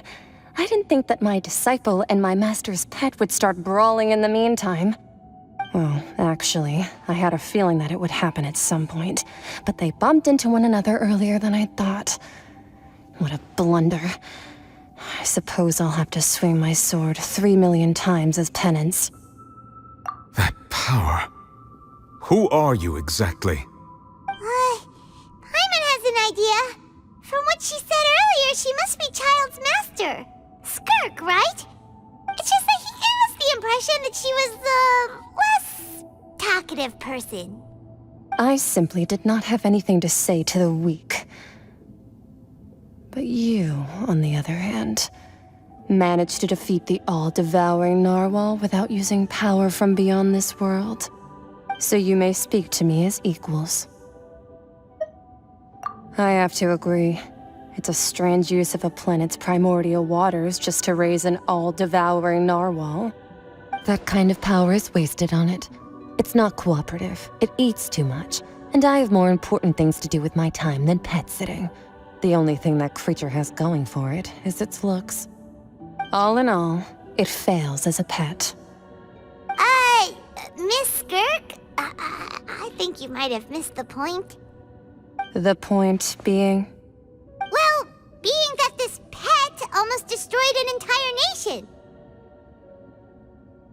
So what sort of person is your master? Well, Child's master's master. Wait, is that right? Oh, right. So you don't know him. Sorry, I assumed you did. His name is Sir Deluge. Huh? I am unfamiliar with that name. Huh. So Master isn't sufficiently famous. How should I describe him then?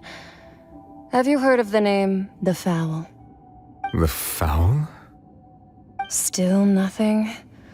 Well, how about the Visionary? Vetterfulnir then? Or Gold Rhindaughter? Ooh, that one we've heard!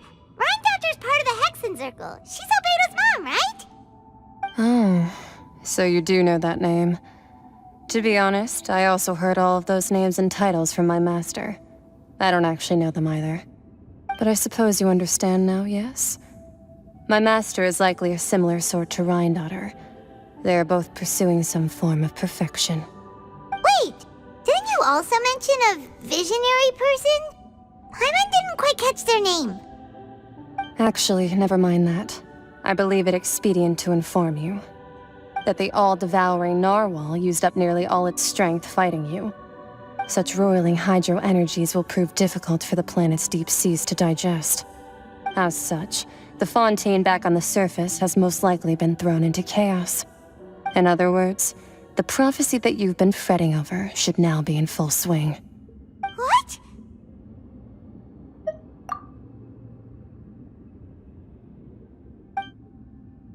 Not to worry. Focalors has already managed to deceive the heavenly principles.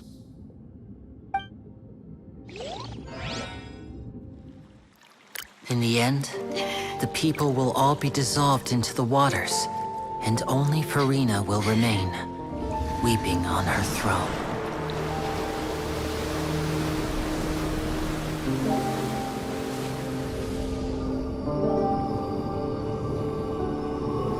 Only then will the sins of the people of Fontaine be washed away.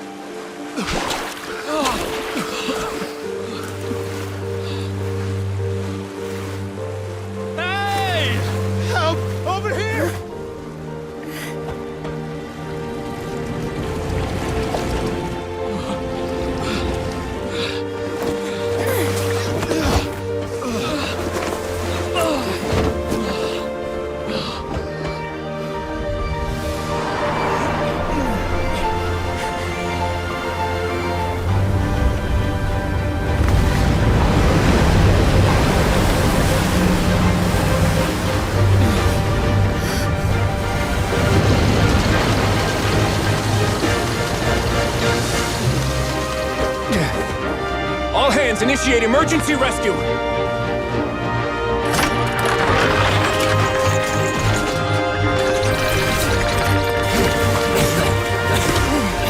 Hurry!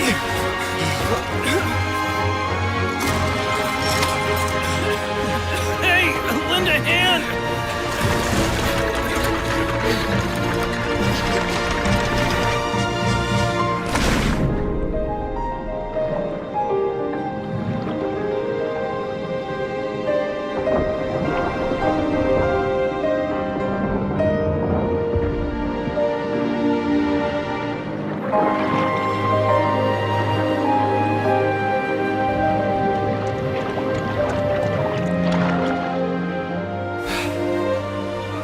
Look! The water's receding!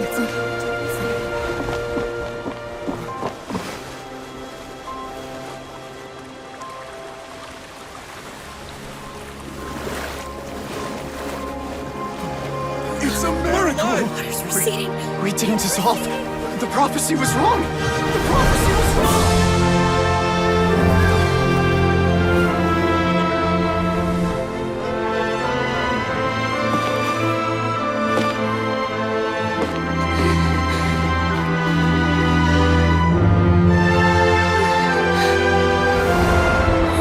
Are you alright? We're saved! The prophecy was wrong.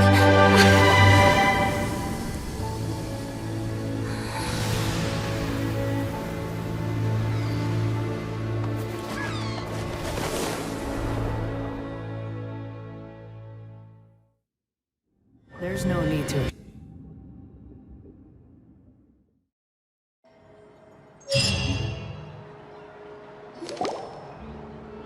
The soul renewed! The Spina di Rosula talks post-disaster rebuilding. I recently visited Poisson to meet with Miss Navia, spokesperson of the Spina di Rosula, and we spoke about Poisson's present and future. Old soil can still give birth to new bloom, Miss Navia stated. Hope is like seeing a small cookie when you're starving late at night. You just need a little of it. Skyship Winglet, Booner Bane of the Fontaine Research Institute.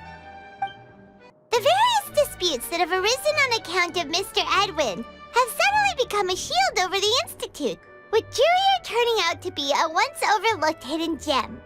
People always call the first researcher mad, but few know what to call the second. And should that latter person achieve a miracle, they would find it all the harder to find a word with which to classify him and his team. Wow! Paimon barely recognizes the people in the reports. Are those really Jurier and Navia?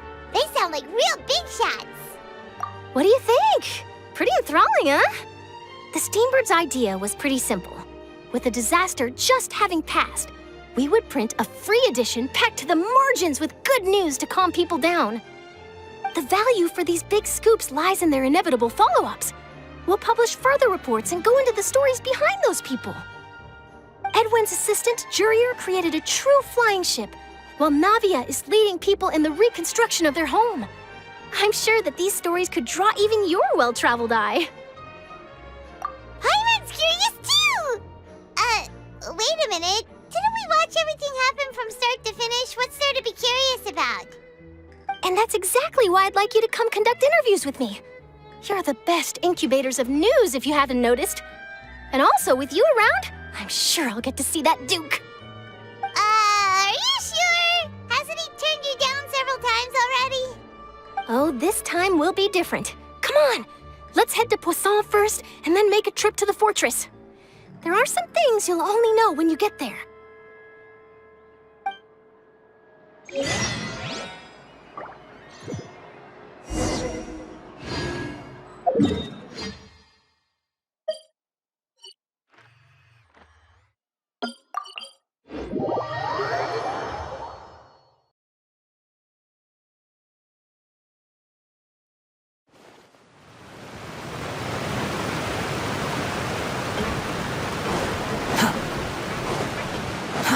Too slow.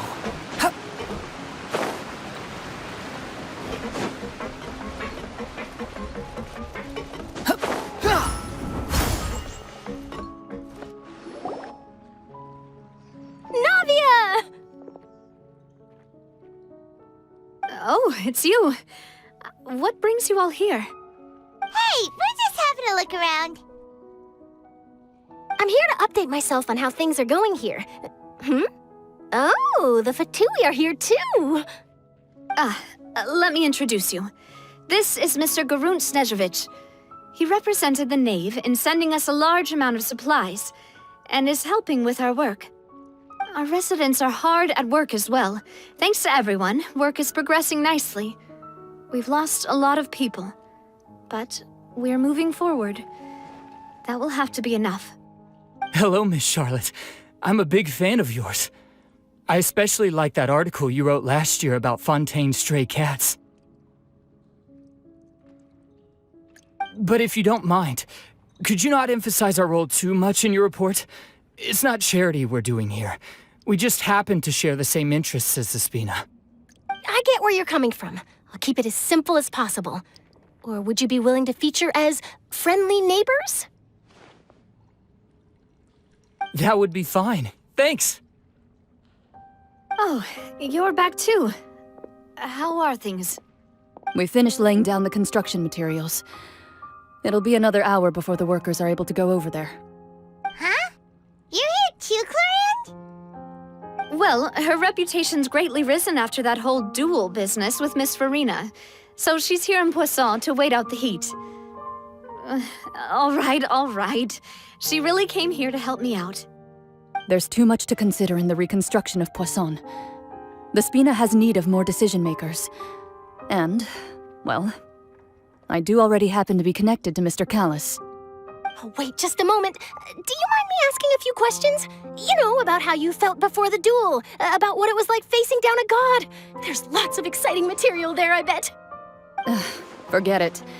I'm sure you can find a better theme than that, Miss Charlotte. I see you're the same as always. Couldn't you do me a favor, for Navia's sake? Well, if we're talking about doing things for my sake, you might as well just take a few more photos of me. Or of the Traveler. It's better than wasting time persuading Clorinde, at any rate. Of course I will. I'm not gonna let him off that easy. All right, then everyone who wants to be in the photo, gather up. And smile.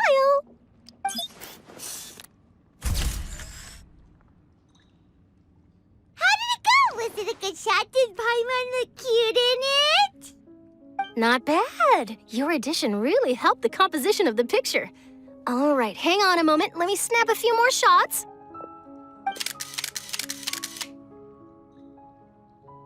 All right, that should do it. I'll be back here later anyway, so let's call it a day. You're very quick. Speed is of the essence when it comes to the news, and freshness is the key. Also, not to brag, but I'm pretty good at building connections. Who knows? I might eventually get that interview with you after all, Miss Clorinde. Wow, you really do have that never say die spirit. I'm impressed. I'll hazard a guess that this is how you got that interview at the Fortress of Meripede. Whoa, you're well informed. Let me make a guess too. I asked Sijuin, who told Monsieur Neuvillette, and he told you, right? That's a very complete information chain. In truth, all Monsieur Neuvillette asked me was, when did the fortress become so friendly towards the media?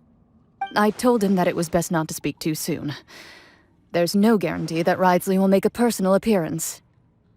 You're right. I've got to treasure every moment I have with them. In which case, I'll be making a move first. Stay safe now, and tell me if you hear anything interesting. I'll treat you to afternoon tea in exchange.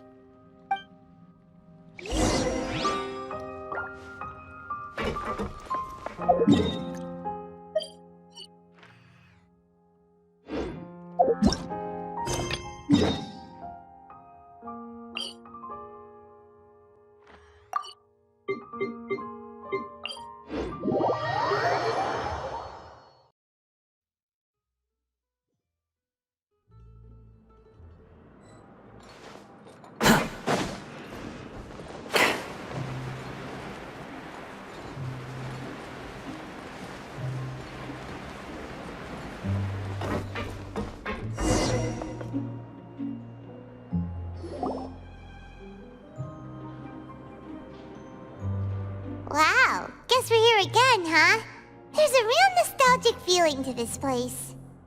Looks like you've been missing us. Duke! Did you come all the way to the entrance to greet us? Of course. I'm here to welcome you and our dear Miss Charlotte, whom our good head nurse recommended to me. It's an honor to finally meet the much-rumored Duke. Thank you for consenting to my visit to the fortress, sir. No need to thank me. But that said, I shouldn't be the focus of your interview. Of course, of course. All right then, this way.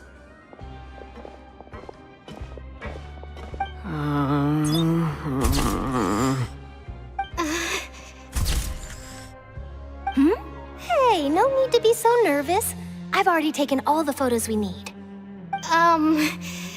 Miss Charlotte, do these pictures really need to be published on the cover of the Steambird? It would seem that Miss Lorvine doesn't want her face to appear beside that of Mr. Jurier, Sir, please don't say things like that. But it looks like dear Mr. Jurier denies it. Might this interview be very important to you then? No, I just... This is my first time being interviewed, and I'm very thankful to the Steambird for... Now, I might not look it, but I actually did meet Mr. Edwin once. And I'll be honest, I enjoyed chatting with you more. You've definitely got more of that genius vibe going on. The boat that brought about a miracle, the ark that saved the people.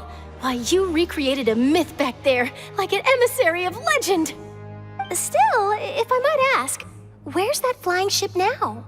Huh! Looks like Charlotte's trying to get herself another exclusive scoop. I have to apologize, but that ship is presently in the bowels of our factory. I'm afraid it won't be easy for you to get a shot of it. Really? Well, then in that case, could I have an interview with you to make up for that loss? You already know my answer, I'm afraid. Best you interview our head nurse instead. Or perhaps you'd like to take another photo of this couple of researchers? Did you really have to use the word couple? Well, then, 2 solo photos will do. Is my hair messed up? Please, someone help me have a look. Things sure are getting pretty lively here. We've seen this kind of thing before.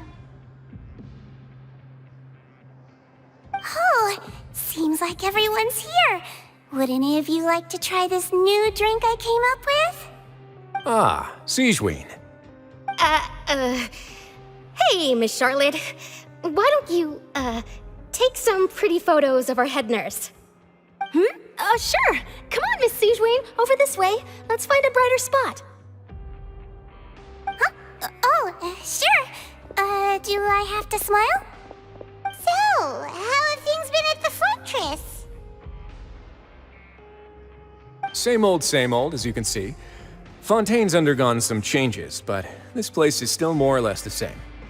Other than that flying ship, it got a tad too much attention, I think. That's why I decided to let the interview go through. We should direct more public opinions toward the behind-the-scenes heroes.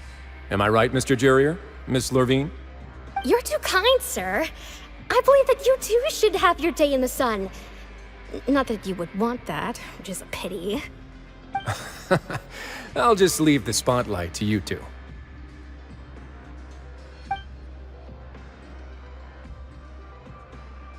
I see. Lots of things happened that day, huh? Anyway, regarding that Harbinger, I'm not sure you remember, but his 3 young followers are still waiting for his return. He sure did win them over, huh? I'll tell them that there's good news and bad news. The good being that their boss seems fine, and the bad being that they must face extended sentences for abetting his escape. Oh, actually, what about you? Are things gonna change for you too? What change can there be? The fortress will keep chugging along, and so will my duties. As to what Miss Furina's departure will mean for the nation, and if our laws and governance will be transformed, we'll leave those to the folks in the overworld. Hey everyone, the photo shoot's done. Good. In that case, let's call it a day here. Thanks for your cooperation. Come on, Traveler, let's go. Till next time, everyone. There'll be a next time? Maybe. Who knows? I might write a story about the underwater factory next time. Until then... All right, last stop, the docks.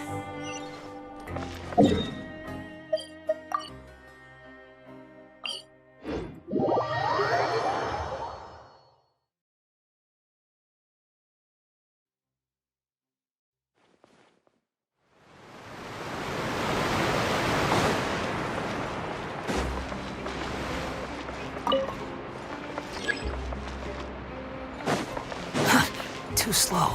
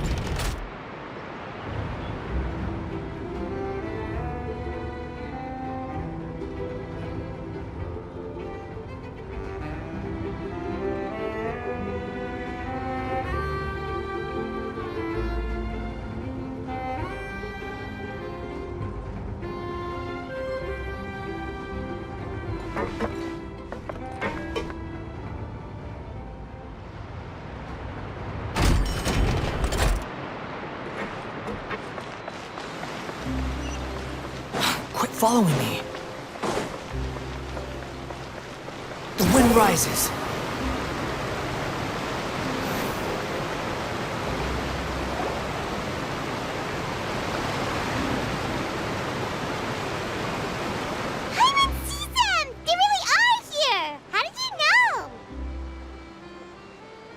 Navia mentioned that she stayed in touch with Linny and the others after working together.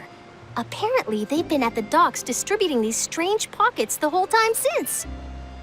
Traveler, Paimon. Ah, and Miss Charlotte, too. Would you like a magic pocket? What sort of gadget is it? It's a wondrous bag that can be used to carry many things. The water level has returned to normal, but if you see any of your things floating around, you can use this to carry them. Or you could trick a friend into doing it for you. Trick a friend? I wonder which of my friends would fall for that.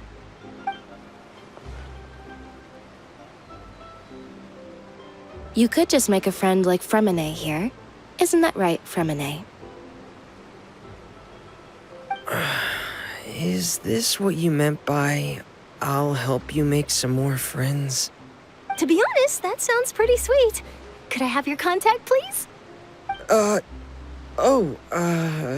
Sure. Please, write down my address. You sure are working hard to help Fremine socialize. He was the one who proposed doing this. He even wants to assist in our magic shows. Yes, I was planning to first introduce Pear as an assistant, and later Fremine himself.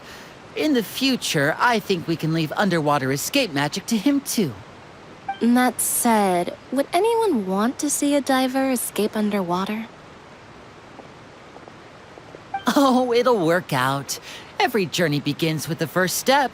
He'll become a part of our show eventually. Lynette, could you come over?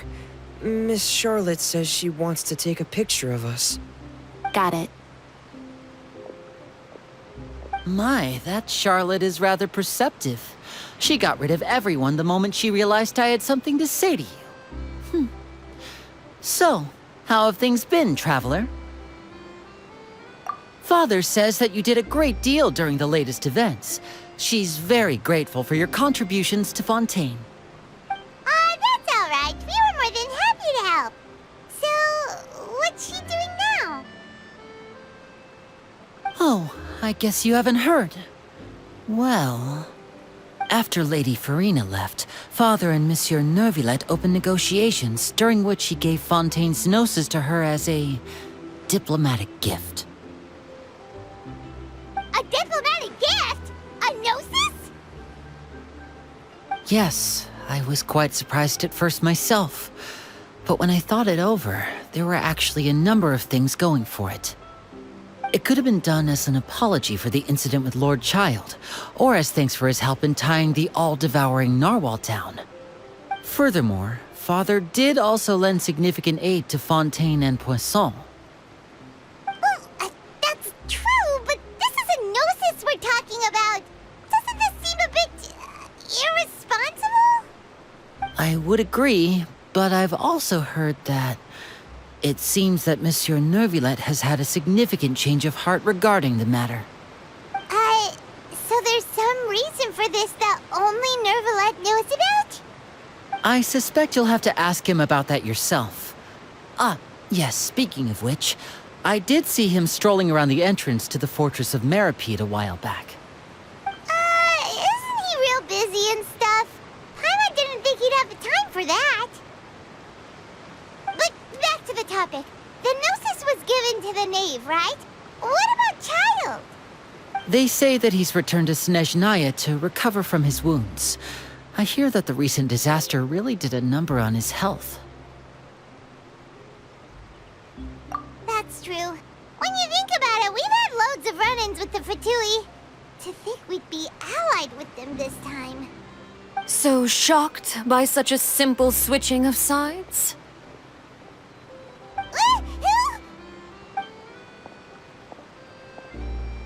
Father! Well, what do you know? Come to the docks to see how my children are doing and meet the Traveler by chance. Please do not pay my accomplishments in Fontaine too much mind. I would have done them regardless. Are you going to take the Gnosis back to Snezhnaya? That is our duty as Harbingers, yes. Don't be too preoccupied with sides. The goal of the Fatui concerns not a single place or person, but the entire world. With such a grand goal in mind, it is inevitable that we must wear many masks. Switching my masks is something I've always done.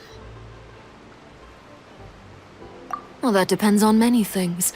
No one truly knows what the future holds. What good is honesty if you can't rely on it forever?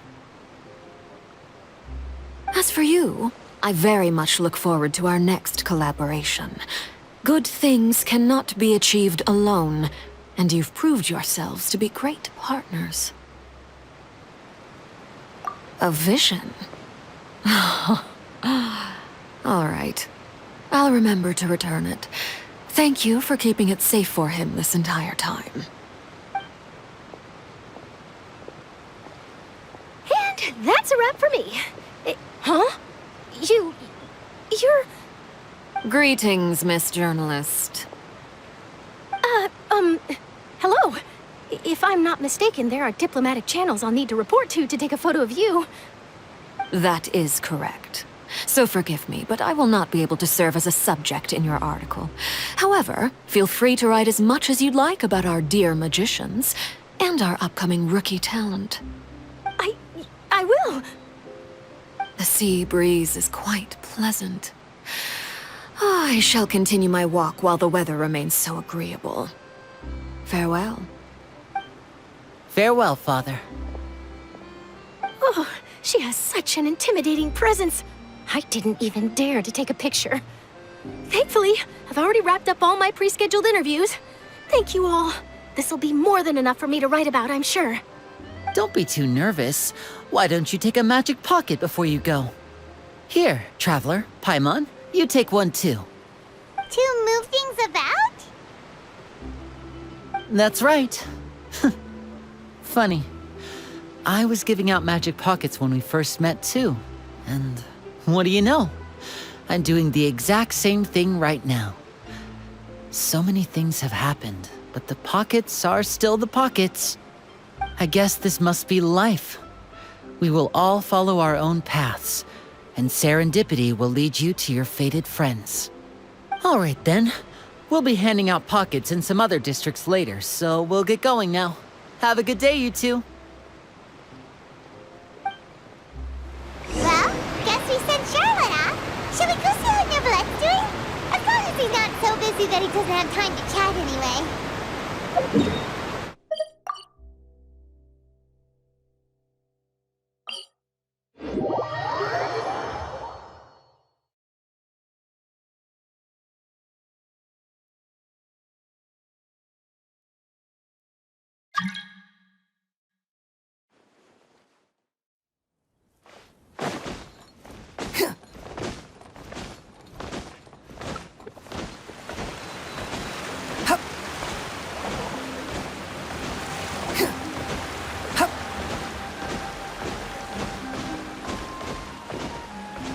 Behold!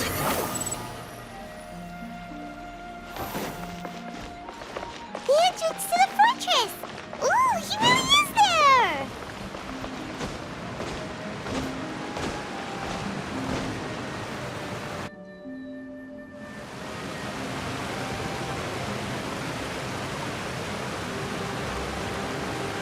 So, you really are here, Neuvillette!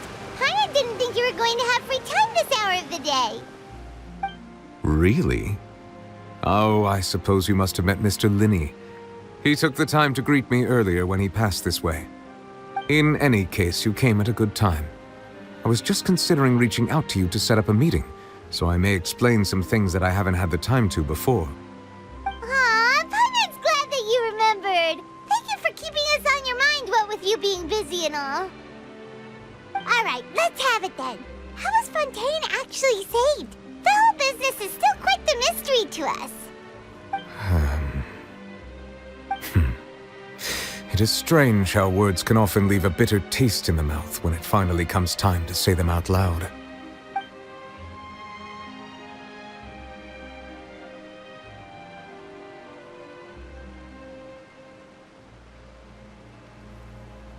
Whoa. So that's what happened? Focalors destroyed the divine throne of the Hydro Archon and restored your power to you, transforming you into a fully fledged elemental dragon sovereign. But Paimon still doesn't quite get what you did to save the Fontainians from dissolving. For me, the authority of the ancient dragons refers to absolute control over the hydro element. Fontainians were incomplete humans born of Egeria's use of the power of the primordial sea, with constitutions similar to that of mimics. But so long as those primordial energies remain within them, I could use the ancient dragon's authority to grant them true blood, after the fashion in which life was first brought into being on this planet. In other words, when I gave my verdict, Fontainians became true humans, and thus would naturally no longer be dissolved by water from the primordial sea. Focalors must have counted on you to make that decision as well. Your verdict was the key to making the prophecy appear to have come true while saving everyone. Yeah, and in a manner of speaking, Focalors finally managed to fulfill the original Hydro Archon's wish to turn Oceanids into real people too! It seems from your expressions that you still have more things you wish to ask. Ask away. I will tell you the truth as I know it. I have investigated his case along many avenues, and I have learned that he once fell into an unknown chasm when he was young. There, by chance, he awakened the all-devouring Narwhal. But whether it be by sentiment or reason, that should not have been enough to consider him the root cause of the disaster. At most, he would have had tangential liability. As for the judgment passed by the Oratrice during the trial, whether it was due to that liability by association, or Focalors deliberately using him to buy time for us on the assumption that he would be able to hold the creature off, I cannot say. Guess Focalors had Fontainians in mind the whole time. In the end, it was thanks to her that they finally became real humans.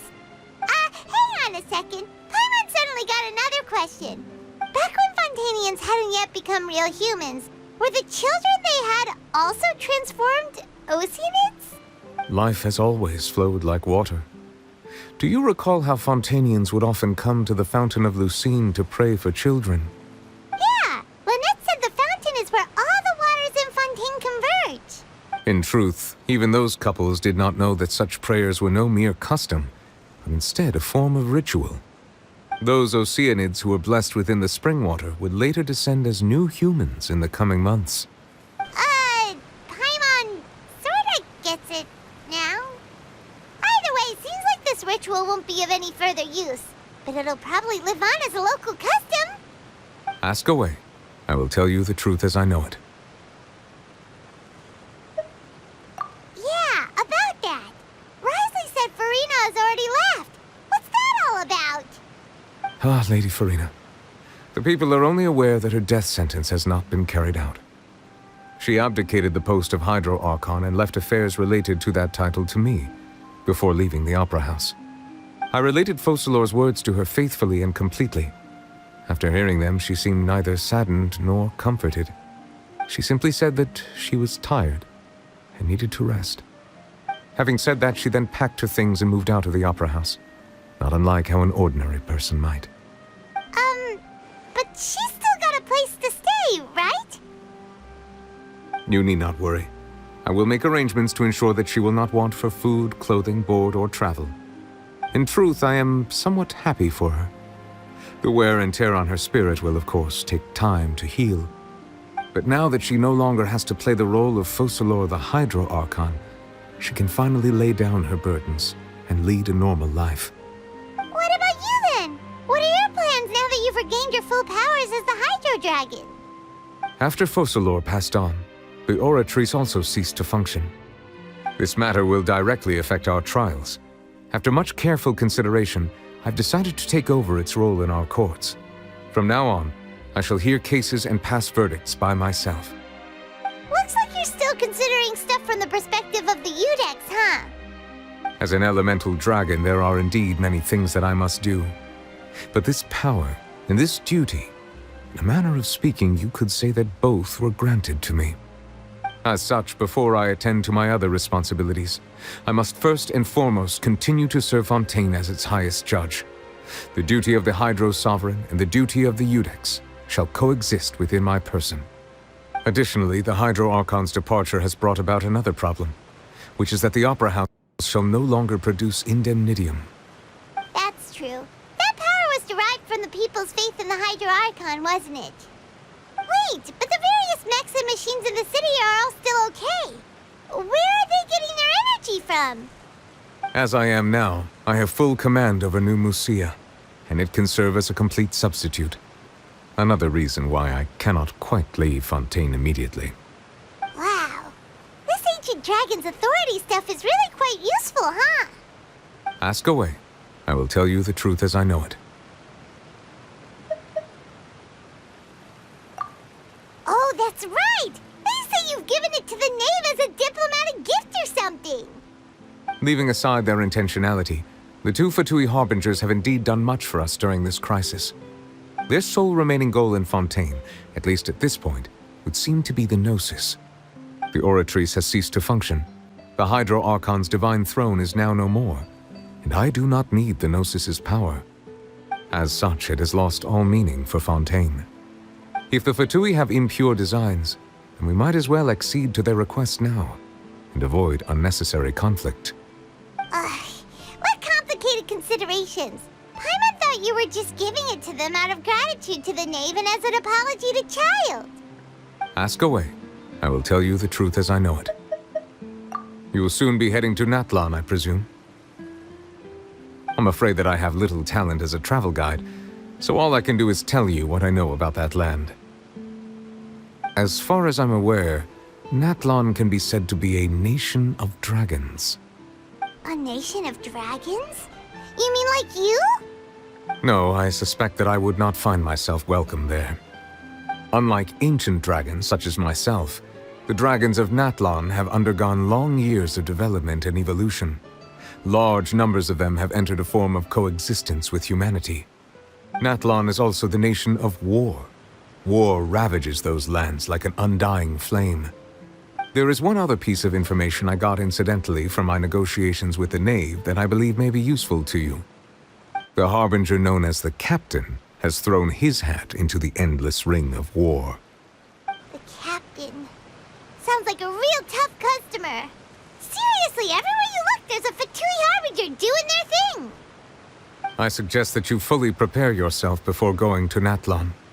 In the meantime, Fontaine's doors will always be open to you. Ask away. I will tell you the truth as I know it. Hang on a sec. Paimon's still got a question about the Gnosis. When we spoke to Linny earlier, he mentioned that your attitude towards giving away the Gnosis had clearly changed. We guessed that there might be some reason for it that only you were aware of. No wonder the House of the Hearth is the Fatui's intelligence division. They are certainly sharp. So regarding this specific issue, I was just getting ready to share something with you. What is it? In truth, I exchanged some further words with that lady named Skirk after sending you two back to the surface. It went something like this.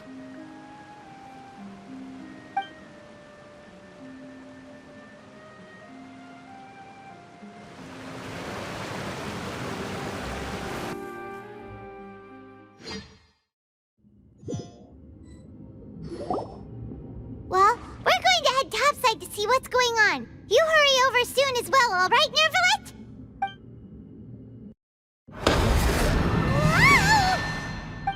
What next? The all-devouring Narwhal isn't here, so I'm no longer getting any interference. I can finally catch the scent of your power, what it's made of. It is the authority of the planet's primordial dragons, but with something very similar to a god's curse mixed in.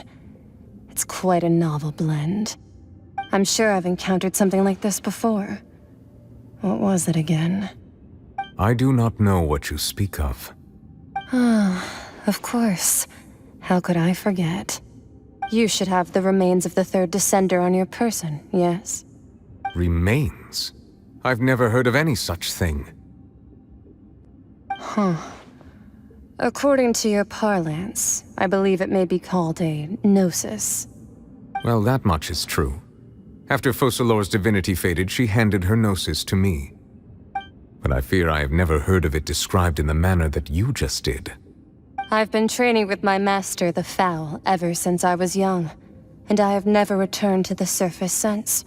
So most of the information I possess, I got from him. It is only natural for those who are greater than humanity to possess a different sort of common sense, which is why there are so many problems in our attempts to communicate with humans. Regardless, you should probably get rid of objects of misfortune to prevent any disasters from befalling you. To live in itself is a blessing, but once a person dies, the bonds he once had with this world shall all turn to curses. What do you mean by that? No need to fret. These are just my personal thoughts, and my reason for no longer wishing to return to the surface. This third Descender you refer to, who are they? And when did they die? Master never mentioned them to me. Perhaps it just wasn't that important for me to know. If you're interested, though, I could ask him. I'll be sure to pass the answer on to you next time. Next time? You believe we will meet again? I do. Wait. I have a disciple of my own, don't I? He can be the messenger then.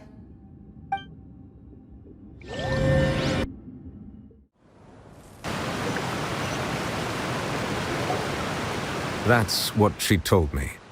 Whether it would prove useful or not, I wanted to pass that information on to you.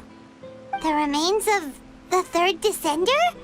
So that's what the Gnosis actually are. Paimon just thought they looked like chess pieces. How could they be a person's remains? All the same, assuming that there was no misunderstanding or special metaphor at play, that is what she meant to say. And she said that it would bring misfortune and that you should check it, which is why you gave it to the Fatui. If she speaks the truth, then I would simply be putting Fontaine at unnecessary risk by keeping it here.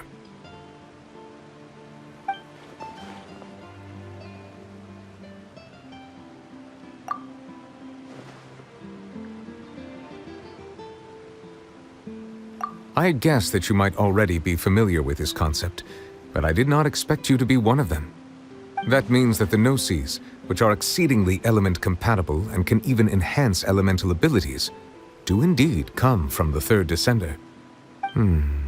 I wonder, does your body also possess similar properties?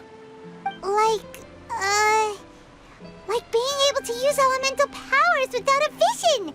That does sort of count as special compatibility, right? No, let's not think about this stuff right now. It just feels creepy. Comparing the Traveler to the dead third descender and all. That's what you say, but this topic still feels like bad luck. Once Child recovers, let's get some more answers out of him. Or go look for his master and get the answers that way. I too believe it unwise to make too many blind guesses when information is lacking. The same is true of being at court. All right. Whatever the case, it seems like the crisis here in Fontaine's over for now. Yes. All of Focalors' efforts were for this moment as well. But she sacrificed herself in the end as a god, and she suffered through all those years as a human. Was that really what she wanted? I suppose that would be the mystery of a god's will. I suspect not. But once in a while, I too would guess that if wishes were like the clouds in the sky, they will one day return to the earth as raindrops. Life flows like water, and rain is the final answer. The water levels may sometimes tilt one way or another, but the rain falls fairly upon all. And what, ultimately, is the difference between the rains that fall upon all of us?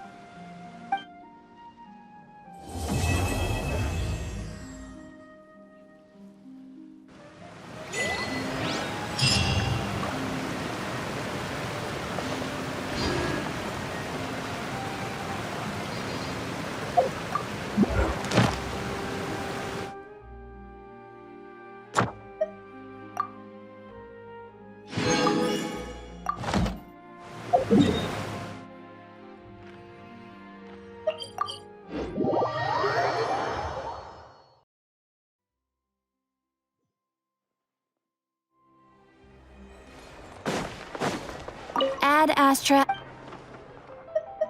Thank you for complete.